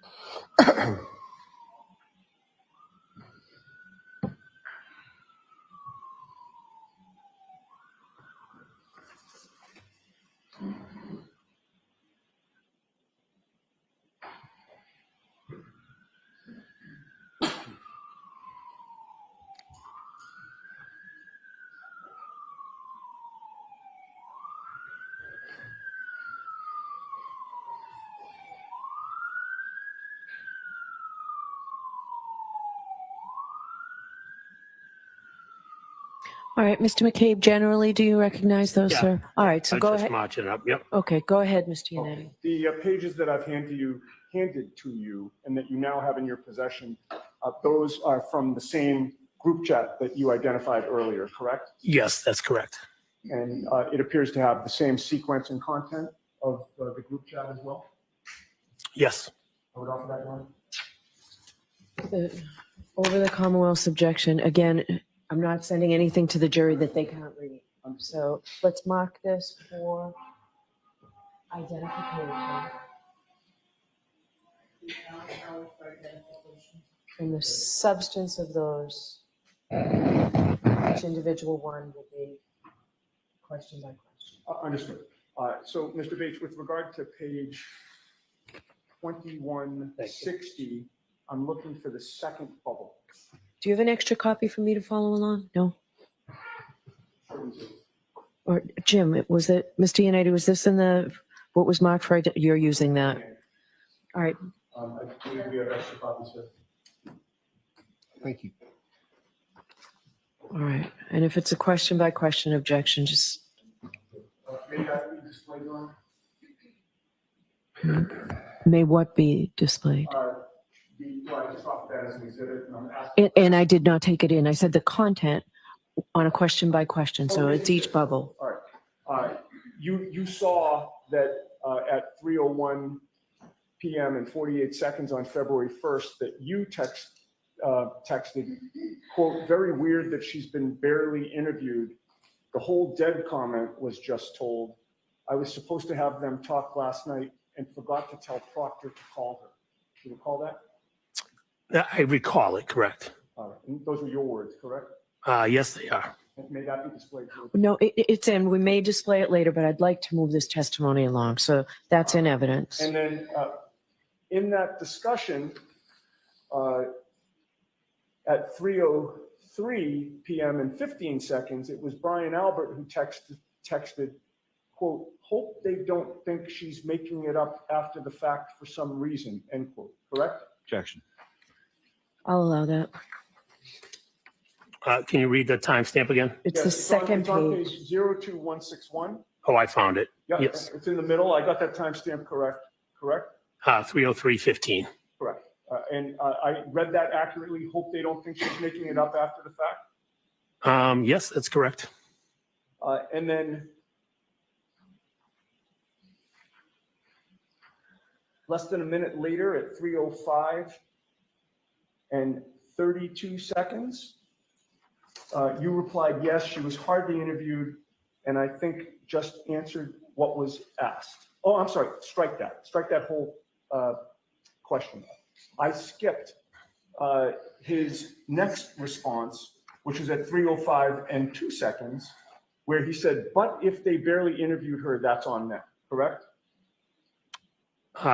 That's from Brian. Yes, that's correct. Okay.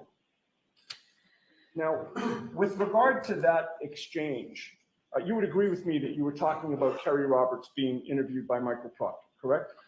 I don't want to make an assumption. Do you have the text previous to this that shows that we're referencing Kerry? I do, and I'll show you that only to refresh your memory. Yeah, I don't want to assume something. I understand. I'm going to show you one page and ask you to look at it silently to yourself. Okay. And I've opened the packet for the page. Okay. You can just look up at me when you're done.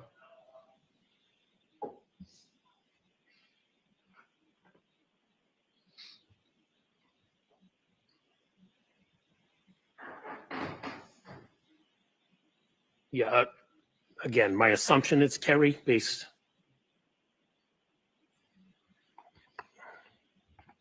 Can I go back another page? Feel free.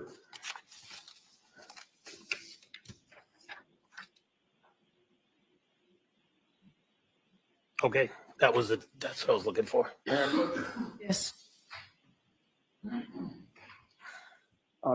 Did those previous pages refresh your memory about the context of your group chat conversation? Yes, it did. And certainly it was talking about Kerry Roberts being interviewed, correct? Yes, it was. And you were passing along information about that interview to Brian Albert, were you not? Yes, I was letting him know that Kerry was being interviewed. And you were telling him things that she was saying, correct?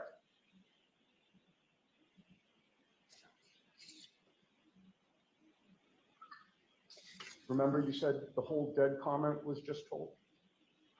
Objection, Your Honor. Sustained. All right, in any case, we're going to move on to the very last discussion that I'd like to ask you about.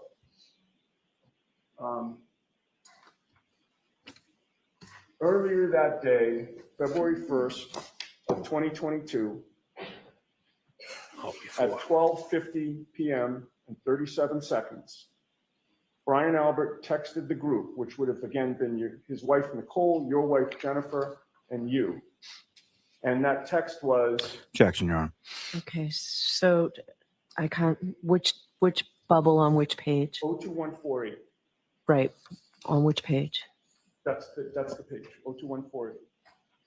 Okay, so I don't have And it. the bubble is the second of the three bubbles. So I don't have it. I don't have it. I don't know what the objection's pertaining to. Jurors, I apologize that this is taking so long.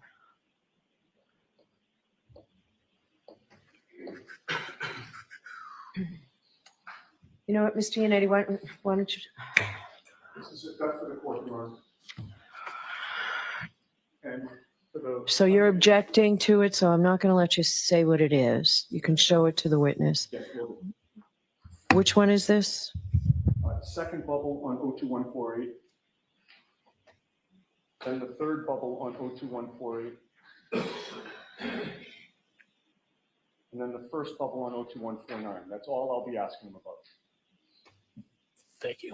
All right, so I won't allow, based on the objection from the Commonwealth, the second bubble on 02148. I will allow the author of the third bubble It, on page 02148. it's, no. The second bubble on 02148, Is not allowed into evidence. I need to be heard on that then. No, all right, I'll hear you at sidebar.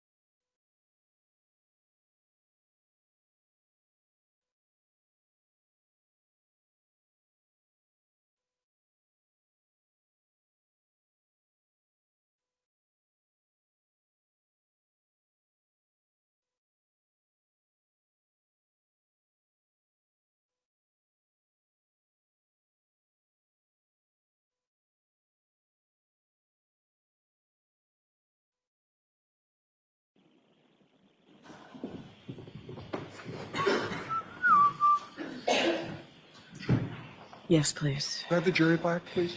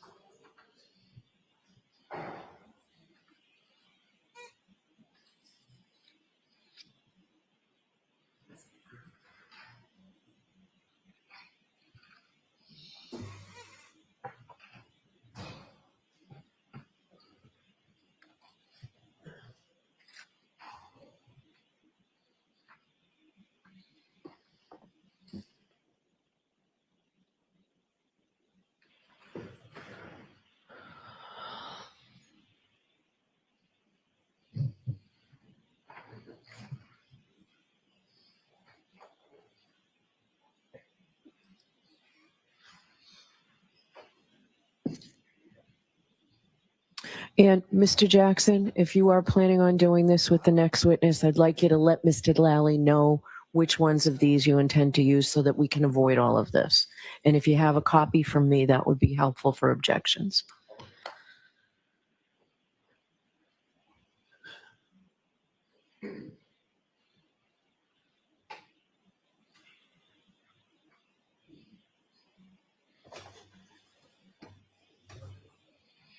Court, all rise for the jury.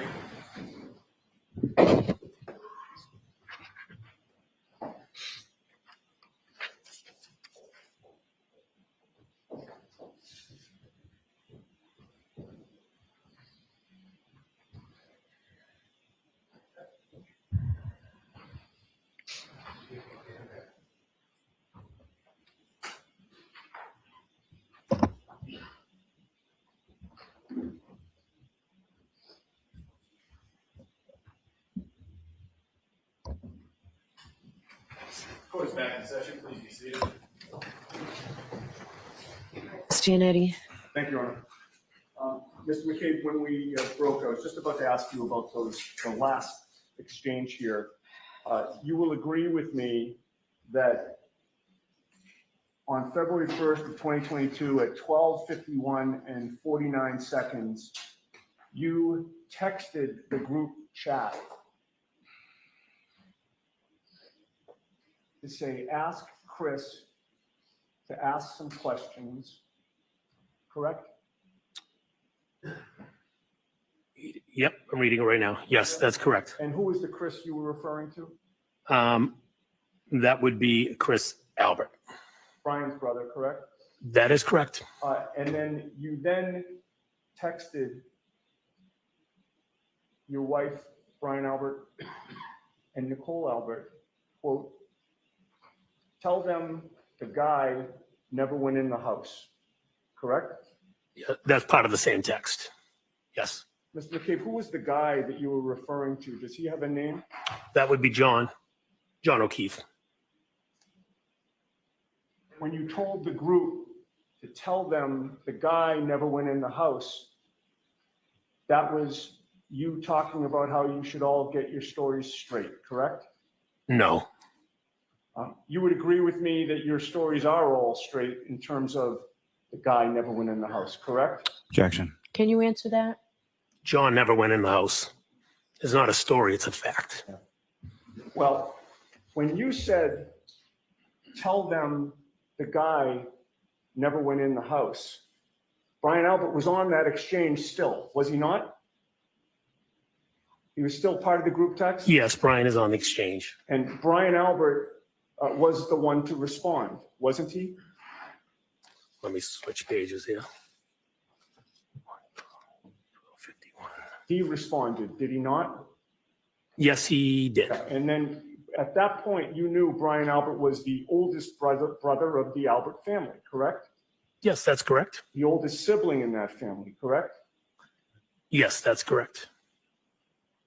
And in his response to your instructions that his younger brother, Chris, should say that John O'Keefe never went in the house, or the guy never went in the house, you would agree with me that he responded with one word, correct? Yes, he did. And in response to you saying the guy never went in the house, Brian Albert's response was, exactly, correct? Yes, that's his response. All right, we're done here. All right. Commonwealth, any redirect? Just briefly, Your Honor.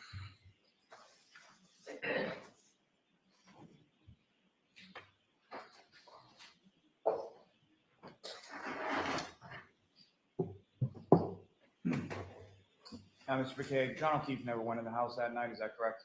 That's correct. And from this text communication, as far as Chris Albert was concerned, was Chris Albert ever at the house on that night? No, he was not. And this is something that you obviously, death of John O'Keefe occurring, how it did, where it did, and why it did. That was something that you discussed. Can you keep your voice up? Yes, I'm sorry. This tragic occurrence as far as what happened to John O'Keefe, his death, where, why, how, that was something that you discussed within your family, is that right? Yes, that's correct. Why? I didn't hear that Why one. was it a discussion in your family? You're talking about the immediately after? No one knew what happened. John never came in the house, so we had no idea what happened to John. And John was someone you were friends with, correct? Yes, that's correct. Now, did you ever tell anybody what to say at any point in time to the state police, to any investigator whatsoever? No, Did anyone in your family or in your presence ever tell anyone that in front of you? no. Now, you asked some questions about when you were looking out and you saw the SUV, correct? Yes, And your focus, as you indicated in your testimony, was on the SUV, correct? yes, that's correct. Now, during the time that you were looking out, did you ever see a pickup truck outside? I knew the pickup truck was out there, but again, I didn't look at the pickup. I kind of saw it, but was focusing on the SUV. And I saw a vehicle out there. Let's say that. my question is more so, as far as the tire marks that you were talking about in the road, was that before or after the pickup truck was in? It was after. Now, you were asking questions about directionality and things of that nature as far as coming down Chapman or Cedar Crest, correct? Yes, that's correct. And so if someone had driven by the house, missed the house, and then went on Cedar Crest, turned around, presumably then they would be taking a left or a right from Cedar Crest onto Fairview, is that right? Yes, if they passed the house, they would have come to Cedar Crest and turned around and come back onto Fairview. And you were asking questions about whether or not you saw Mr. O'Keefe from your vantage point in the SUV, is that correct? Yes, I was. You didn't see him, correct? I did not see him. Could you see anyone inside from where you were? I could not see anybody in the vehicle. Did you see anything about the windows as far as their tint or anything like that? I don't recall the tint. I couldn't see inside though. As far as any statements that Ms. Nagel made on the way home, is it your testimony that you, Ms. Nagel, didn't say those statements or that you didn't hear those statements? I did not hear those statements. Now, turning to February 1st, do you recall what you were doing on that day when you drove by Fairview? I don't recall what I was doing. I don't recall exactly what I did that day. And were you going specifically by Fairview or where were you? Based off of reading these text messages, I was doing something, picking up a car or something. It says, I don't recall where, and I cut down Fairview. Now, as far as your statement in those text messages where you said, looks like more has been dug up, do you recall that? I don't recall it. I read it in the text message. Do you recall what that was in regard to? As far as what were they digging? Oh, sorry. I do recall. They dug out the snow. It looked like the snow banks. It looked like there was more snow dug out in the around the around the scene. And by the scene, you mean around where the flagpole fire hydrant that was? Correct. Yes. Did you recall any sort of change in the weather between the 29th and February 1st? I believe the temperature rose. Snow was starting to melt, if I recall. Now, when you and your wife were talking to Mr. O'Keefe and you were given directions, there was some reference to Bella's house, correct? Yes, that's correct. And that was sort of used as a directionality as far as Mr. O'Keefe would be familiar with where Bella's house was? Yes, that's correct. What, if any, relationship in the past were you aware of between Mr. O'Keefe and Bella and Bella's mother? At some point, Bella's parents were separated, since divorced. At some point, Mr. O'Keefe had a relationship with Bella's mother. And after that conversation in which that was referenced as far as Bella's house, did you ever hear from John O'Keefe again? Never heard from him again. Nothing further. Anything? Just very briefly. Okay. You were just asked if you ever told anyone, if you told anyone what to tell the state police or investigators, and your answer was no, correct? Yeah, I don't recall telling anyone to tell anybody anything. So with regard to your statement, tell them the guy never went in the house. Who's the them? Do you mind if I go back and read? Take your time. I think I know. I just want to read it.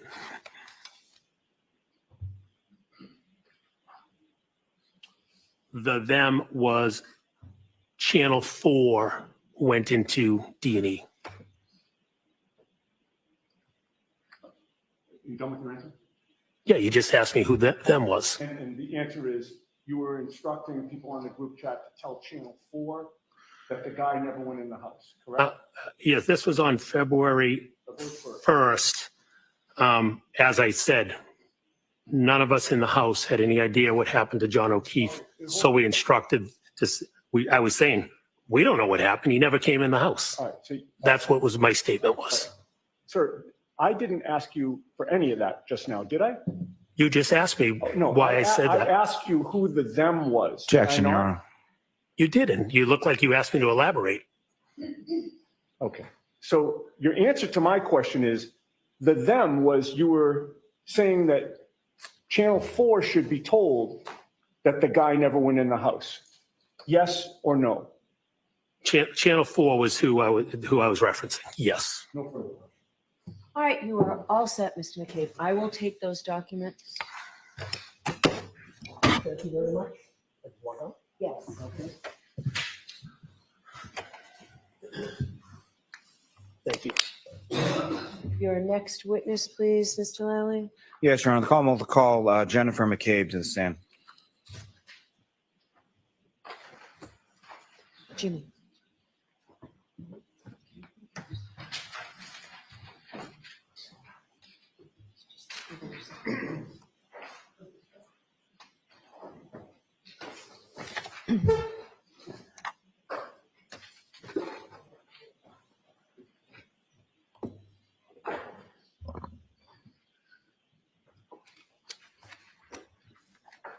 Please watch your step. You solemnly swear the evidence given to the court and jury in the case now and here to the truth, the whole truth, and nothing but the truth, so help you God. I do. Thank you. You may take this.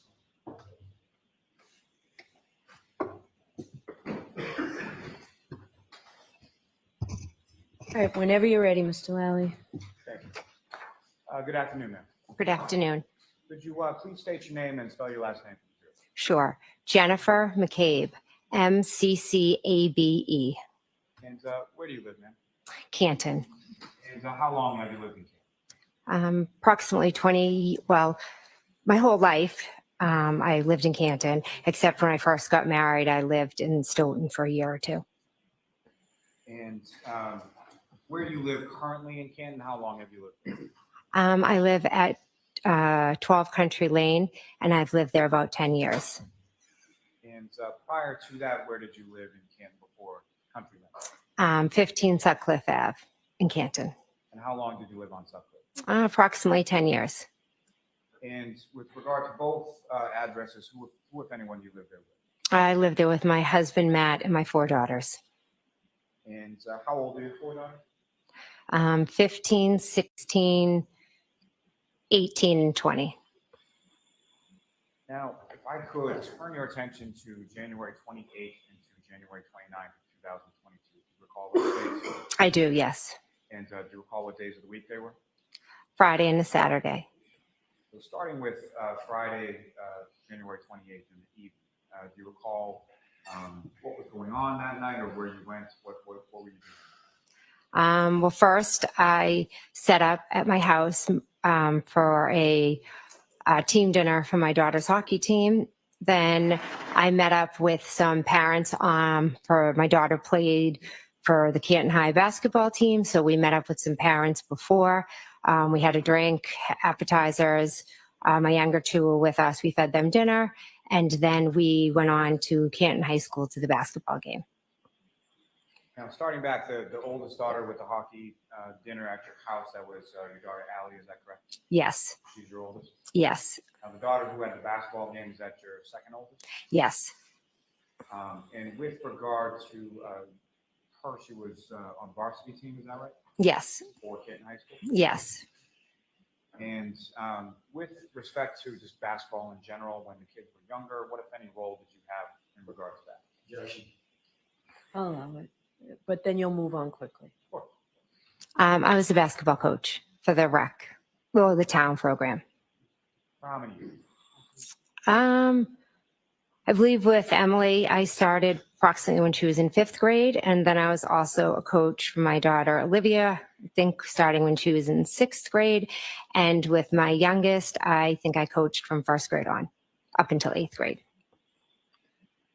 Now, as far as the high school game was concerned, is there sort of a typical start time for high school basketball game? Yeah, move on. We know the time. Move on. After the basketball game, where did you go? My husband and I dropped my youngest daughter home, and then we proceeded to meet my sister at the waterfall. And which sister is that? My sister, Nicole. How many sisters do you have? 3. And do you recall about what time it was that you got to the waterfall? Approximately 9 o'clock. And when you say we, who do you mean? My husband, Matt, and myself. And do you recall which vehicle that you were in going around Canton that night? I believe it was my car, yes. And what kind of car was that? Denali, Yukon, I think. Denali, yeah. So bigger type vehicles? Yes, big SUV. Now, with respect to you had a cell phone around that time, is that correct? Yes. Your cell phone, what, if any, connection did that have between the cell phone and the vehicle? At that point, I don't think mine was connected. I'm not sure. Now, when you arrived to the waterfall, did you go right in, or what, if anything, did you do? I waited a few minutes because my husband was on a phone call. And at some point, did you and your husband then go in? Yes.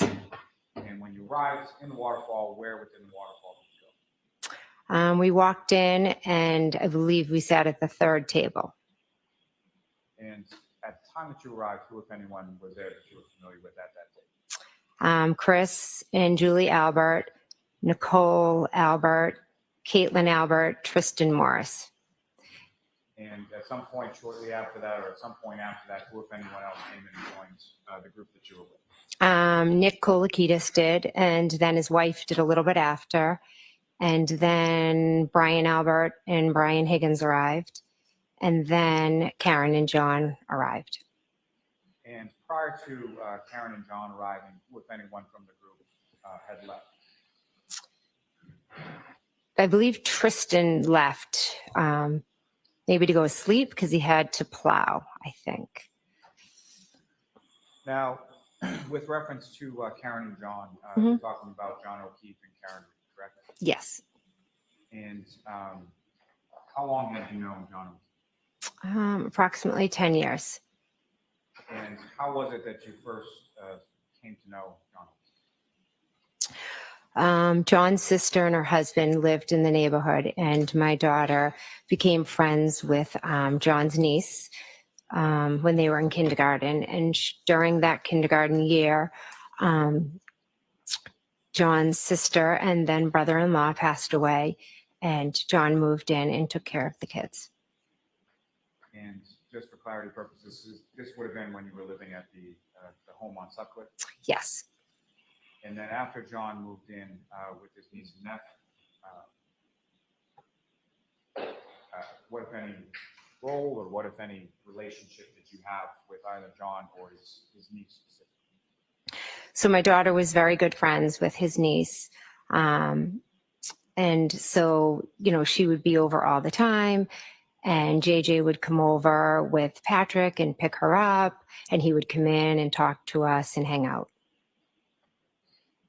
And how would you describe your relationship with John O'Keefe?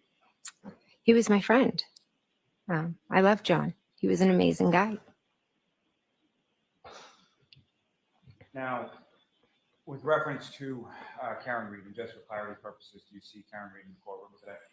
Yes, I do. Can you identify just as to where she's seated or not? She's seated between her attorneys. You want to just ask the record reflect identification Yes. by the witness.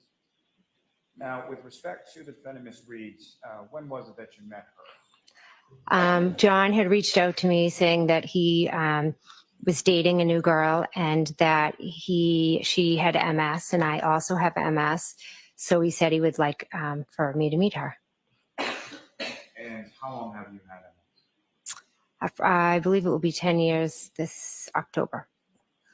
And do you recall specifically when around that was, what year, what month, anything like that? That I met Miss Reed? Yes. Yes, they came over in July of 2020. And came over to your house, is that correct? Yes, they came over to the house. They brought the kids, swam. I have a pool. Now, over the course of, you were familiar, obviously, that Ms. Reed was dating Mr. O'Keefe, correct? Mhm.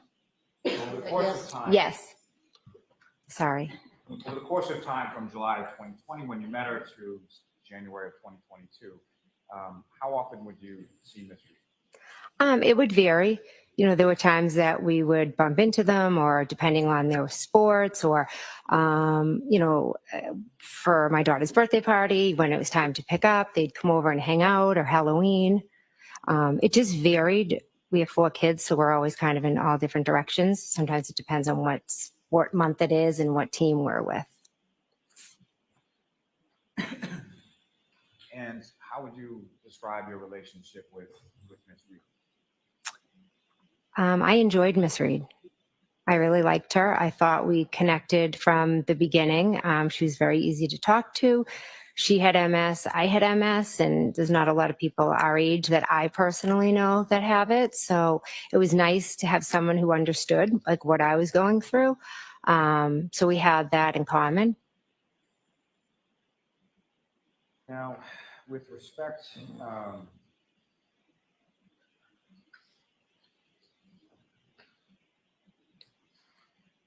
to either, starting with Mr. O'Keefe, was your friendship the type where you would have any sort of discussions about his relationship with Ms. Reed, or any girls that he dated at any point in time that you were friends with? At different points, yes. And what, if anything, specific do you recall him telling you about his relationship with Ms. Reed specifically? Objection. I'm going to allow that. I'd like to see counsel at sidebar for just a minute, please.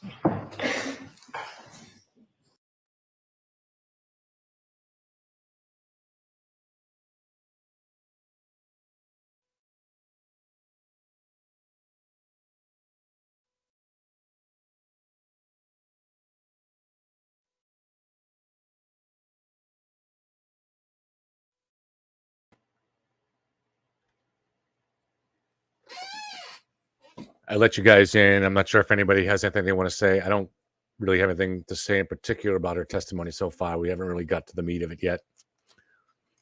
What did you think, though, about the end of Matt's, how they're trying to kind of twist that to be him directing?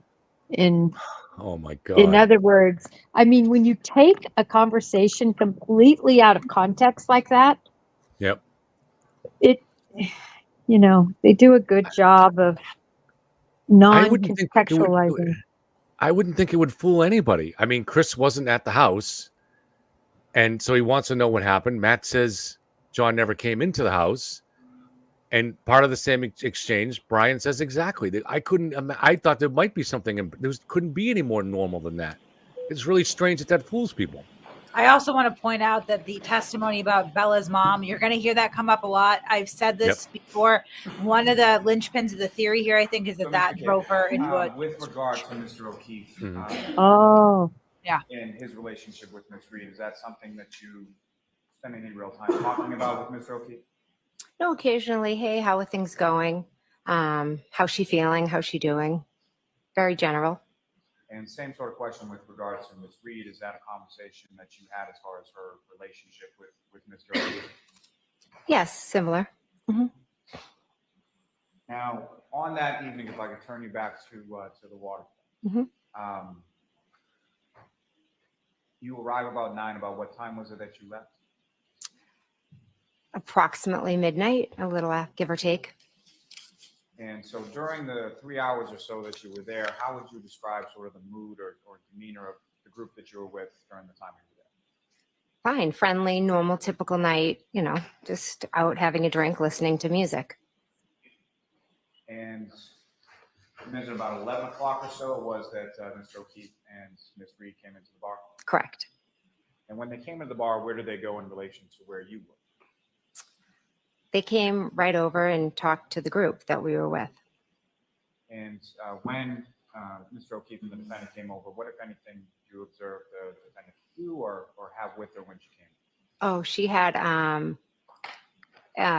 brought a glass with her and kind of took it out of her coat and just kind of chuckled about it. What, if anything, did you observe about the glass?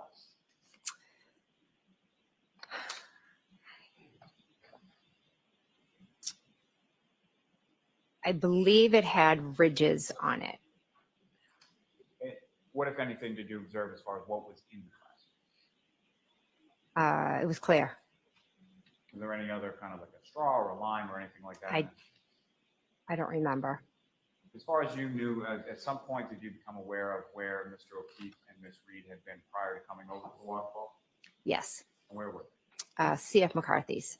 Where is that in location to the waterfall? Just right up the street. Now, over the course of the evening, you were at a bar. Fair to say you were drinking, is that right? Yes. Do you recall specifically what you were drinking? I think beer. And same question with regard to Mr. O'Keefe. Do you recall him drinking? And if so, what, if anything, was he drinking? I can't be certain. Possibly a beer, but I can't be certain. And with respect to Ms. Reed, same question as far as do you recall her drinking? And if so, what, if anything, do you recall her? Again, I remember just a clear glass with clear liquid in it. Any different glass beyond the one that you've already testified about, or no? I don't remember, sorry.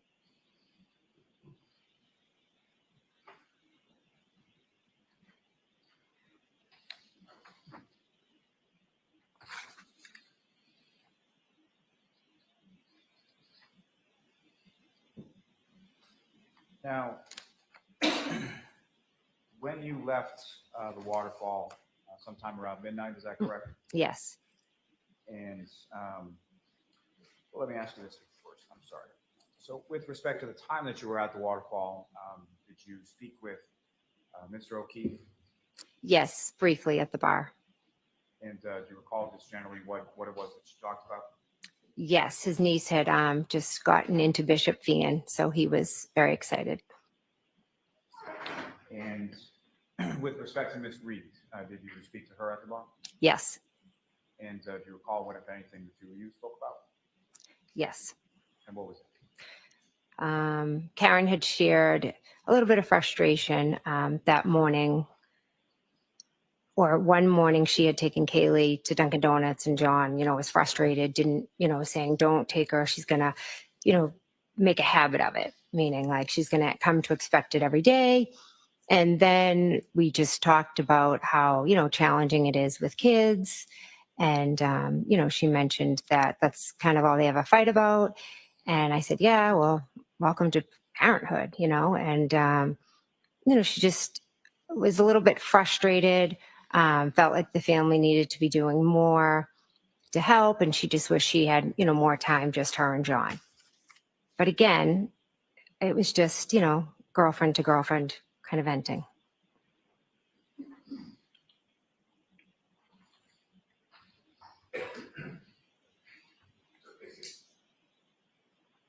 Now, as far as Mr. O'Keefe was concerned, what, if any, observations did you make as to how he was dressed? Baseball hat, jeans. That's what I remember. Do you recall any sort of winter coat or heavier coat or anything like that? No.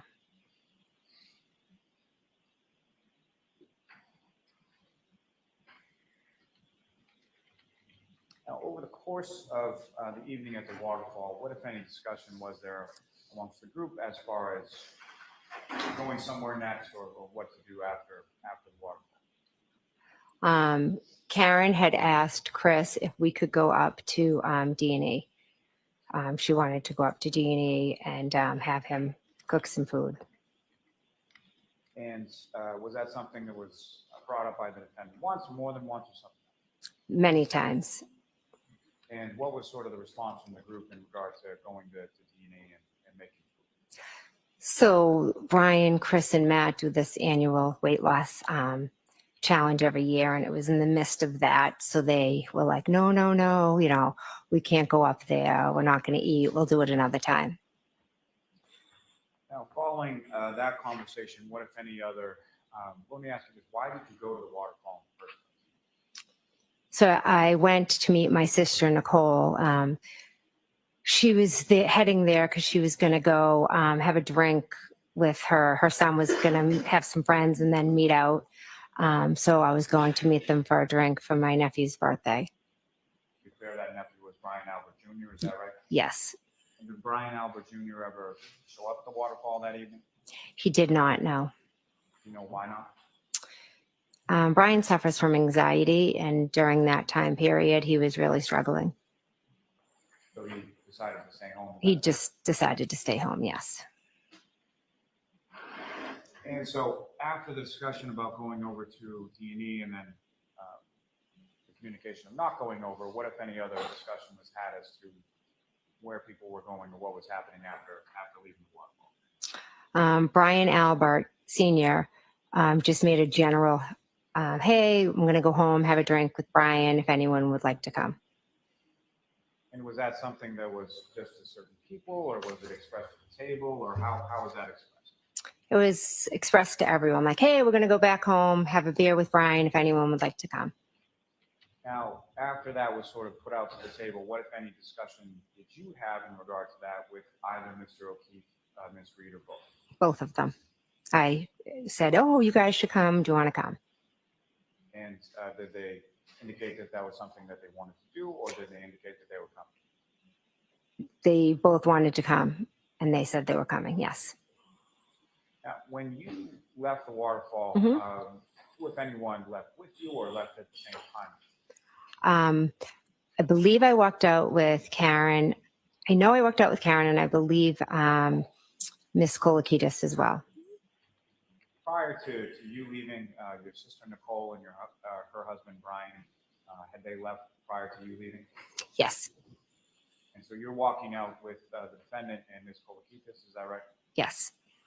And when you were walking out with them, what, if anything, was the sort of conversation or the discussion as you were walking out the door? Well, Matt and John were still inside. So at one point I said, oh, Karen, why don't you just come with me? Figuring, because, Matt can talk to anyone, and God knows how long he was going to stay in there. So I was just like, hey, do you want to drive with me and they can meet us? Your husband's a talker, is that correct? Yes. Now, as far as the car that you had parked there before, where was that parked in relation to what? I believe I had to kind of walk straight out. In the parking lot? In the parking lot, yes. And after you had exited from the waterfall, at some point did you observe Mr. O'Keefe come out as well? Yes, he did. And did you have any conversation with him in the parking lot while you were out there? I believe briefly, Karen, him, and I all spoke, yes. Do you recall briefly what you spoke about? Them coming back to Fairview. And after sort of the two of you parted ways, did you observe where Mr. O'Keefe and the defendant went? I just saw them they walked left, I walked straight. And if one were to walk left in the direction they were walking, where would that bring them to? Washington Street, the main street. So you went over then to your car in the parking lot? Yes. And while you were in your car in the parking lot, well, let me ask you this first. When you walked out of the waterfall, what, if anything, was different about the weather from when you had walked? It had started to snow. And as far as the snow was concerned, what was that initial point when you walk out of the waterfall? Had it accumulating or anything like that? Yes, I would say, it was starting to cover the cars, so you'd have to put your windshield wipers on to clear it. So you didn't have to get the scraper out or anything like that, just flip on the windshield? Flip on the windshield wipers. I probably was lazy and just rolled the windows down to get it off the windows. And so you're in the car for some period of time waiting for your husband, correct? Yes. And about how long is it that you're waiting for your husband before he comes out? Actually, it wasn't long. I think I turned the car on and then I saw him walking and I pulled up. And while you're waiting for your husband or shortly after he gets to the car, what if any communication did you receive at that point? I received a text from John saying where to. And with respect to that, did you respond in kind via text, or how did you how did you respond, if at all, to Mr. O'Keefe? I was driving, so I called him. And when you called him, if you know, was that something that was done through Bluetooth with regard to the car, or? Yes, it would have been because it was my phone and I was driving. So I would have had it over the car. So your phone would have been paired up with your phone? Yes, I plugged it in when I got it. I always plug my phone in when I get in, if I'm driving. And with your husband in the car, it's fair to say that he could hear both sides of the conversation as far as you and Mr. O'Keefe? Yes. And so that initial call that you placed to Mr. O'Keefe, is that done while you're driving? Yes. And what, if anything, were you telling him as far as that initial call was concerned? He had asked for he said where to. I gave him the address. And then I believe I, just started giving him directions. And I actually think Matt spoke over me and was saying, go this way, go this way. And then I said, yeah, you just go down to Fairview. It's at the bottom. And so as far as the directions, do you recall anything specifically about what you told Mr. O'Keefe as far as where the directions were? Well, he actually called back a second time. And when he called back a second time, I instructed him that it was by a friend's house, one of his niece and my daughter's friend. And I said, oh, it's right, go past Bella's street. It's at the bottom of the hill. And before we get to that, just as far as that initial phone call, essentially Fairview Road, you're familiar with? Yes. And it's where your sister lives with her family, correct? Yes. And if I could just ask, with regard to your sister's husband, Brian, how long have you known him? Since I was in kindergarten, very long time. So they had dated for some period of time before they got married, and they've been married for some significant period of time. Yeah, she had a crush on him for years. Then they dated, I think, for 10 years and before they got married. So yeah, they've been together most of my life. So you're familiar with Fairview in the sense that there's on one end of it is Chapman and one end of it is Cedar Crest, correct? Correct. And just in that initial phone call that you had with Mr. O'Keefe and you and your husband are giving directions, you recall if you were indicating to him to go to Cedar Crest or go to Chapman in order to get onto Fairview? Go to Chapman. And is that the way that you went as far as going from Washington Street downtown to Fairview? Yes. Now, how long a drive is that going from the waterfall to Fairview Road? Approximately 5+ minutes, depending on if you hit lights. Now, if you're indicating you're indicating to someone to come down Chapman, and you said it was, I'm sorry, your testimony is it's sort of towards the end from that direction? The end of Fairview, the bottom of Fairview. And that's to my point as far as the bottom. Any kind of incline or decline, or how does the road sort of situated as you come from the Chapman side down to where your sister lives, 34 Fairview? It's a hill. And the hill goes down, is that correct? Yes. Is that somewhat of a precipitous? How would you describe sort of the hill? Well, the first hill is a bit steep, and then it flattens a little, and then there's another hill. But the second hill is more long. So there's actually two hills as you're going down, correct? Yes. Now, you mentioned the second call, Mr. O'Keefe then calls you. Yes. And about how much time elapsed between when you first talked to Mr. O'Keefe and the second? Approximately 4 or 5 minutes tops. During either call that you had with Mr. O'Keefe, could you hear anything? You had it on Bluetooth, correct? Yes. Could you tell whether or not he was connected through Bluetooth? Could you hear anything in the background? I couldn't know. And as far as when you were speaking to Mr. O'Keefe, did he express an intent that he was going to the house at Fairview? Yes, he was driving there and he was trying to find it. And when he indicated that he was trying to find it, was he expressing that in singular or plural or something else? No, more general. Like, where is it? Type. Did he make any reference during the time that you were talking to him to anyone he was with? No. And now, as far as the second call, you indicated what did you use exactly as sort of a geographic locator?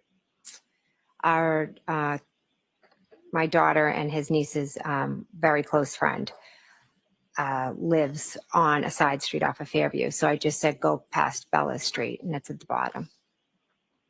And Bella is someone that's through his niece, John O'Keefe would have known, correct? Correct. Now, at this time, what if any relationship were you aware of between Bella's mother and John O'Keefe? They had dated I'm going to allow it. They had dated briefly years before.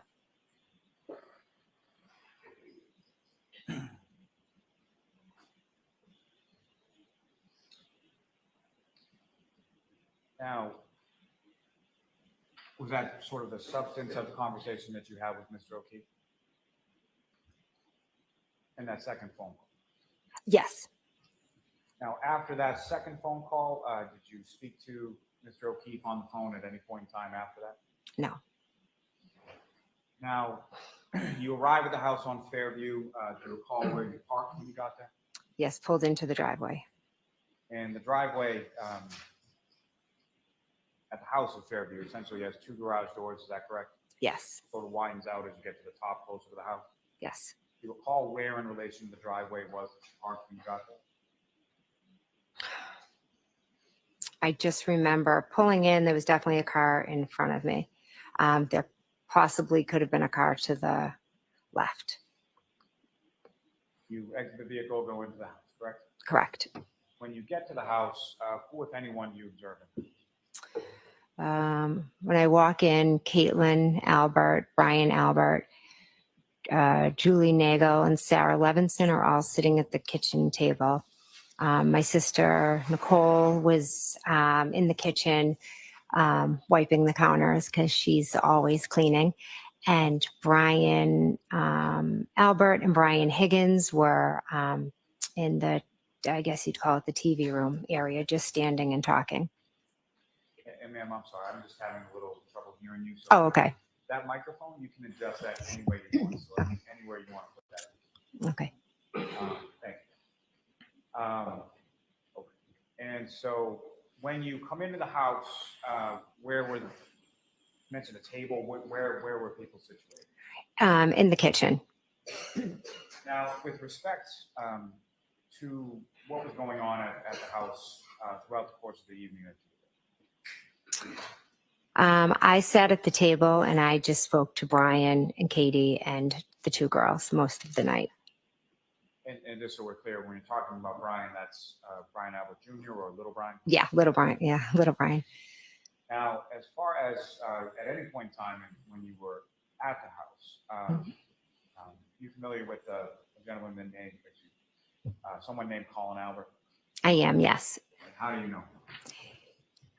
He is my friend's son and my sister's nephew. Your friend Julie's son, correct? Yeah, so my friend Julie's son. And your oldest daughter, Allie, was Colin friends, or is Colin friends with your oldest daughter, Allie? Yes, they're born a week or two apart, and we've kind of they've done everything together. They're very good friends. Now, at any point in time that you were there on that early morning, did you see Colin Albert at all? No. And when you arrived at the house, obviously you're familiar with your daughter and the car that she drives around that time. Did you see your daughter there, Allie, at any point in time? No. Were you aware at any point in time in that early morning hour that you were there that your daughter had been there at any point in time prior? Sustained. Now, with reference to the home, at any point in time, did John O'Keefe ever come inside the house? No. During the time that you were there, let me ask more specifically about how long a period of time was it that you were there, or about what time did you leave? I believe I left approximately around 1:30, 1:45, approximately. And do you know about what time it was that you arrived there? I'd say approximately somewhere between 12:20, 12:30. Well, 12:20, I believe, 12:20-ish, because the last call from John, when I went back and looked, was 12:18. Now, Similar to what I asked about the waterfall, as far as the sort of mood, leader inside the house, what, if anything, do you recall with respect to that? Good. Everybody was in a good mood. There was no Brian and Brian were talking. My sister was cleaning. I was talking with the kids. You know, just a normal night. Now, while you were in the kitchen dining room area for the time that you were there, did you see anybody or observe anybody from the group that you just described go anywhere else in the house as far as away from that area? Julie Nagel went outside. So beyond Julie Nagel going outside, did you see anybody else go upstairs, downstairs, to a basement area or anywhere else in the house? No. Now, given that when you were in the car and you were driving, you hooked your phone up to the charger, is that right? Yes. Do you recall charging your phone at any point in time when you were at your sister's house on Fairview that night? I don't recall. And you mentioned Julie Nagel, Sarah Levinson. Were those people that you knew prior to that night of the 28th? I was familiar with who Sarah Levinson was, maybe had run into her at different points. Julie Nagel was closer to Brian, so I would see her. I think she's dog sat for me when I've been away. Like Brian will do it, but then if he's not available, Julie will do it. I don't know if she had dog sat for me before then or right after then, but I was definitely familiar with Julie, and she possibly could have dog sat for me prior to that. And now with reference, there was also someone there by the name of Brian Higgins, is that correct? Correct. And that is also someone who was there prior to you getting there, is that right? Yes. And what, if anything, did you know about Mr. Higgins, or did you know him prior to that? I had met him a few times. He's Brian Albert's friend. So other than being your brother-in-law's friend and meeting him a couple times, you didn't really know him that well, fair to say? Good, yes. Now, you mentioned at some points that Julie went outside, correct? Yes. Nagel went outside? Yes. And do you know what she was going outside for? Yes, her brother had come to pick her up. And so she was going to go tell him, try to get him to come in.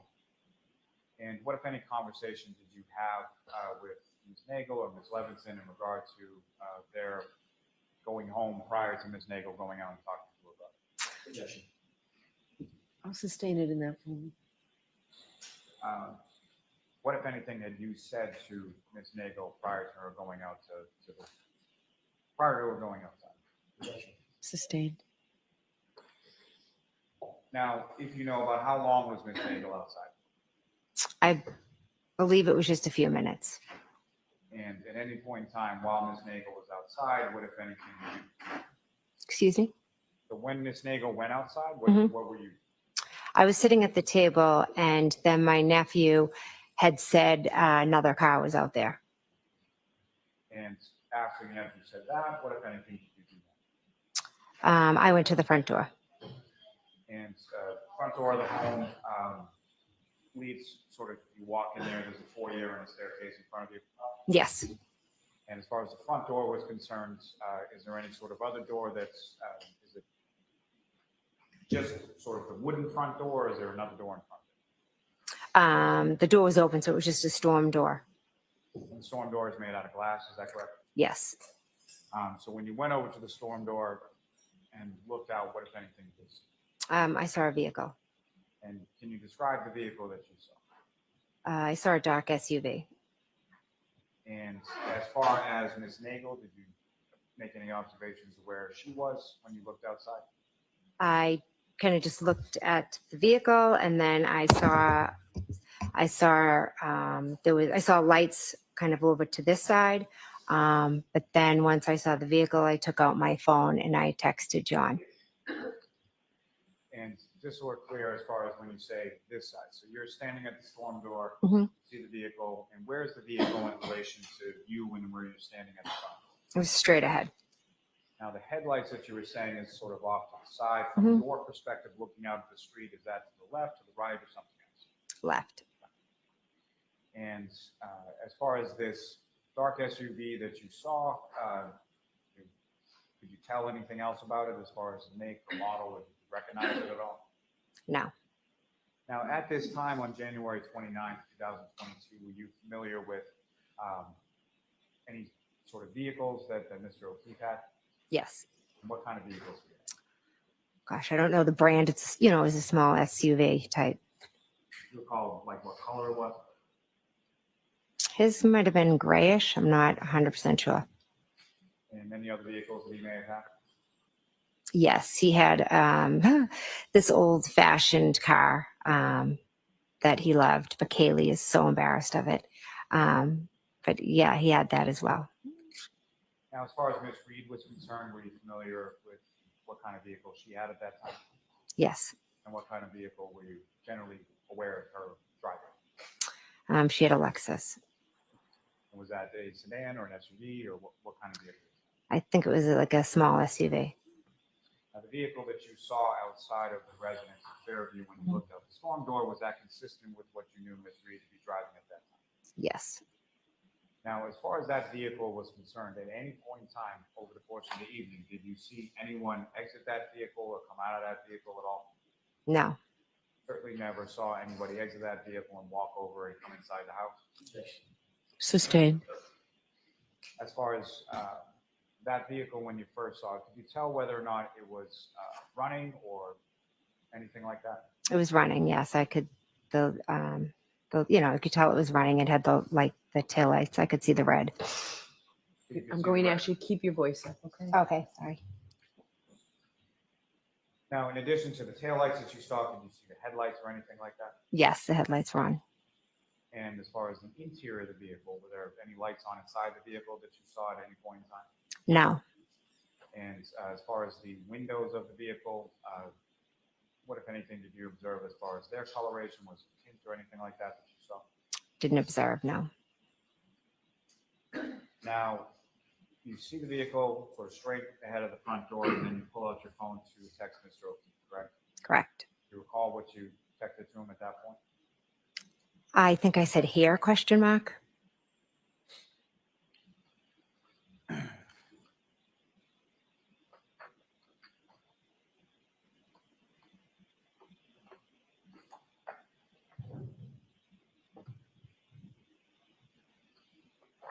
Do you think you said here, is that correct? Yes. Your Honor, may I approach? Yes. Show Mr. Jackson. Okay.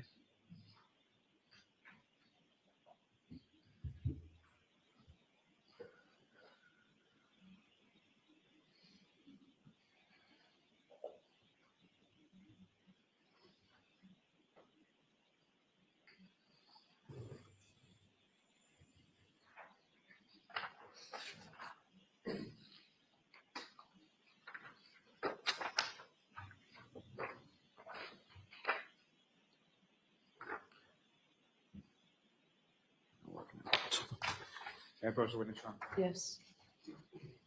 I'm showing you a three-page document, just asking you to look at that. Okay.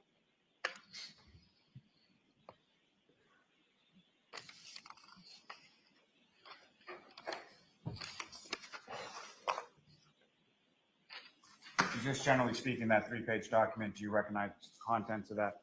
I do. What do you recognize it to be? It's my text messaging with John. So from sort of the early part of the 28th and around midnight through, the 29th through the entirety of the 29th. Yes. May I approach you? Your Honor? Yes. Almost. Is there any objection, Mr. Jackson? Okay.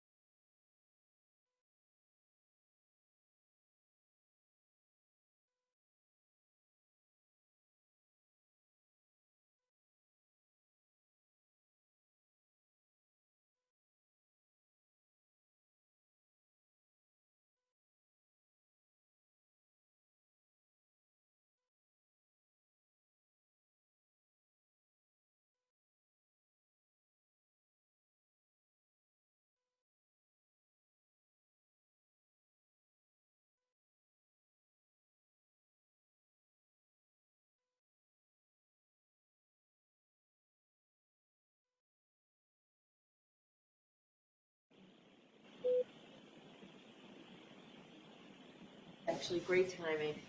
So we'll have you back here at 2 o'clock. And Ms. McCabe, I'll just ask you to let the jurors walk out first. Okay. Court, all rise.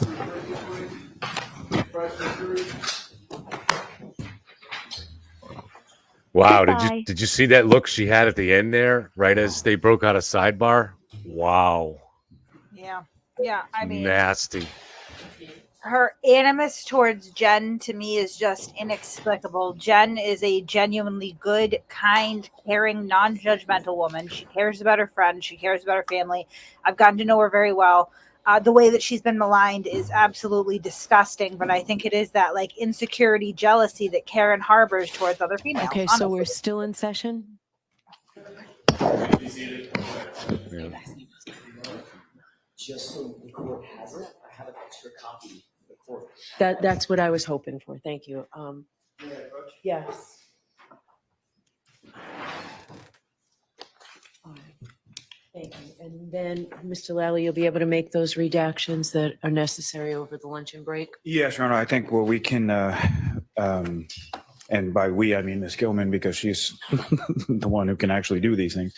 But no, I think we will be able to sort of take the whole numbers off of it and be able to print new copies without the numbers so that they can be So used. the same version? Exact same thing, Therefore, just with. authentication, redacted for purposes of admission and publication. Yes. All right. Great. I appreciate that. We'll see you at 2 o'clock. Thank you very much. Okay, welcome back, Jen. Kate, if you're still here, we'll take a few minutes here and then relax Still a little here. bit. All right. It's weird. You said still here, but it's showing your mic is muted. So anyway, so as long as we can hear you, that's all that matters. What do you guys think? I mean, she seems perfectly credible right now, right? So I don't really understand, like someone in chat saying anybody who sees her as credible is delusional. That's delusional. That's just trying to read into your preconception of the case. I think any honest person looking here that knows nothing about the case and just walks in says so far she looks credible. Now maybe she falls apart on the cross or something, but everything is come across as honest, as it should at this point, because she's under questioning by the prosecution. So it's just, I don't know. And moreover, she is making statements that are favorable to Karen Reed. Yeah, you know that exactly. they had this Yeah. relationship. She liked her. They were friends. I mean, she didn't have to say all of that. She's volunteering that. She's volunteering the MS connection, which could make the jury feel more sorry for Karen Reed. She's volunteered a lot that is not detrimental at all to the defense. She seems very credible. She's being honest. Excellent. And, you know, Yeah. I'm always, because I've spoken to a lot of these key witnesses for a year now, and I've heard their stories, I'm always watching the testimony. Not that I think that they're lying, but just to see if there are any inconsistencies, if they say something. And everything has been so consistent with what I've heard for a year. And if you go back on my streams, it's the same stuff that I've been saying for an entire year, particularly where they're honing in on this Bella's mom thing. It ties back into Aruba, and I think that hopefully Lally will be able to tie that up pretty neatly. Karen was a very jealous woman, and she was very irrational when she was jealous, even when other people were watching. And so the theory, I guess, is that what spurned the fight was that he was going to a place that was in proximity of an ex, and an ex that Karen, by most reports, was acutely jealous of, particularly jealous of, because Bella's mom was a little bit younger than her. Bella's mom was arguably a little bit more attractive than her. So just these little details, you know, after hearing things for so long, not under oath, right, just in conversation or whatever, you watch them up on the stand, nothing's changed. Nothing has changed at all. Yeah, I thought it was interesting testimony. We're just getting to it because we're going to see what Jen experienced with the calls and at the accident scene the next morning. From the prosecution side, that's going to be a lot more compelling. But I'm sure the defense is going to be going after her, I would say, through Monday.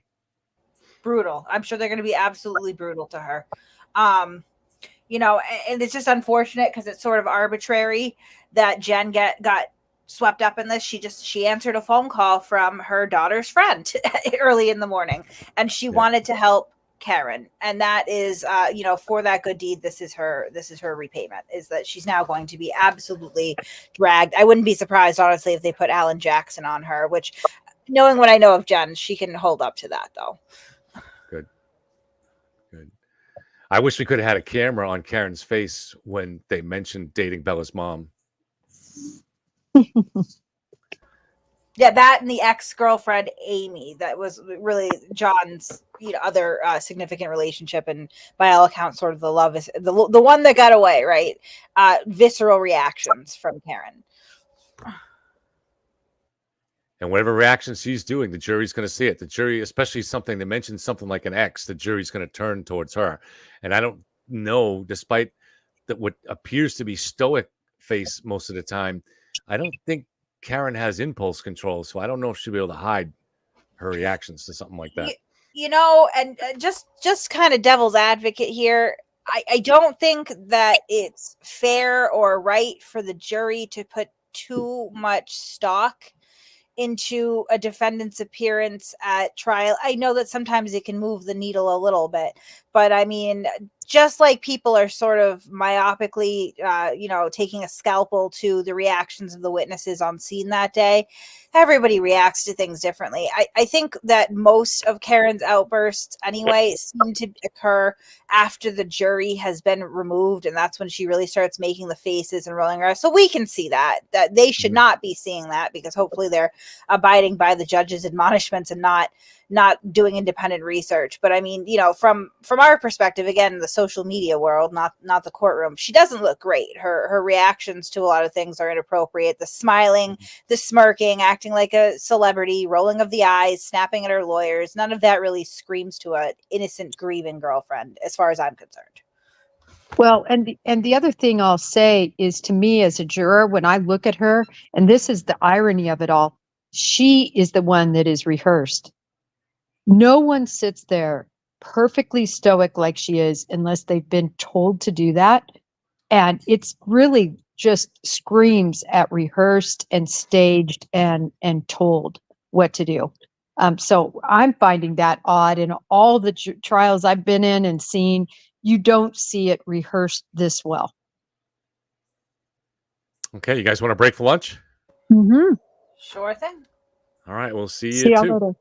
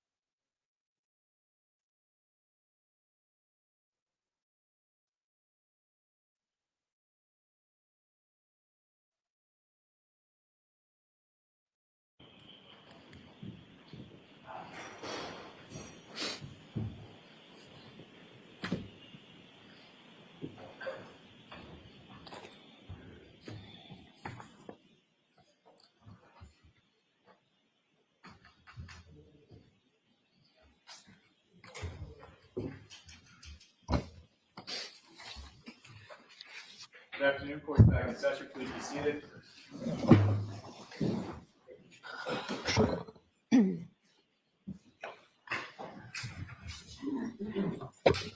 Thank you.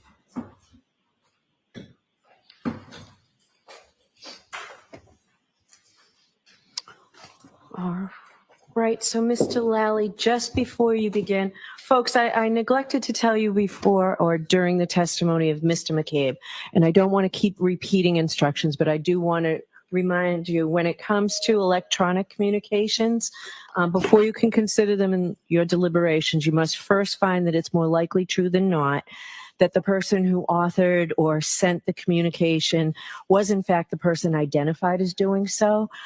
If you do not find it more likely true than not that the person identified as sending the message was the one who sent it, then you may not consider that electronic communication in your deliberations.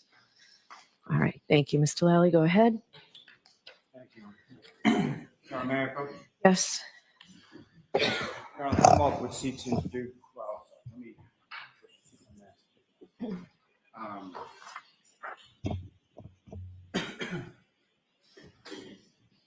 Those pages that I've just placed before you, do you recognize the content of those? I do. And what do you recognize those? They are text messages between myself and John. And from sort of specifically that time period of the early morning of January 29th through the morning of January 29th? Yes. And what's contained in those, is that a true and accurate portrayal of the content of those text communications? Yes.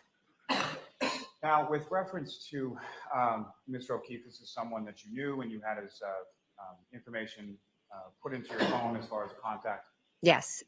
And on prior occasions when you had contacted, or specifically that morning when you had left the waterfall and you talked to him on the phone, you called him, and who answered?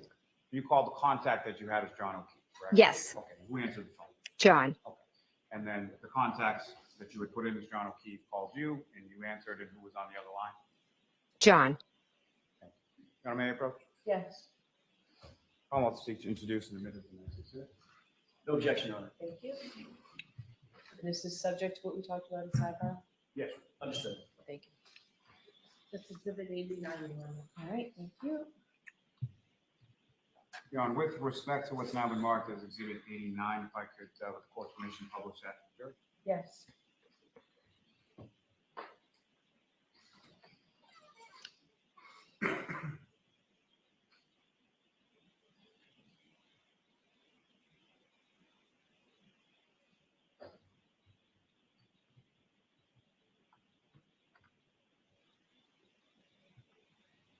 Mr. K, what's up on the screen, is that what you have before you as that exhibit? Yes. And this is a text communication between yourself and Mr. O'Keefe, correct? Correct. Your Honor, I'm sorry to do this. May we approach? Sure. Why don't you take that down, Ms. Gilman? And thank you.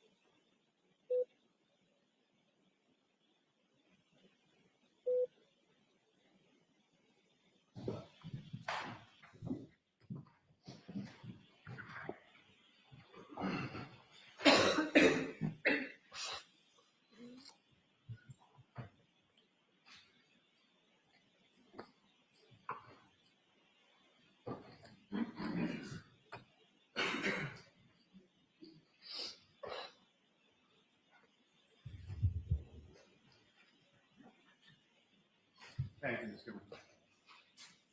So, Ms. McCabe, with what's for you and what's up on the screen is the exhibits. There are sort of green bubbles and blue bubbles, correct? Correct.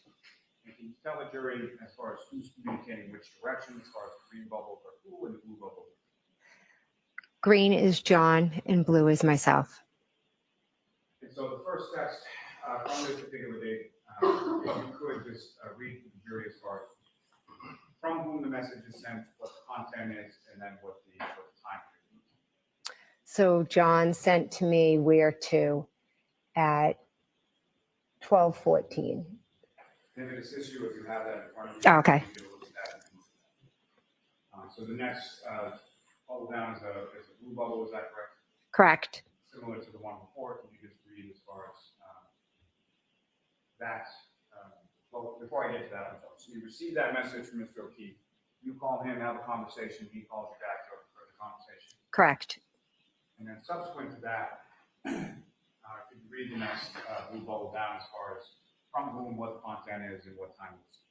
So this one is from myself to John, and it says here at 12:27. So at that point, I see a car out front, and I text him here. You testified to as far as looking out the front storm door, seeing the car, and then you sent the text. That's the text.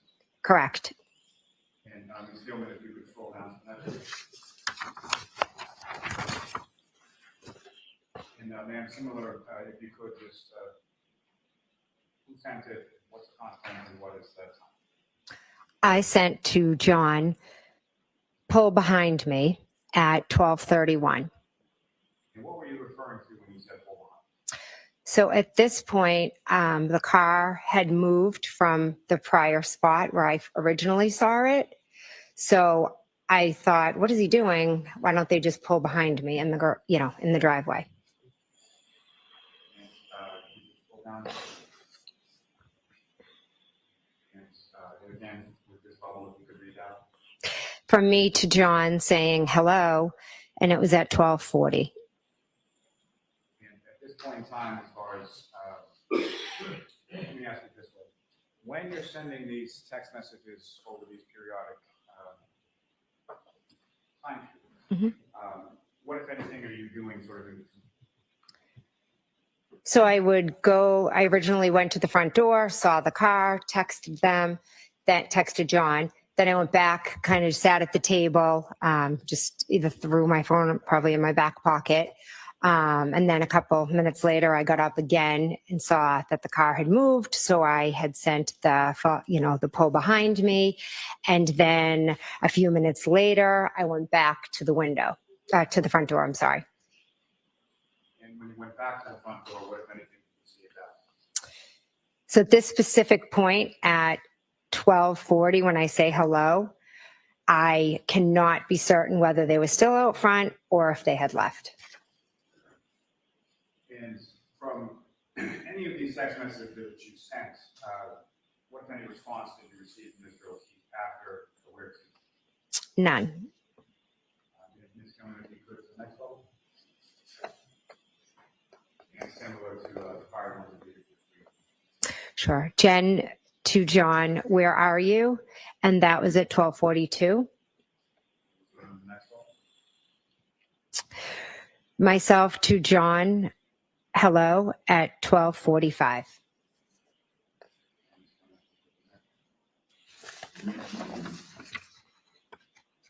Now, this is later in the morning, and we'll get to that a little bit more in a moment, but at some point you left the residence of Fairview, you went home, and you were woken by something, and then at some point you texted John later on that morning, the 29th. Yes. You know, the next couple of those text messages that you sent at that point? Correct. If you could just, similar to the other ones we've used. Myself to John, please answer at 4:59. Myself to John, Karen is worried. We need to find you at 4:59. Myself to John, please answer so I know you're okay. 5:04. May I approach this retreat?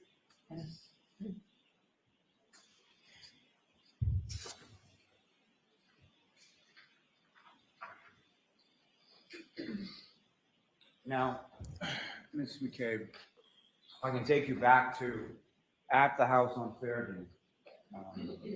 Again, you're sending these text messages and going back to the table and then going back to the window at various times. To the front door. To the front door. Yes. And at any point in time, do you see anybody exit from the dark SUV or the black SUV you see in front of the house? No. And at any point in time, did John O'Keefe come into the house? No. And at any point in time, did John O'Keefe respond to your text messages? No. And at any point in time, did John O'Keefe call? No. Now, at some point subsequent to this, have you had occasion to look at your phone or at your call history? Yes. And through review of that, were you able to see phone calls that your phone made to John O'Keefe's phone around that same time frame that you were texting him and going to his phone? Yes. May I approach Ron? Yes.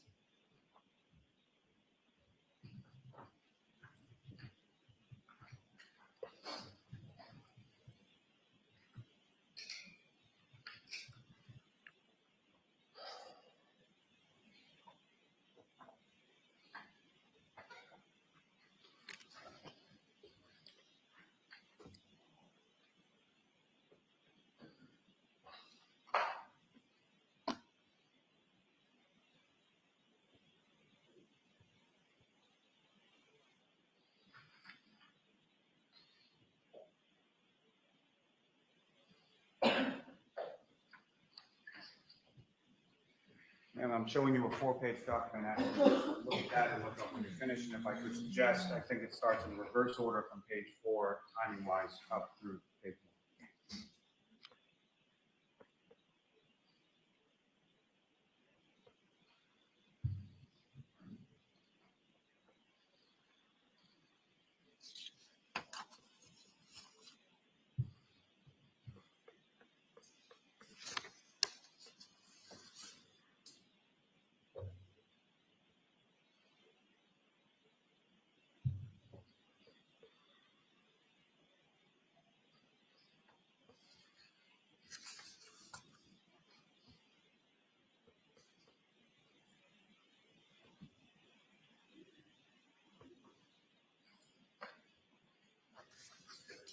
Just generally speaking, ma'am, do you recognize what's contained in that 4-page document? I do. And what do you recognize? The calls between myself and John O'Keefe. And am I correct that it starts in sort of a descending order as far as the earliest calls are on page 4 and then the most recent are on the first page? Yes. And the phone calls that you were testifying to about before, as far as talking to him on the way from the waterfall to residents at Fairview, did they appear in those? They do. Objection, Your Honor. May we push people? Okay. May I have that?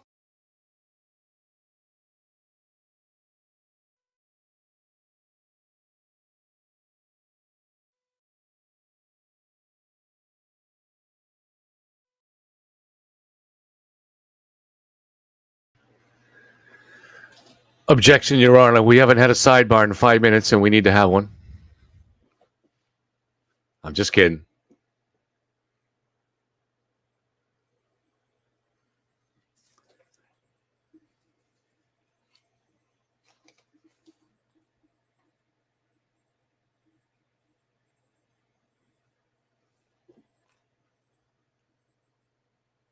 I'll probably start working. Okay. Hey. Oh, hold on just a second. Sorry, Kevin. That's all right.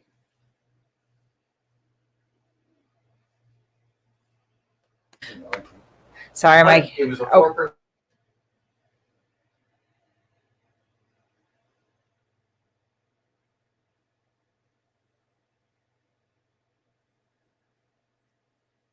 Martha, you're hearing a range of accents here, huh? You get a whole different diversity of Massachusetts accents. It can change from town to town. Yeah, absolutely. Look at Karen over there. Of course, they'd have a sidebar on this, but someone said they finally blocked out the phone numbers, so they weren't showing them. Too late for that. Just, you know, at this point, like, what more are they going to put these people through anyway? Like, the worst is done there. I think this, at least locally, for a lot of people, this case is going to change the way people look at defense teams. And maybe that's true of a lot of cases because lawyers do have to end up defending a lot of times, some pretty monstrous people. But I think it's going to really. Okay.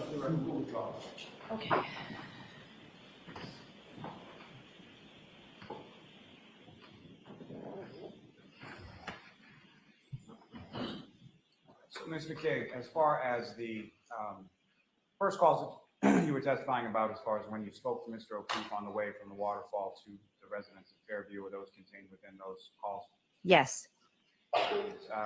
As far as, is there a time that's associated with those calls that you observe in those 4-page documents? Yes. And what are 12:14 and 12:18. And turning your attention to page 1, that would be sort of the last in line there. What time is the last call between yourself and Mr. O'Keefe, and who's calling? I'm calling him at 5:25. May I approach him? Yes. I'll also seek to introduce him as the next exhibit. Is there any objection? There's not, Your Honor. Thank you. Thank you.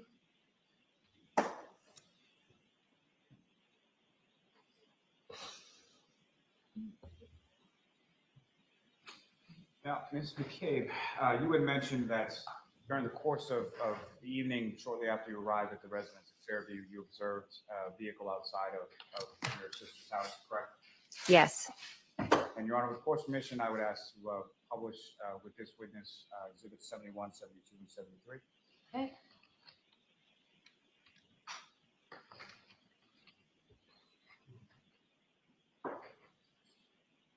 And Ms. McCabe, first and foremost, what's up on the screen is exhibit 71. Do you recognize that? I do. Okay, I think you can just go right to what you wanted to identify, please, Mr. Lally. So, Ms. McCabe, in front of you on the desk, there should be a laser pointer. Just click on the button and point at the screen. And if I could ask if you could direct, well, first and foremost, with respect to this photograph, do you observe in this photograph where you first saw the black SUV in front of the house? It was directly if I was staring out the front door. So this angle is kind of unique to see it. But if you go from the front door directly straight out, so maybe the edge, if you understand what I'm saying. Using that as direct viewer's attention. So if there's the front door and I look straight out, but the perception is almost like a side view. It's not straight on. So it could have been a little over here. So Ellie, why don't you show another picture if this one isn't helpful? Is it visible in this photograph? Yes. So just follow this and then come straight. And lastly, exhibit 73. Now, Mr. Cave testified that at another point you come to the front door and you observe the vehicle in a different spot, correct? Correct. If you could, again, using the laser pointer, just direct your attention to where in this photograph, if at all, you observe with the vehicle in a second.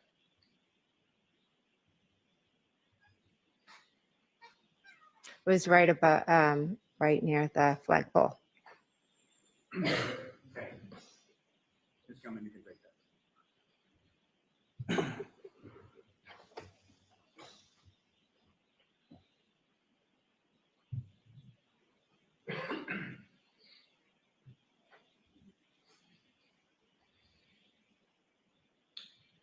Now,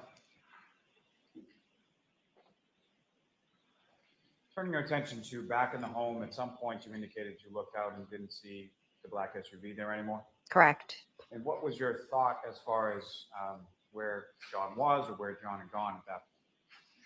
At that point, I thought maybe they decided not to come in. Maybe they got into an argument, or maybe Kaylee had called. Did you think much of it at that point? No.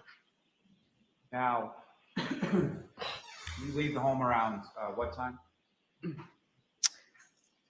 Approximately 1:30, between roughly 1:30, 1:45.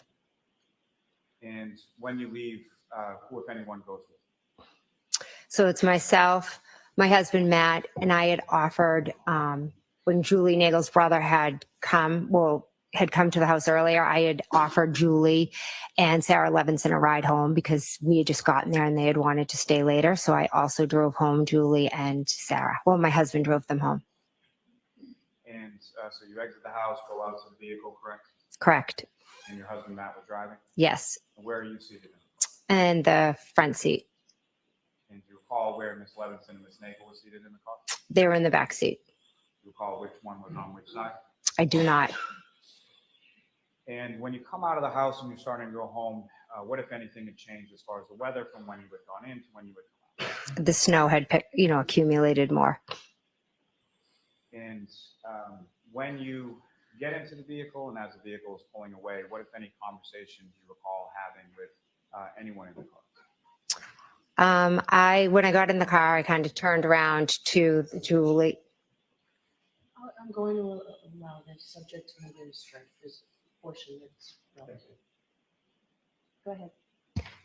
I turned around and was facing them and talking to them. And I believe Sarah Levinson had laughed or made a joke because I had bread or something in my car. And we made a joke about that. I had my niece earlier that week for the week. And so I had brought stuff in the car because I was dragging her from one of my kids' sporting events to the next.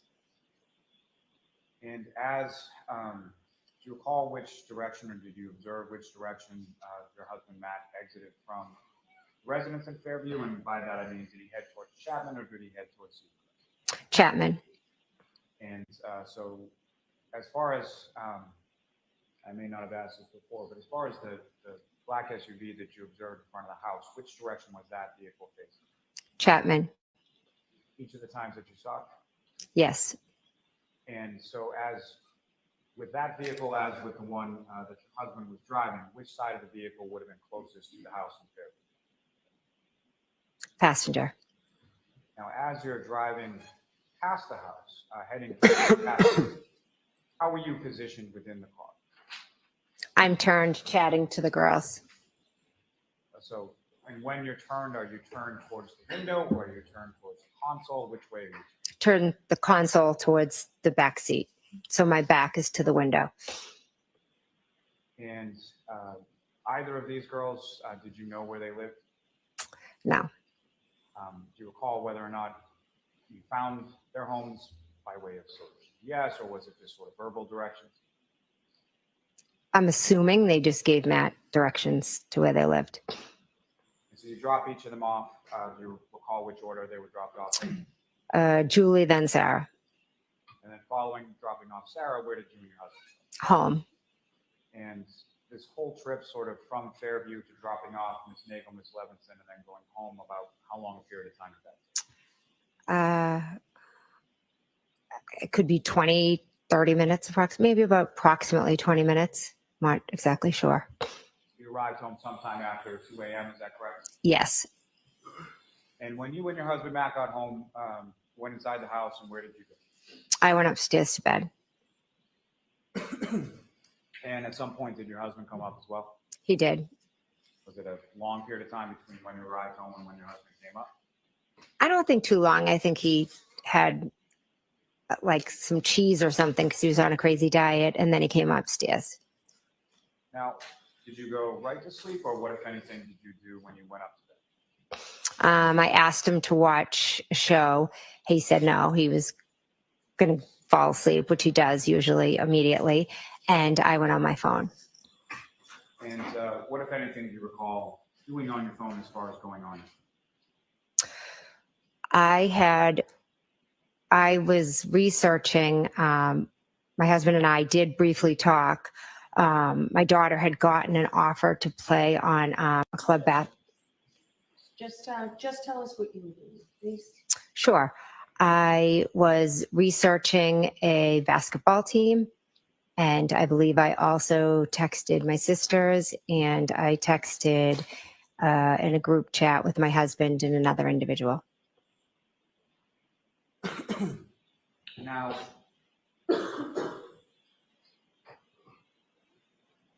if I could just turn your attention back to when you were at the house on Fairview that evening, and I believe this is the last time, so I apologize for the back and forth, but when you were there, what if any videos or any music or anything that you pull up on your phone to share with the group that you were there? So one of my sisters loves this song Raining Men. And she always, well, not always, maybe every once in a while, she's a little too much to drink and takes out an umbrella and sings and dances. And it's like a big family joke. And my other nephew had previously been over and showed me the video from whenever, I don't know if it's the 1970s, of It's Raining Men. So I just was playing it, showing my other nieces and nephews, and we were just like laughing because they all have umbrellas, and it's just something, it's like an inside family joke. So I played that, I think, a couple of times. And so after you get home and you're looking at the basketball program and things of that nature, what, if anything, else did you do before you went to bed or went to sleep, I should say? Nothing. I possibly could have gotten up to go to the bathroom. I do that almost every night. Now, at this time you had an iPhone, is that correct? Yes, Did you also have an Apple Watch? I did, yes. And do you recall whether or not you were wearing the Apple Watch that evening or when you went to bed or anything like that? I do not recall. And as far as the Apple Watch is concerned, is that something that you routinely or always take off before you go to bed? Or Mostly, but not always. I mean, there are times I go to bed with it on. More often than not, I take it off, but there are times that I do sleep with it. And with respect to this particular evening, do you recall whether you had it on or whether you took it off or even had it on at all?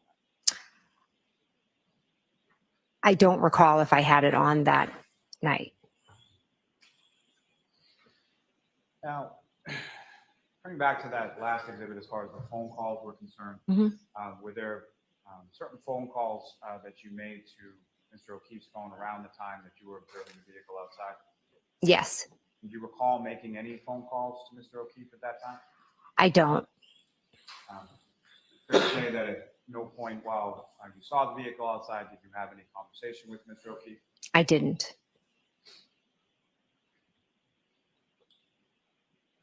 Now you go to sleep, and at some point later on in the morning, you wake up, correct? Correct. And what is it that wakes you up, and when about was that? I woken up to my phone ringing. And do you know what time it was? 4:53. And according to your phone, who was calling you at 4:53? John's niece. And so that would be John's niece, Kaylee, is that correct? Correct. And how old was she at this time? I believe she was 14. And she had just gotten into Bishop Dean, correct? Correct. So she was in 8th grade going in, finishing up her 8th grade year of middle school, correct? Yes. Is that a normal thing that Kaylee would be calling you at 4:53 in the morning on a Saturday? No. So you answer the call, is that correct? Yes. When you answer the call, who, if anyone, is initially on the other end? Initially, it's Kaylee. And what, if anything, did Kaylee say to you? That John didn't come home and Karen and we wanted to talk to me. And even in that initial call, when you're speaking to Kaylee, what, if anything, do you hear sort of in the background when you're talking? Karen screaming. And could you hear what she was screaming? She was just screaming, Jen, Jen, Jen. Fairly loudly, is that correct?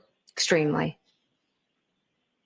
Now, at some point, does the defendant get on the phone with you? She does. And what, if any, conversation do you have with her at that? She proceeds to scream my name multiple times, and she tells me that John didn't come home, they got into a fight, and that she left him at the waterfall. And how do you respond? I had just woken up. I was confused. I didn't know what she was talking about. I was like, what are you talking about? And then she, told me that they had gotten into a fight and she left him there. And now where is he? And she was just kept screaming my name over and over. And so then I remembered that Chris Albert had still been at the bar. So I thought, well, maybe John walked home with Chris because Chris lives close to the waterfall. And so at some point that conversation ended and you recall how that ended? I told her that I was going to call Julie and see if John had ended up with Chris. And so you hang up with her, and then what did you do then? I called Julie Albert. And did Julie pick up the phone? She did not. And as you were calling Julie, did you have any conversation with your husband, Matt, around that time? Yes. He, had kind of shot up out of bed when Karen had called. When Kaylee had called, because Karen was screaming. And then he was, what's going on? And I said, well, I'm calling Julie because Karen, they got into a fight, and I was trying to explain it to him. And he said, what are you talking about? We saw them outside of your sister's house. And at that point, I hung up. And when you hung up, Julie had not answered yet. Is that correct? Correct. Now, as far as Miss Reed is that someone who had your phone number? Did you have her plugged into your phone as a contact before that date of January 29th? No. So never had any kind of conversation with her over the phone as far as a text or a phone call or anything. You didn't even have her information. Correct. And so after hanging up while calling Julie, what, if anything, did you do then? And then I'm not sure if I called Kaylee back or if Kaylee called me back. But at some point, you get back in touch with Kaylee, or at least your phone, correct? Yes, I get Karen. I get in touch with Karen again, and I say, Karen, we saw you outside of my sister's. And what was her response to that? She told me that she didn't remember going there. And then she started yelling, Jen. And then she was saying, did I hit him? Could I have hit him? And then she proceeded to say that she had a cracked taillight. And this is while you're still in your home and you're in your bed, correct? Correct. And what was your response to that? I thought she was honestly just talking crazy. And then she said, oh my God, I left him there. Like, she was extremely irrational. She said that it told me again that they had gotten into a fight. So now she was just kind of all over the place, just screaming. She was very hard to understand. So my brain started going, okay, well, if she left him there, where could he be? Who could he be with? As you're going through that sort of process, what did you do next? So then earlier in the night, there was another individual who we had been in contact with, or my husband had been talking to, and he had mentioned that he was going to meet up with John at Waterfall as well, but he never ended up coming. I knew he was at a house close to Fairview. So I thought, well, maybe if they got into a fight, John might have texted this individual, and maybe he just ended up on his couch. Who was that individual? Tom Beatty. And who was Tom Beatty in relation to, how did you know him? He has two daughters that are the same age as my daughters. One of those daughters, at least around the same age as Kaylee? Yes. And so based on sort of that process, thought process and what you're doing, what did you do then? So then I start calling Tom. And at any point in time, did you call Tom? Did Tom pick up the phone? Did you speak with him? He did not.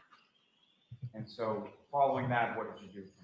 So I know at some point I was starting to call John. My husband was as well. At that point, I get up and I'm like, okay, well, got to go out and look for him. And in my head, I was thinking I'll drive over to Tom's and maybe he's there. I then go downstairs. Matt gets up. He's starting to get dressed. I go downstairs. I make a coffee. And I'm not sure how much time passed, but then all of a sudden I hear screaming out front. Now, if I could just take it back for a second, Mm-hmm. as far as a decade or so that you had known and been friends with John O'Keefe, Mm-hmm. with his either his niece or his nephew or both home, is him not coming home, is that something that had ever happened before, you were ever aware of before? I was never. Ask it differently.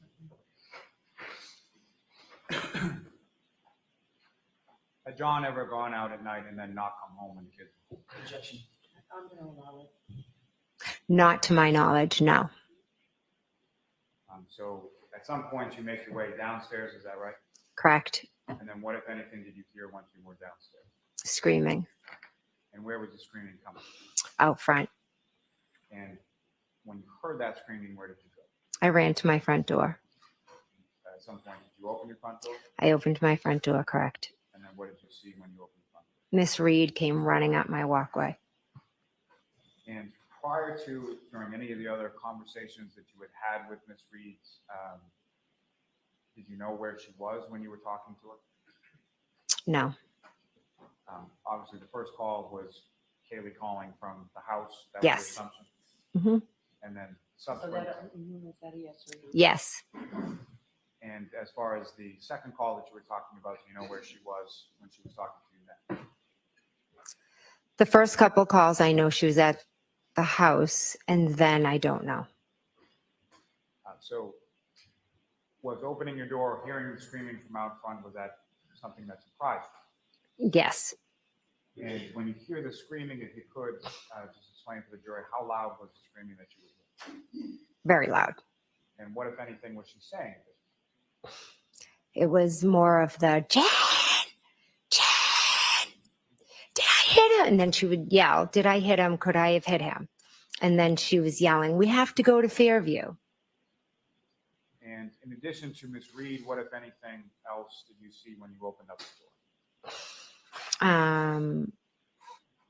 Just That's in a better way. Did yeah. you see a vehicle? Yes.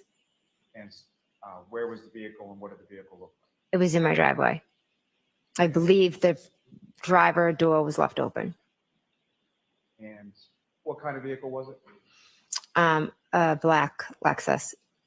Consistent with what you had seen outside of Fairview the night or earlier in the morning? Yes. And so as she's coming up your walk towards your front door? Running, yes. And then what, if any, conversation did you have with her there in reference to that? I just said, Karen, I was trying to calm her down. Matt came, I believe, and was yelling down that she was going to wake up the neighborhood. And then she was yelling that we had to go to Fairview. So I told Matt that I was going to go with Karen. Initially, before that, what were your plans as far as going to look for John before Miss Reed showed up at your house? My husband and I were going to go to Tom Beatty's. Now, once you decide that now you're going with Miss Reed, the defendant, where did the two of you go? So as we walked out, there was a car pulled up and then a plow. Recognize the car that pulled up? No. I'm sorry, I interrupted. So the car pulls up and then the plow, and then what happened? So in the car was Kerry Roberts. And so she kind of rolled down the window and was like, Karen, what are you doing? And then the plow was behind her. So Kerry pulled up and I told Karen that I was going to drive her car because I didn't want her driving because she was hysterical. So we got in her car and then Kerry Roberts called Karen. And then Karen was screaming and, saying that she had cracked her taillight. We need to go to Fairview.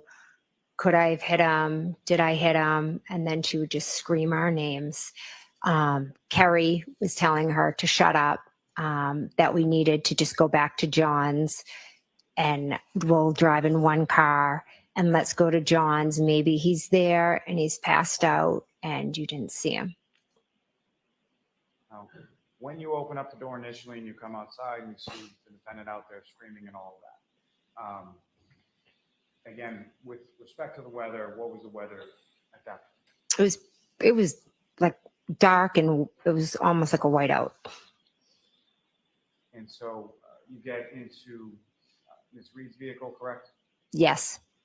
And you're driving that vehicle from your house to Meadows Ave, is that correct? Yes. That's Mr. O'Keefe's house? Yes. You're familiar with that residence? You've been there plenty of times before? Yes.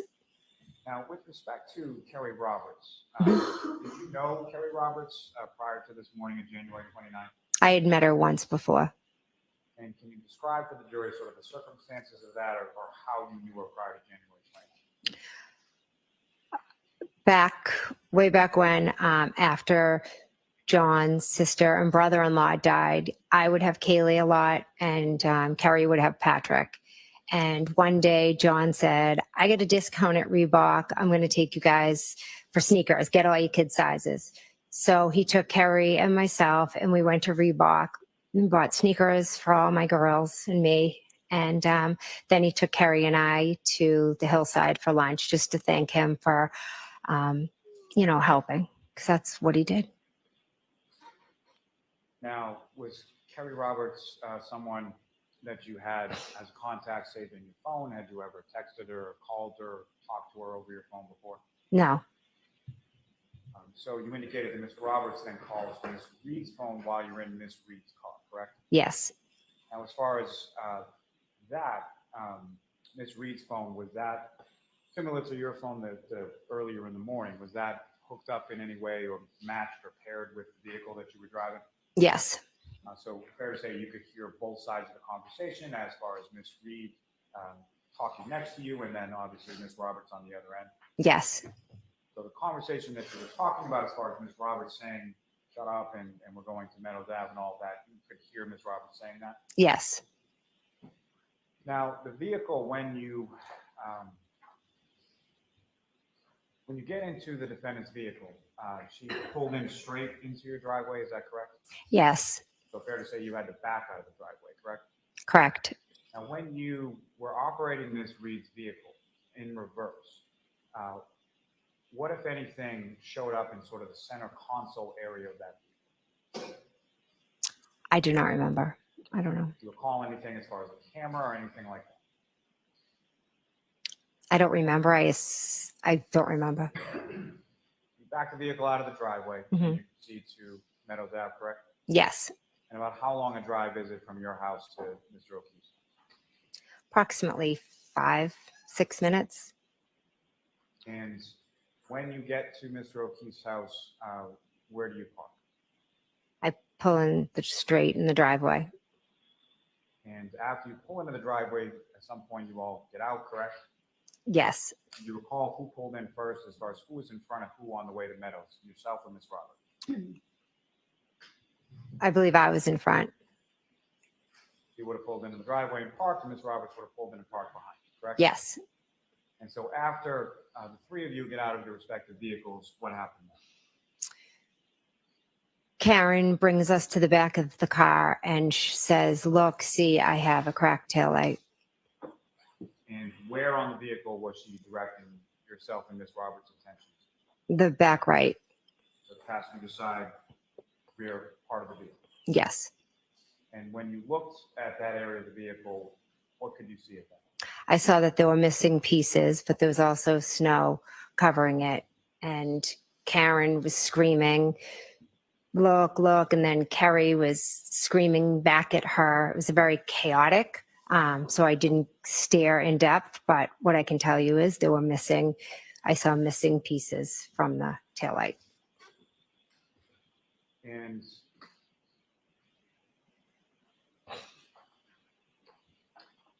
then at some point, about how long a period of time is this that you're out in Mr. O'Keefe's driveway looking at the cracked taillight? Not long, because then Kerry's, yelling at her, telling her she's crazy and that she was driving around drunk and she could have hit anything, and kind of rushes us to go into the house to look in there for John. Your Honor, with the court's permission, I would ask if I could publish on the screen what's been marked as exhibit number 2. Okay.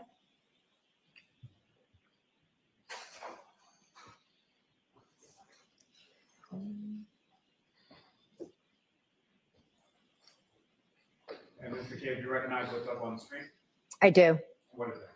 That is Meadows Ave, John's house. And the driveway that you're talking about as far as where you pulled in, that's not visible in this photograph, correct? Correct.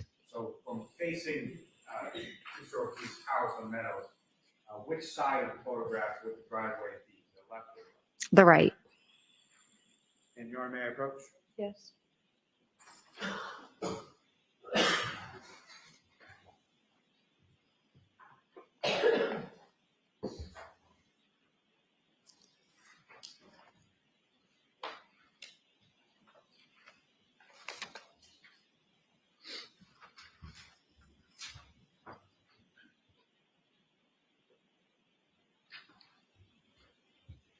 just showing you another photograph. Just ask you to look at that. Look up to finish. Okay. Do you recognize what's in that photograph? Yes, What do you recognize? that's John's car. And where is John's car in relation to John's? It's parked to the side of the driveway. And you also see sort of the garage area in that photograph? Yes. May I approach? Yes. I'm going to seek to introduce in the next. No objection.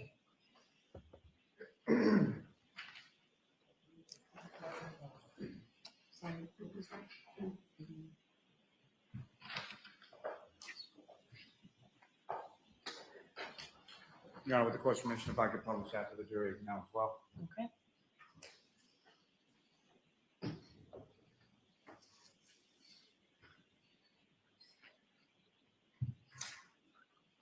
Now, Mr. Cade, with reference to what's up on the screen, is that the photo that you just had before you? Yes. And there are 2 garage doors on the house at One Meadows Ave, correct? Correct. Left and a right, is that fair way? Yes. And you've been inside Mr. O'Keefe's house a number of times before, correct? Yes. Now, with respect to the garage door on the left, what was contained within that part of the garage? His old-fashioned car. The one that Kaylee didn't like? Yes. And on the right side of the garage, what if anything was in It's pretty open. how would you describe Mr. O'Keefe as far as how he kept things around his house, either in the house or the lawn or things around? John was very meticulous. Everything had its place. Now, when you arrived there on the morning of the 29th, Mr. O'Keefe's vehicle wasn't parked in that position, correct? Correct. From sort of the outside of the residence, were you aware of there being any sort of security cameras or anything on affixed to the house of One Meadows Ave at that time? Yes. And how were you aware of that? John told us he was, I don't remember, years prior, I believe, he came over and he was so excited that he got in a ring and he would always show us it. He just is always watching. And when he would show you that, Mhm. how would he show you? Like on what kind of device? On his phone. So he had the ring application hooked up to his cell phone. Yes. Now, with respect to that morning when you arrived, if you could, using the laser pointer, just sort of delineate for the jury whereabouts you had parked Ms. Reed's vehicle when you pulled in and you see it in this photo. So it would be right there because John's car was further over. So Mr. O'Keefe's car was further over toward the fence. Towards the fence, yes. And so when you arrive there, you're looking at the taillight, and then at some point you go in the house, correct? Correct. How did you get into the house that morning? The right garage door was open. Now, is that something normal as far as when you get to Mr. O'Keefe's house that a garage door is open in a snowstorm? No. And so you go in through the garage door and then you go into the house, correct? Yes. And it's going to be taken.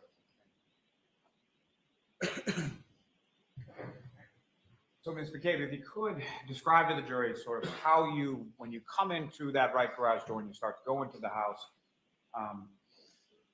what is it when you see when you first come into the house, and what is sort of the layout of Mr. O'Keefe's house? You walk in from the garage and there's a mud room. And typically when you would walk into Mr. O'Keefe's house, what, if anything, would you or anyone else do when they walked into his house? Take off your shoes. And why was that? He didn't want dirt or that morning snow probably getting all over his house. And so that was a pretty well-known rule for anybody that spent any time at his house on Meadows Ave. Yes. And so when you and Ms. Roberts and Ms. Reed walked into the home that morning into the mudroom, what did you do? What did Ms. Roberts do? What did Ms. Reed do? I took off my boots or shoes, whatever I had on. Carrie Roberts took off. Karen just ran straight in the house. You and Ms. Roberts both took off your shoes, and Ms. Reed then just walked into the house with boots or shoes or whatever she was wearing on. Yes. And then once you get into the house, where is it that the three of you went respectively once you got in? We all dispersed. I looked in the TV room where there is a couch. Then I kind of walked through a dining room, and then I peeked into a living room. I went upstairs. I looked in John's room. Carrie was also running around different rooms. And then I went into Kaylee's room. And during this time when you and Ms. Roberts are sort of going around room to room, what was the defendant? I'm not sure. Did you see her doing the same thing that you were doing? No. Now, with respect to when it at least peeked into John's bedroom, is that right? Yes, What, if anything, did you note about the bed when you looked? it was made. And so then you go into Kaylee's room and check on her, correct? Yes. And at any point in time, did you see Patrick at any point? No. And were you aware of where Patrick was, or did you know at that point? At that point, I believe Kaylee told me he was at a sleepover. So you have some conversation with Kaylee, is that right? Yes. And about how long a conversation did you have with Kaylee? Probably about a few minutes. And when you left from Kaylee, what is it that you said to her as you were leaving? Objection. I promised Kaylee. I promised Kaylee that I would find John and everything was going to be okay. So after that, where did the three of you go from there? After that, the three of us got in the car and we drove to Fairview. And when you say you got into the car, which part of the game? Kerry's.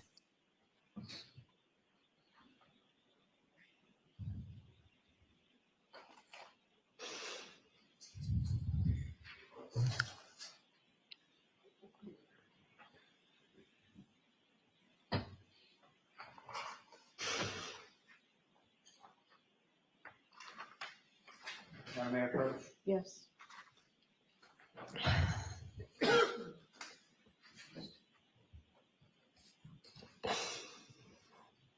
Okay,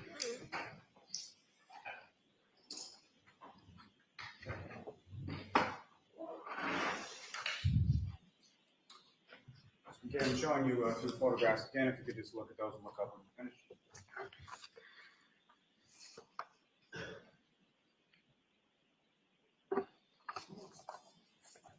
Do you recognize what's in those photographs?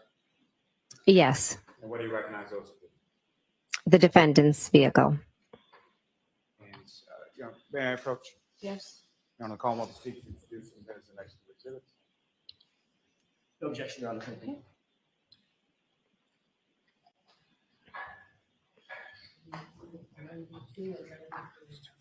you.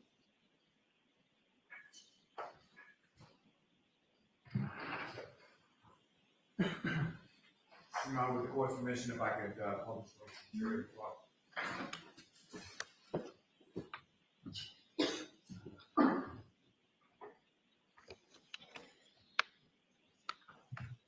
Ms. McCabe, what's depicted in this photograph is the defendant, Ms. Reed's vehicle, correct? Correct. And in sort of focus here is the right rear passenger side of that vehicle, correct? Correct. And the tail light, if you could, with the laser pointers, just direct the jury's attention to where you observe that.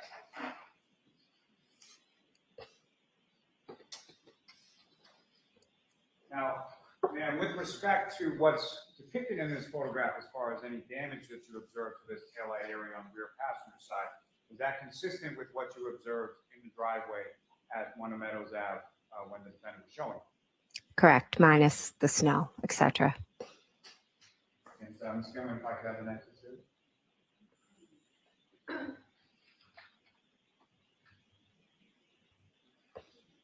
And again, do you recognize what's depicted in this photograph?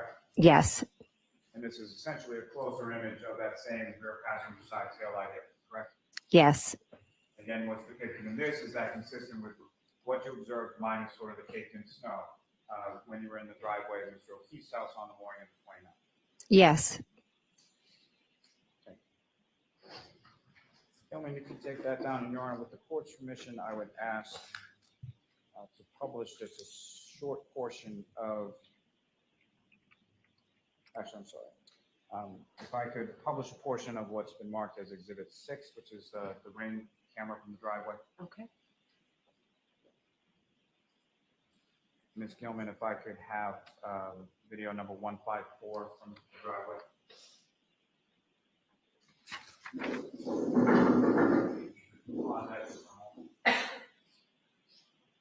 Mr. McCabe, directing your attention up to the screen, what's been marked as Exhibit 6 or video from Exhibit 6. Do you recognize what's depicted in this video? I do. What do you recognize? That's myself getting out of the car at Meadows Ave. Is that essentially where you parked Ms. Reed's vehicle when you pulled in? Yes. If you could just direct the jury's attention with the laser pointer as to where Ms. Reed's vehicle is that you parked and if you see Ms. Roberts' vehicle. That is Miss Reed's, and that would be Miss Roberts. And as far as the right garage door that you entered into the house, if you could direct the jury's attention to whereabouts that would, I know it's not on the video, but where would it be? Walk straight. Someone, if you could run this.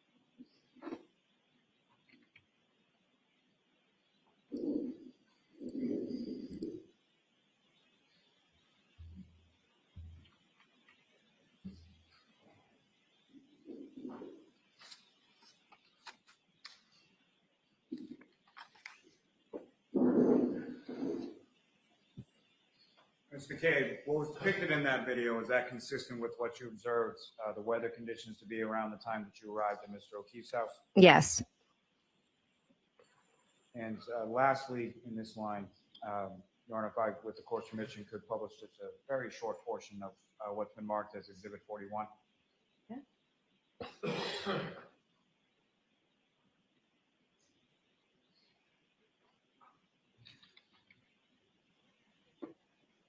Gentlemen, if I could ask you to fast forward this to about 2 hours and 10 minutes.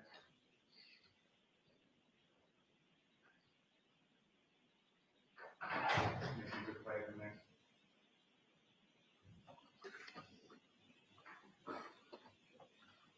Stop there. And again, what's in this video, do you recognize that, Mr. Kidd? Yes, I do. What do you recognize that? That is John's house.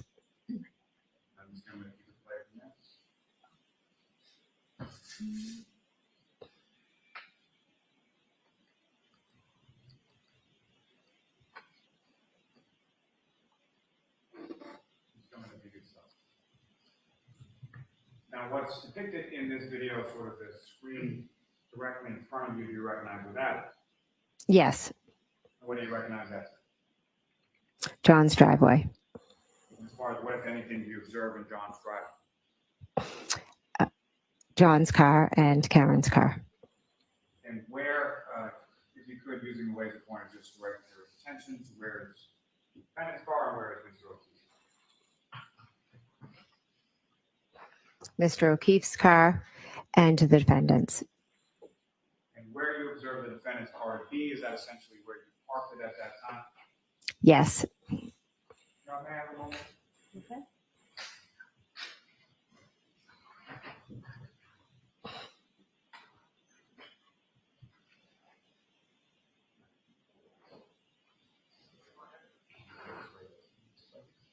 Give me just a moment, Your Honor. Sure.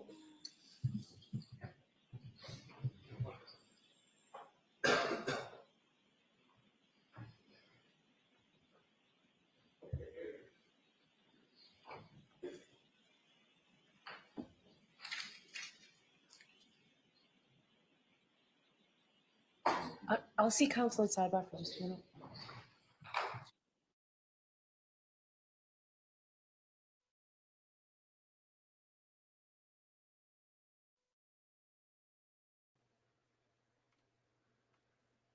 So that's very powerful testimony.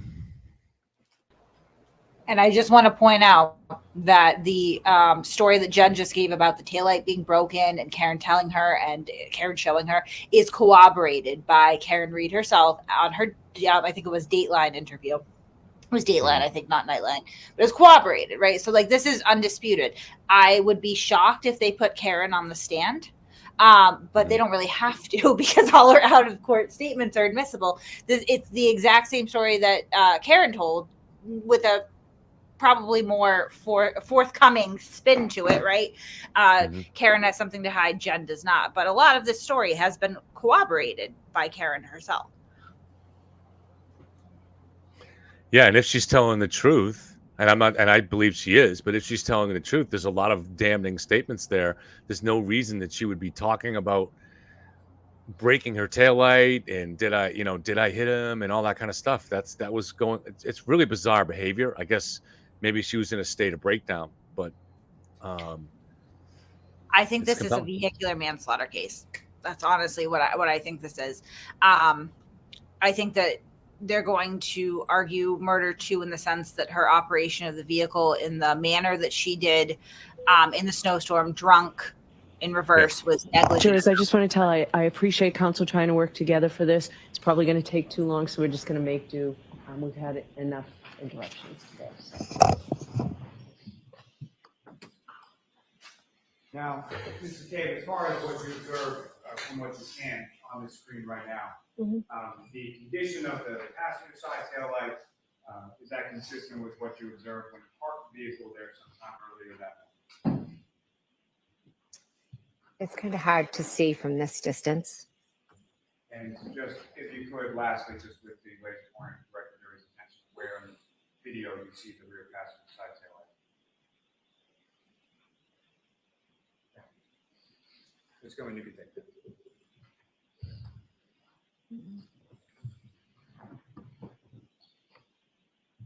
Now, Ms. McCabe, you then, yourself, the defendant, and Ms. Roberts then get into Ms. Roberts' vehicle, is that correct? Yes. Who's seated where within Ms. Roberts' vehicle as you're going from Meadows Ave? Or what was the plan and where were you going sort of first when you left Meadows Ave? We were going to Fairview. And why were you going to Fairview? Because Karen kept screaming, we need to go to Fairview. Now, who was seated where within the vehicle when you did it? Kerry was driving, I was in the passenger seat, and Karen was in the back. And what were the lighting conditions at this point that you're driving over there? It was hard to see out the window. You really had to be kind of staring out. It was dark. The snow was coming out the car. And as you're making that drive, or as Ms. Roberts is making that drive from Meadows Ave to Fairview, about how long a drive is it?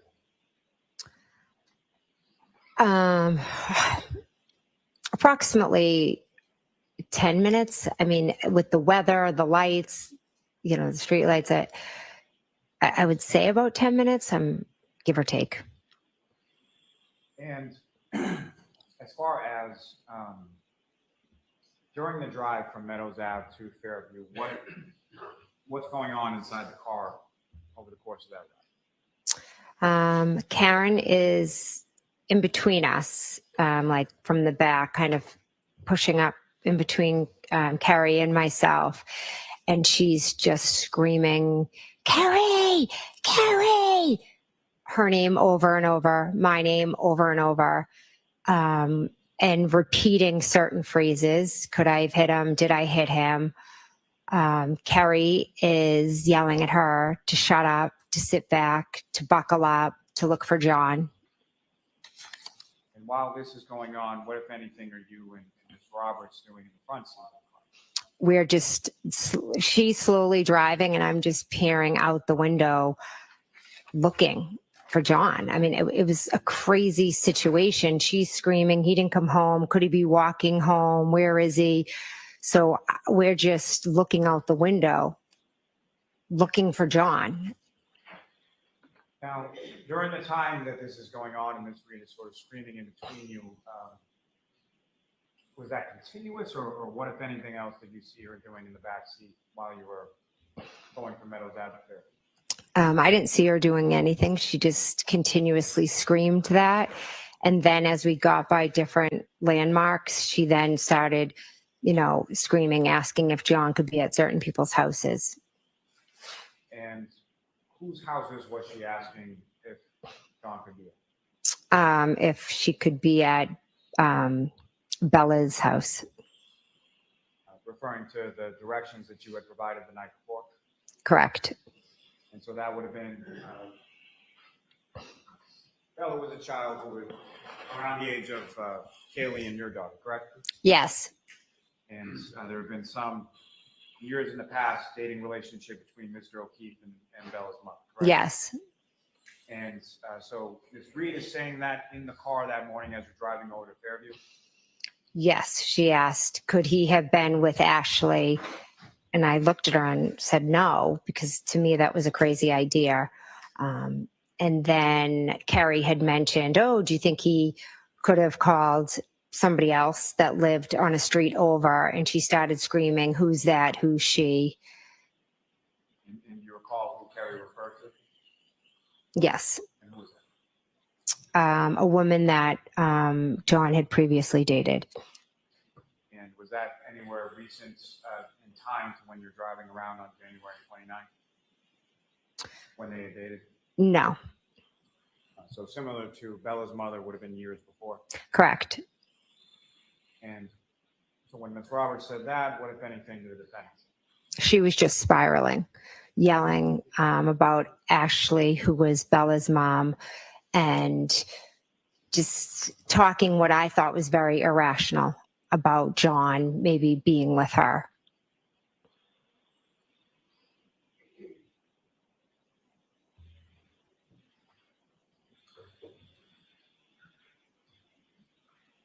So you're looking around outside of the vehicle as the vehicle is going down towards Fairview, is that correct? Yes.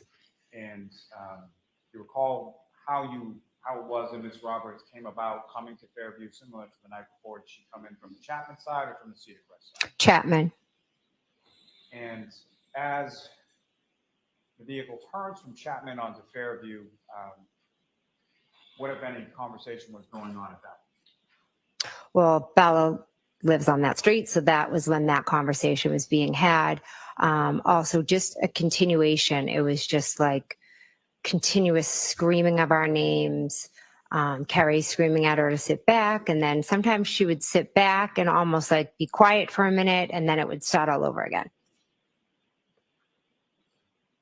Now, as you were coming down Fairview Road, what, if anything, were you saying to Ms. Roberts did Ms. Roberts know where she was going as far as where your sister lived? No, I told her that my sister lived at the bottom. And then as we got closer, I said, just past, see where those trees are? Just past the trees is my sister's house. And as you got in that area of sort of the trees,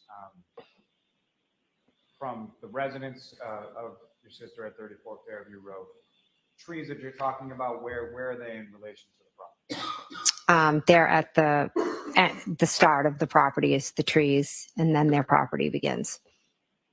And so the flagpole area and the fire hydrant that you were talking about in earlier exhibits, is that in the same area as the trees? Yes, it goes the trees and then the fire hydrant, then further up is the fire hydrant and the flagpole. As you're coming down Fairview now, approaching 34 Fairview, the house would be on which side of the vehicle, on the driver's side or the passenger side? The driver's side.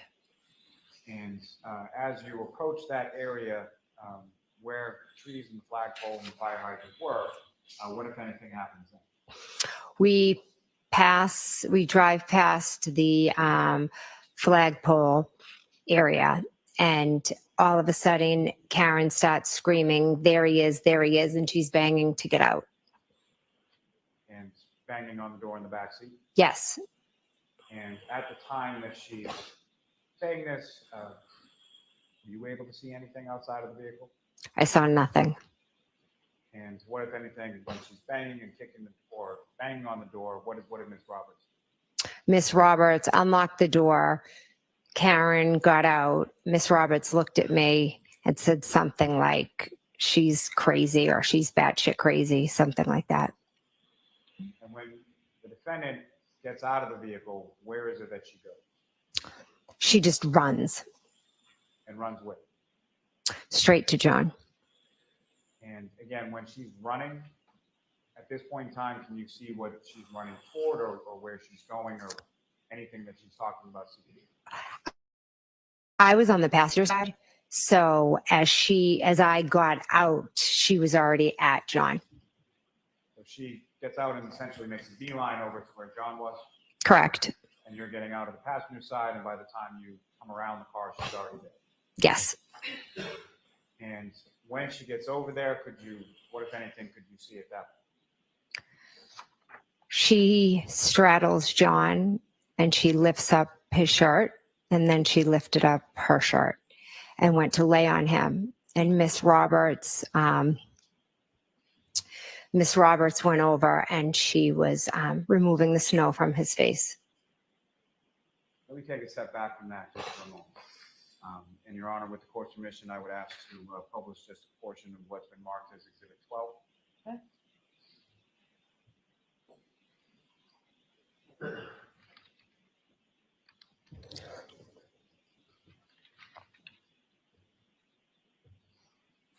Now, Mr. Cave, I'm going to direct your attention up to the screen of what's been marked as Exhibit 12, and I know this is not something that pertains to your vehicle or anything else. But what I'm going to ask you as it plays through is if what you observed in this video is consistent with what you observed during the drive to Fairview Road Avenue. I'm just going to be quickly.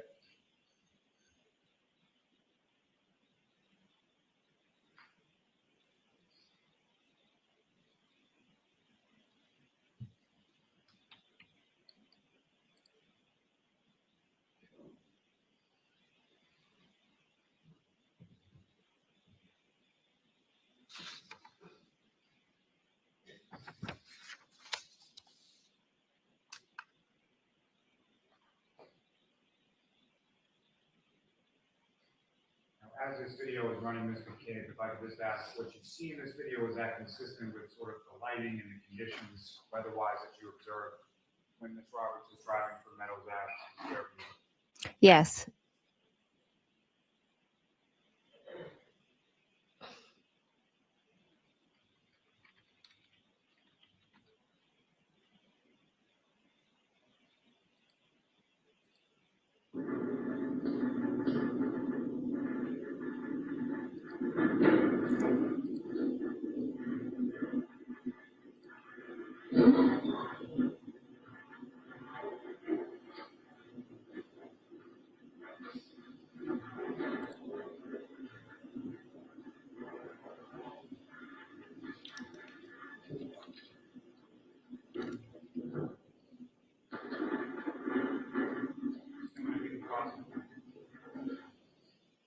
Mr. Cave, do you recognize whereabouts in the town of Canton this perspective-wise as far as what street or where it is, and landmarks that you observed in the video? Yes, that is Cassie. We just passed Cassie's corner store, and that is Chapman Street.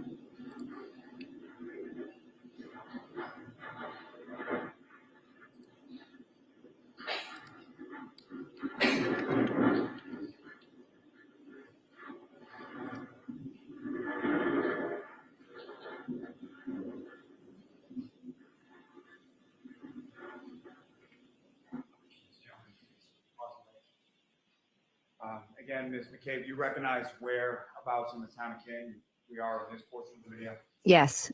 Where? This is the top of Fairview. So this will be from Chapman coming on to Fairview, is that correct? Correct. And prior to that, along that ride along Chapman, is that period of time you're looking out the window and trying to see if you can see John on the side of the road? Yes, but we didn't drive that way. You came from the other direction? Yes. You would have been taking, instead of a right onto Fairview, you would have been taking a left onto Fairview? Yes. And just coming up.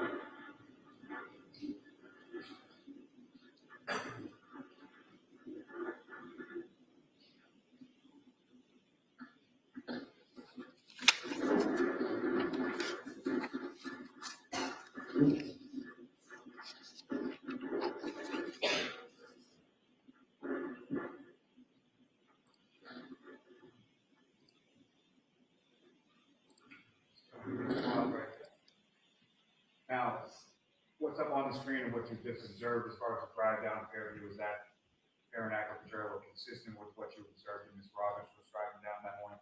Yes. And at this point in time, as you're coming sort of down the hill from Fairview, is this the point that the conversation occurs as far as Bella's mother and prior dating relationships and things like that? A little bit more towards the top of the street. So Bella's mother lives more closer to the top by Chapman? Midway down, yes. Just give me if you could.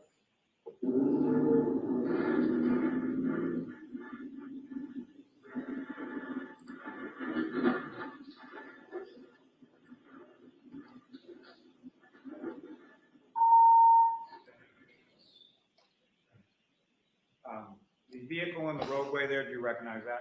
Yes. And what do you recognize that to be? Miss Roberts. Just for clarification purposes, with the laser pointer, if you could direct your attention where you see Ms. Roberts. Oops. Now, the area where you observed Mr. O'Keefe, do you see that in this particular pause frame of the video? Not in this frame. I cannot. It's not clear. Come in if you could. You see that area now? Yes. We're using the laser pointer just to direct your attention where.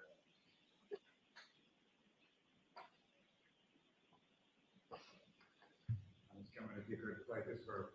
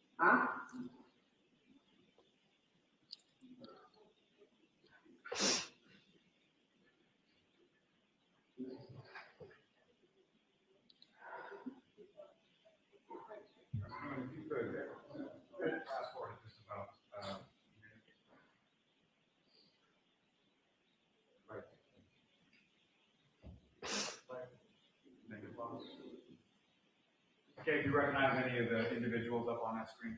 Yes. And if you could, with the laser pointer, direct your attention. Who do you recognize and who do you recognize that? Carrie Roberts, myself, Karen Reed. Okay. Tell me you can take that.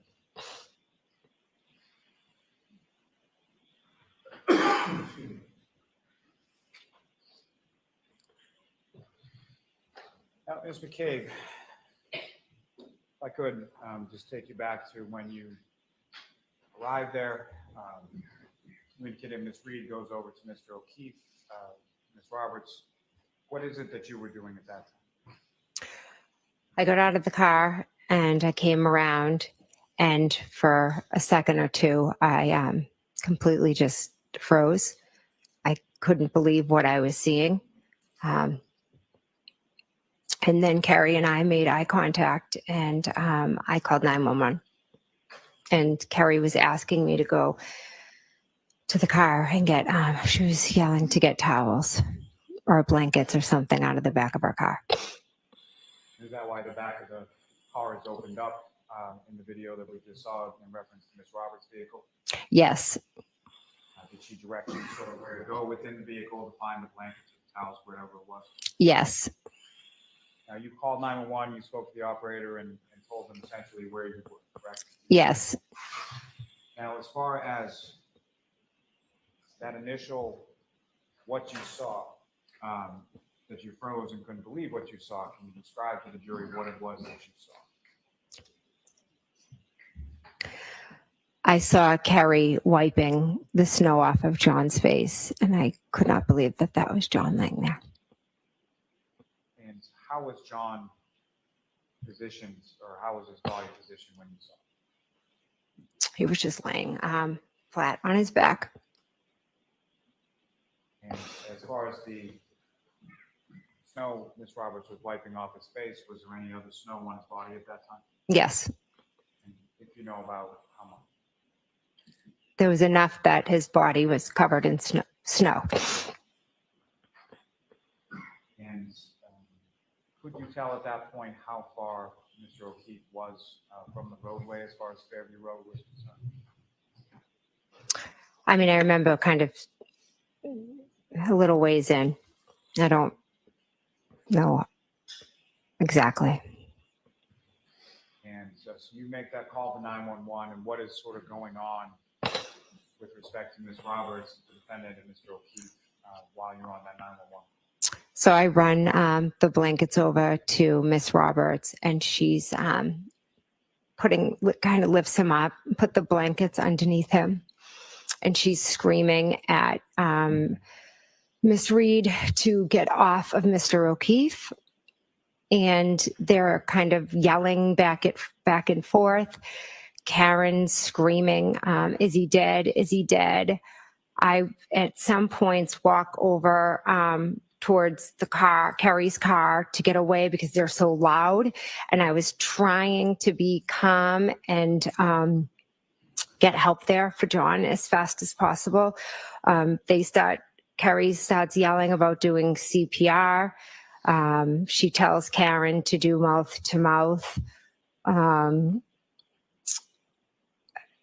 Karen's yelling because as they start, blood starts coming out of John's mouth. As far as the CPR, that's what you're talking about? Yes. So during this time, the defendant's yelling and you're on the phone with 911, correct? Yes. So you're trying to back up or distance yourself a little bit so that you can hear what's going on with the 911 operator and they can hear you. Yes. And after you complete that 911 call, what's going on at that? I go over, and at that point, Carrie asks if I can take over doing the compressions. And did you do that? I did, yes. And at some point after you call 911 to either police or fire or someone responds and arrives on scene, is that correct? Yes. Do you know about how much time it was in between when you hung up with 911 and when the first responders started to arrive? When I hung up, maybe a few minutes. I'm not exactly sure. And do you recall whether or not it was police or fire or who showed up first? Police. And is that the officer that was in that video or that cruiser that was just up on the screen as the last? I didn't see the officer, in the video, but I know it was Officer Sarif was the first officer to arrive. So then, After the officer arrives, what happened? He was trying to figure out what had happened. Karen just ran around screaming my name, Kerry's name. Is he dead? Is he dead? It was on repeat. Could I have hit him? Did I hit him? More officers started to arrive. The EMTs, they began to work on him. And while him and, sorry, by him you mean Mr. O'Keefe? Yes. And Mr. O'Keefe's still on the ground and they're working on him there, is that correct? Yes. And could you see anything about sort of what they were doing or what was going on with that? No, I just saw a bunch of them around Mr. O'Keefe. And then what happened then? More officers began to arrive. Miss Reed just continued to run around screaming. As more officers and EMT arrived, they asked what happened. One EMT asked, one EMT had asked, his name, his age, things like that. If she knew what happened, Miss Reed stated that she hit him. Besides running around saying, I hit him, did I hit him, could I have done this? Is he dead? Is he dead? At one point, one of the police officers put Miss Reed in the back of her cruiser, and he asked for myself to go over with her, and Kerry came over with us as well. I'd like to just take you back to when the paramedic is asking for information, biographical information, things like that. You indicated that the defendant said, I hit him, is that correct? Yes. That's something that she said once or more than once? 3 times. I hit him, I hit him, I hit him. Now, before you had made reference to statements she made with sort of qualifiers or questions as far as could I have hit him or did I hit him? Is that what she said at that time when she was speaking to the paramedic? No, she was earlier. It was could I, did I? When she spoke to the paramedic, it was crystal clear. I hit him. Now, one of the officers takes her over to the back of a cruiser, is that right? Yes. You were over in that area as well? Yes. Who, if anyone else, was over in that area? Miss Roberts. And while you were over in that area, what was going on over there? We were in the back of the police cruiser. Karen was sitting in there. I kind of scooched myself in. Miss Roberts came over. Karen grabbed our hands. She asked us to pray. She looked at her hands and she had blood. She asked us if she could have gotten her period. We told her no, that was John's blood. Then she said, what if he's dead? Promise me you'll take care of the kids. Someone's going to take care of the kids. Then we prayed. Then at the end, they were moving John. And at that point, Karen told Kerry, go over, look, is he dead? Is he dead? Is he dead? Over and over. And Kerry said, I'll go over and check on him. And she was yelling, are they working on him? And then at that point, she grabbed my hands and she said, Google hypothermia, Google how long it takes to die in the cold. And so I had my phone out and it was cold and my hands were frozen and I have MS, and I took my phone out while she was screaming and shaking my arm, and I attempted to Google how long does it take to die in the cold. And when you conducted that search, that was at the defendant's request on scene sometime after 6 a.m. on that day, correct? Yes. Do you recall whether or not that came up as far as your search in Google? Is it something that you typed once or more than once? I believe I did it multiple times because as I was typing it, I don't know what else was coming up. She was screaming. My hands were shaking. And do you recall recall anything as far as what the search results were, or did you click on anything, or did you get an answer to the question the defendant had posed to you? I don't even think I got an answer because as I kept Googling and she kept yelling, and then they were moving John. And the next thing I knew, we were kind of moving because she wanted to see if they were working on him. And so you were moving along with the defendant over towards where Mr. O'Keefe had gone to the back of the ambulance? Yes, we kind of just moved to see what was going on. When you moved over, what did you see then? They were just putting him in the back of the ambulance. Now, after Mr. O'Keefe was put into the back of the ambulance, where did you go then? At that point, different police officers, I believe, were arriving, and they were asking questions about what happened. And did you speak to those officers? I did, yes. And at that point, did you know what happened? No, to be honest, it was like I was there, but everything was just going on, and I was completely just in a state of shock and disbelief. And that sort of period there, how long did that go on? So I talked to a few officers. We tried to just give them, he didn't come home. We went out looking for him, kind of just the brief overview. And then one of the police officers asked me to go into the house and to wake up my sister and my brother-in-law. And at some point while you were outside, did you try to contact your sister and your brother-in-law? I believe I called my sister, Nicole. And when was that in relation to everything as far as medically that was going on with Mr. O'Keefe and all?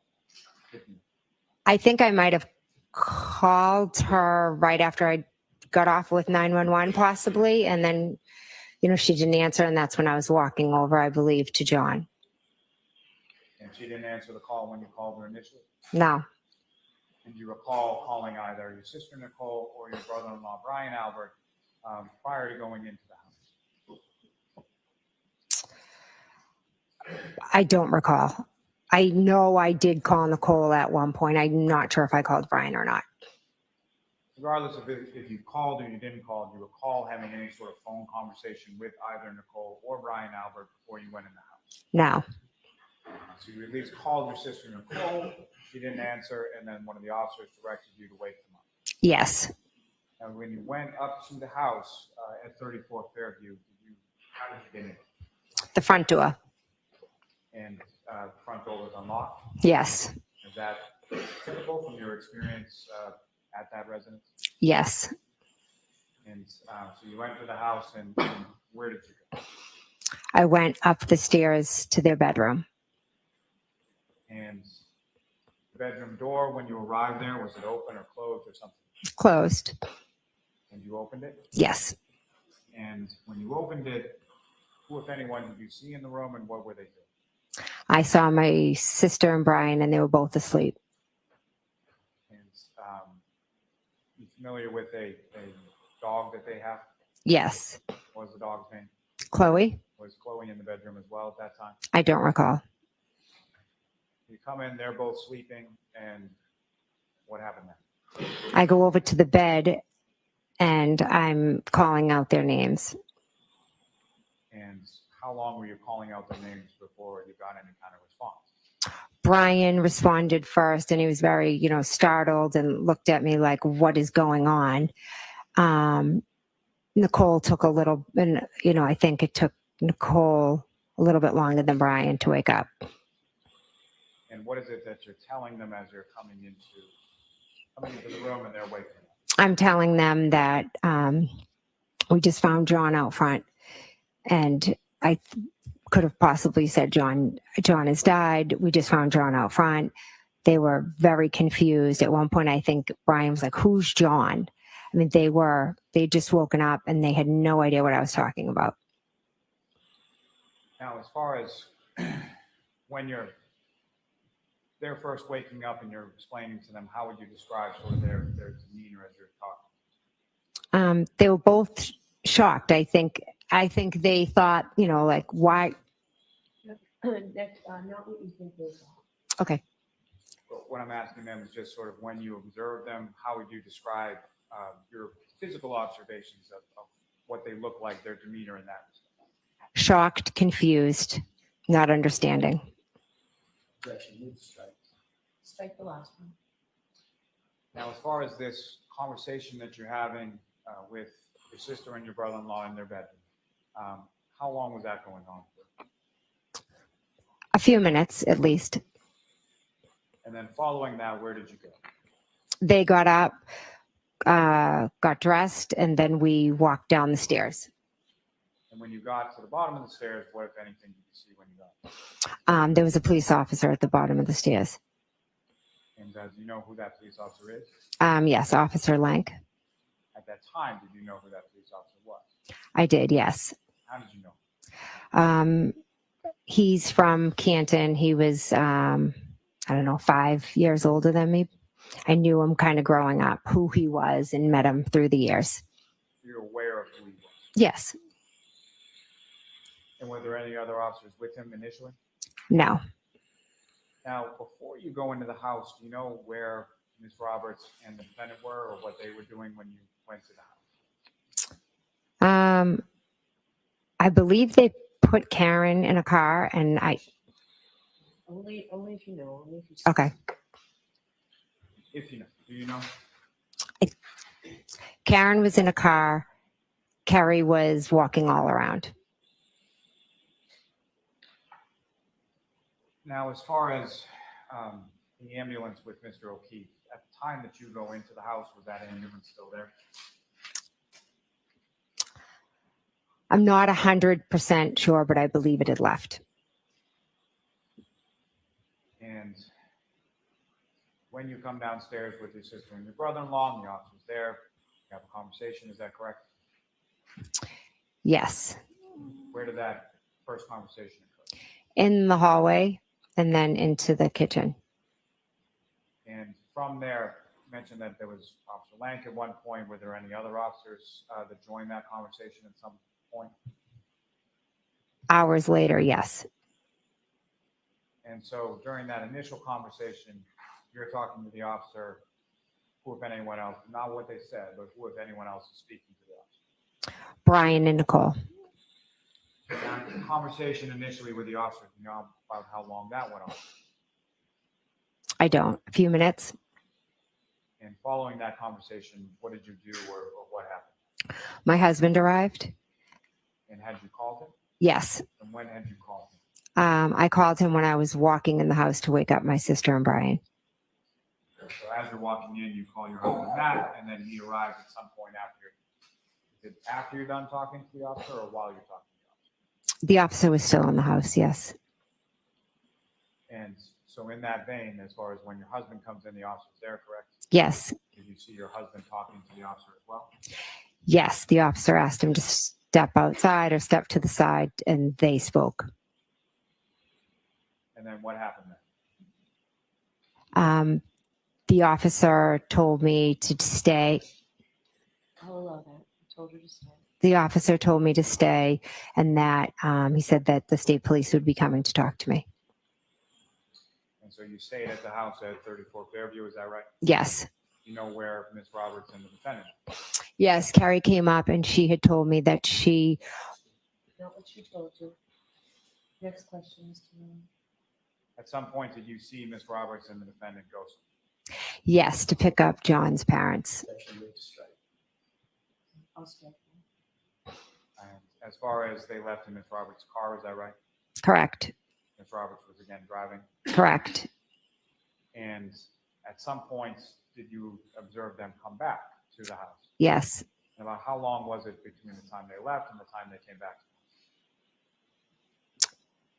5 minutes, approximately. And after they came back to the house, what, if any, other activity did you see outside as far as first responders?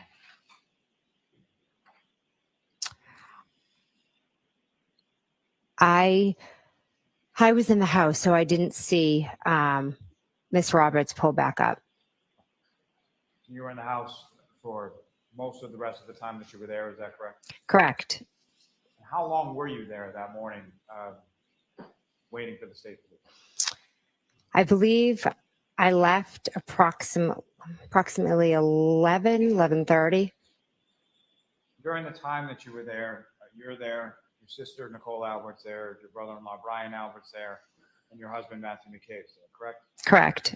And was there anybody else that arrived at some point over the course of the morning while you were there at the house? Yes.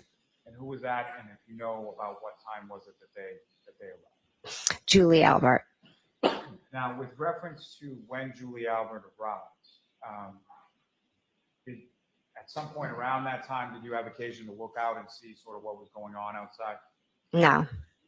Were you aware whether or not there were any police or fire or anything that was still there at the time that Miss Julie Albert arrived? There wasn't. And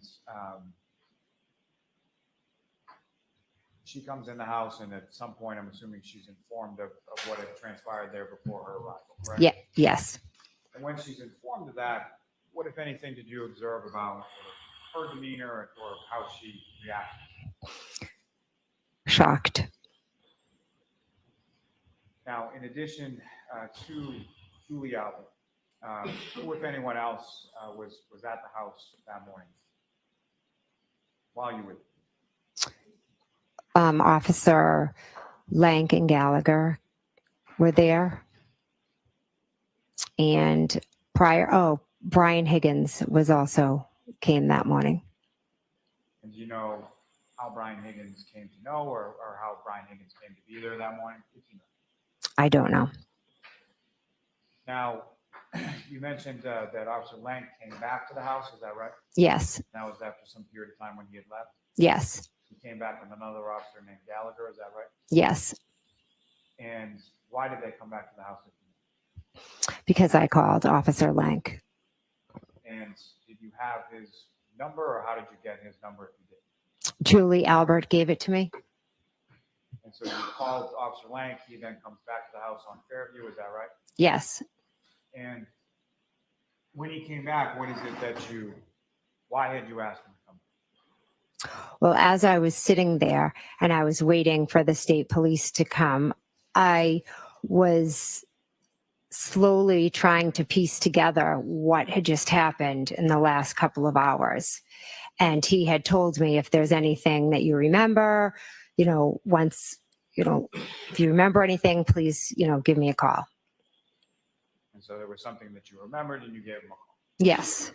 And when he came back to the house, what was it that you told him? I told him about the comments and the remarks that Karen Reed had been stating that morning. And specifically, what type of remarks are you referring to that you told Officer Lank when he came back? I said that she told one of the EMTs that she hit him. Now, at some point, you indicated that you left the house on Fairview. Is that right? Yes. And with your husband, I presume? Yes. And where did the two of you go? We went home. And your children were still there without either you or your husband there. Is that correct? Yes. And once you arrived back home, what is it that you did at that point? We went in the house, and Officer Proctor was coming over to speak with us. And that Officer Proctor, is that someone that you knew previously or had ever met? I had never met Officer Proctor. And did he come alone, or was he with someone else? He had another officer with him. You know who that officer is? Yes, Yuri Buchanan. And had you ever met Yuri Buchanan? No. When you get home, about how long was it at the time from when you arrived home with your husband to the time that the officers from the state police came by? It was pretty quick. Now, in addition to the officers from the state police, did anybody else come over to your house on that day, late morning, early afternoon? Yes, my brother-in-law, Brian. And do you know why he came over that? Yes, he came over. I had asked him. He's like a big brother to me, and I was all shaken up and nervous and overwhelmed, and so I wanted his support. And he obliged and he came over, correct? Yes. Now, at some point after the officers from the state police came over, you spoke to them, is that correct? Yes. And do you recall where in your home you spoke to him? In my dining room. And when you spoke to him, was it both of the officers that were present? Yes. And was there anybody else present in the dining room when you were talking? No. And as far as your husband or your brother-in-law, Brian, do you know where in the house they were when you were in the dining room? Yes, they were in my bedroom. And at some point later on that day, those same officers talked to both your husband and your brother-in-law, Brian. Yes. And during each of those respective conversations or interviews, do you know where you were in the house when those were going on? In my bedroom. And when you were in your bedroom, could you hear anything that they were saying downstairs in the dining room? No.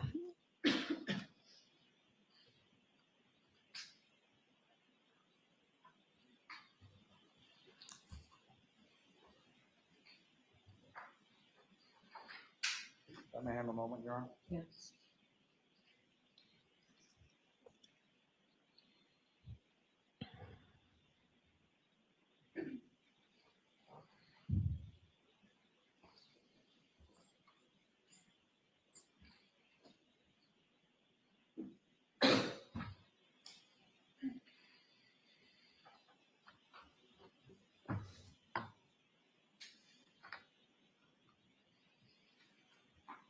Can I approach, Your Honor? Yes.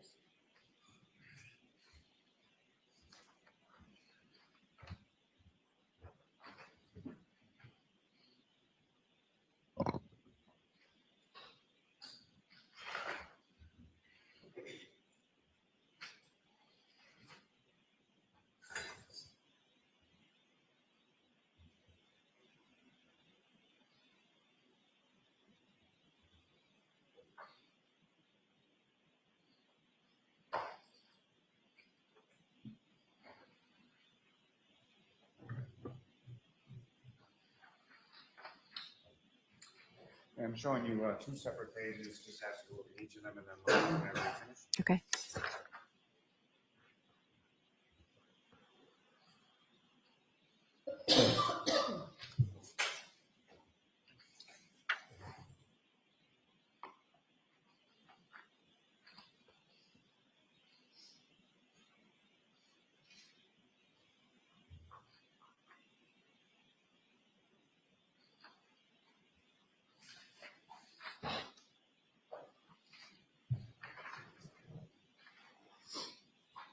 Do you recognize each of those documents and what the content is?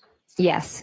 And those are essentially, one contains text messages that morning of the 29th between yourself and Ms. Reed, correct? Yes. And the other one is sort of the list of phone calls between yourself and Ms. Reed from that morning as well. Yes. Now, before I get into those, as far as after you had gone inside the house and Ms. Reed had got into Ms. Roberts' car, what if any other communication or what if any other communication did you have with Ms. Reed that morning? I texted her asking for Carrie's phone number because I didn't have it. And I also had a phone conversation with Karen when she was in the ambulance. And that text communication that I placed before you essentially has one bubble on it, and that's you asking for Carrie Roberts' number. Correct. And the phone conversation that you had with the defendant, when was that, and you know where the defendant was at the time that you spoke? Yes, she was in an ambulance. And if you could describe to the jury sort of what, generally speaking, what was the content of that conversation? What did the two of you talk about? She just was repeating, asking if he was dead. Is he dead? She brought up the kids, and then she also asked if I would visit her. And how did you respond? I said yes. Now, following that phone conversation, did you have any further communication in any form that you can recall with the defendant? No. Your Honor, may I approach? Yes. Commonwealth seeks to introduce and admits each of those as the next two exhibits. Is there an objection, Mr. Jackson? No objection. Any particular order? Doesn't matter, whichever. Text first, please.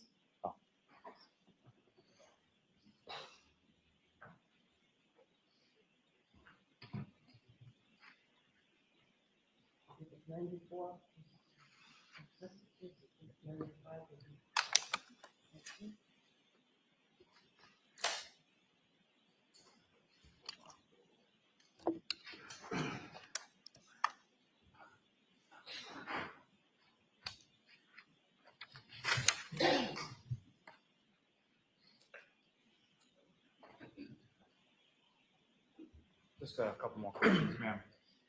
Now, you had asked the defendant, Ms. Reed, for Ms. Roberts' information because you didn't have it, correct? Correct. And at some point, did you receive that information from the defendant? No. And did you receive that information from any other source? I must have, but I don't recall how. And as far as asking for Ms. Roberts' information, why were you asking? She was on the way to pick up John's parents and to bring him to the hospital. And I wanted to check in on them, and then further updates from Kerry about John and how he was. You wanted to know how your friend was doing, correct? Yes. No further questions to this witness. 4 minutes to 4. I think we're way too much. I don't think I can get it done in 4 minutes. All right, Jonas, I'm going to, we're not in session on Monday, so we'll come back Tuesday morning. So Tuesday will be a half a day. Someday next week, I might ask you to think about maybe revising some of these Tuesday, Thursdays to longer days. But I'll give you plenty of notice of that. I need to make sure that I'm just asking you to think about it. All right, so please, those same cautions, do not discuss this case with anyone. Don't do any independent research or investigation into this case. If you happen to see, hear, or read anything about this case, please disregard it. Again, leave everything here, literally, figuratively. Clear your heads, and we'll see you fresh Tuesday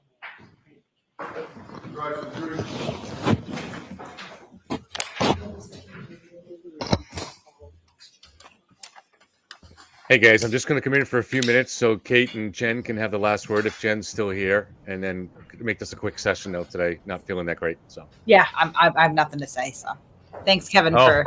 Okay. I have a little something to say, but I'm going to keep it really brief. My something to say is, wow, she just really slam dunked that. The look on Karen's face and the fact she had no tears, no anything. I just think. So I'll see counsel at sidebar about scheduling. Slam dunk today to end the day for the prosecution. Yeah, and I guess, you know, if you believe that Jen, that Jen is a mastermind of some kind of elaborate conspiracy, you're still going to believe that now because there's no way to prove what she's saying. But I think people really need to look at the larger context. It's not just Jen that has to be lying; it's everybody that has to be lying.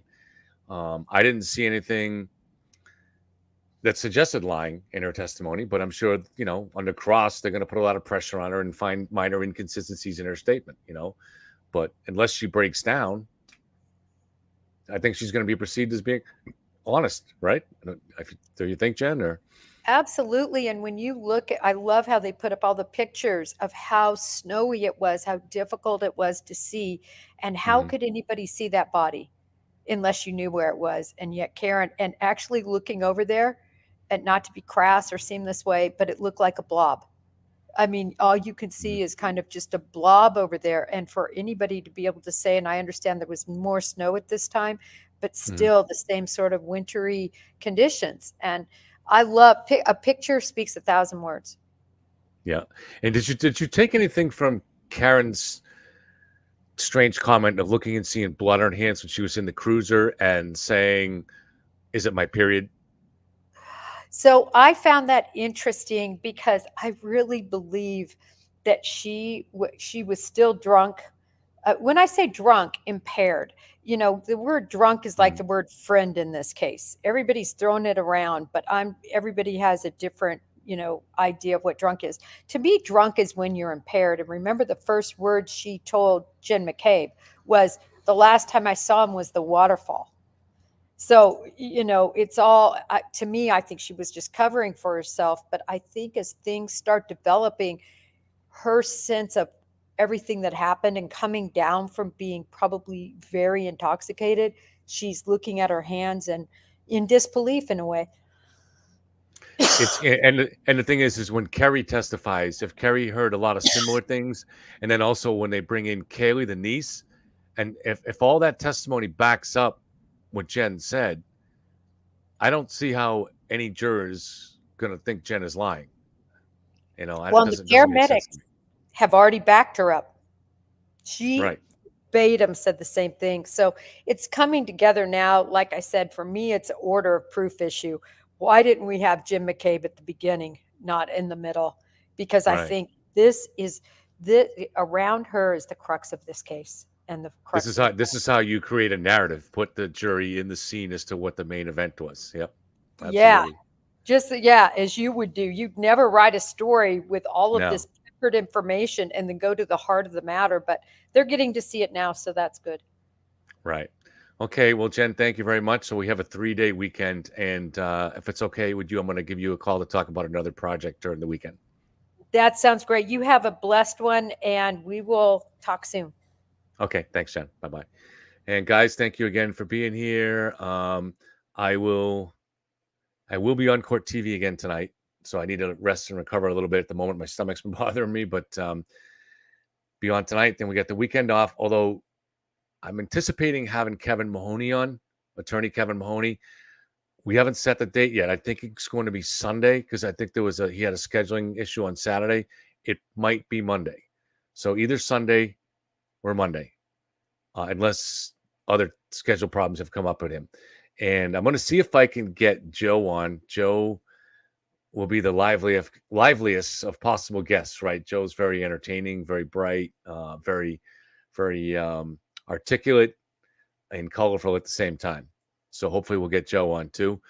But everybody enjoy your weekend, and don't take too much of this trial with you. Go out and try to enjoy life. The weather is beautiful, and just enjoy it.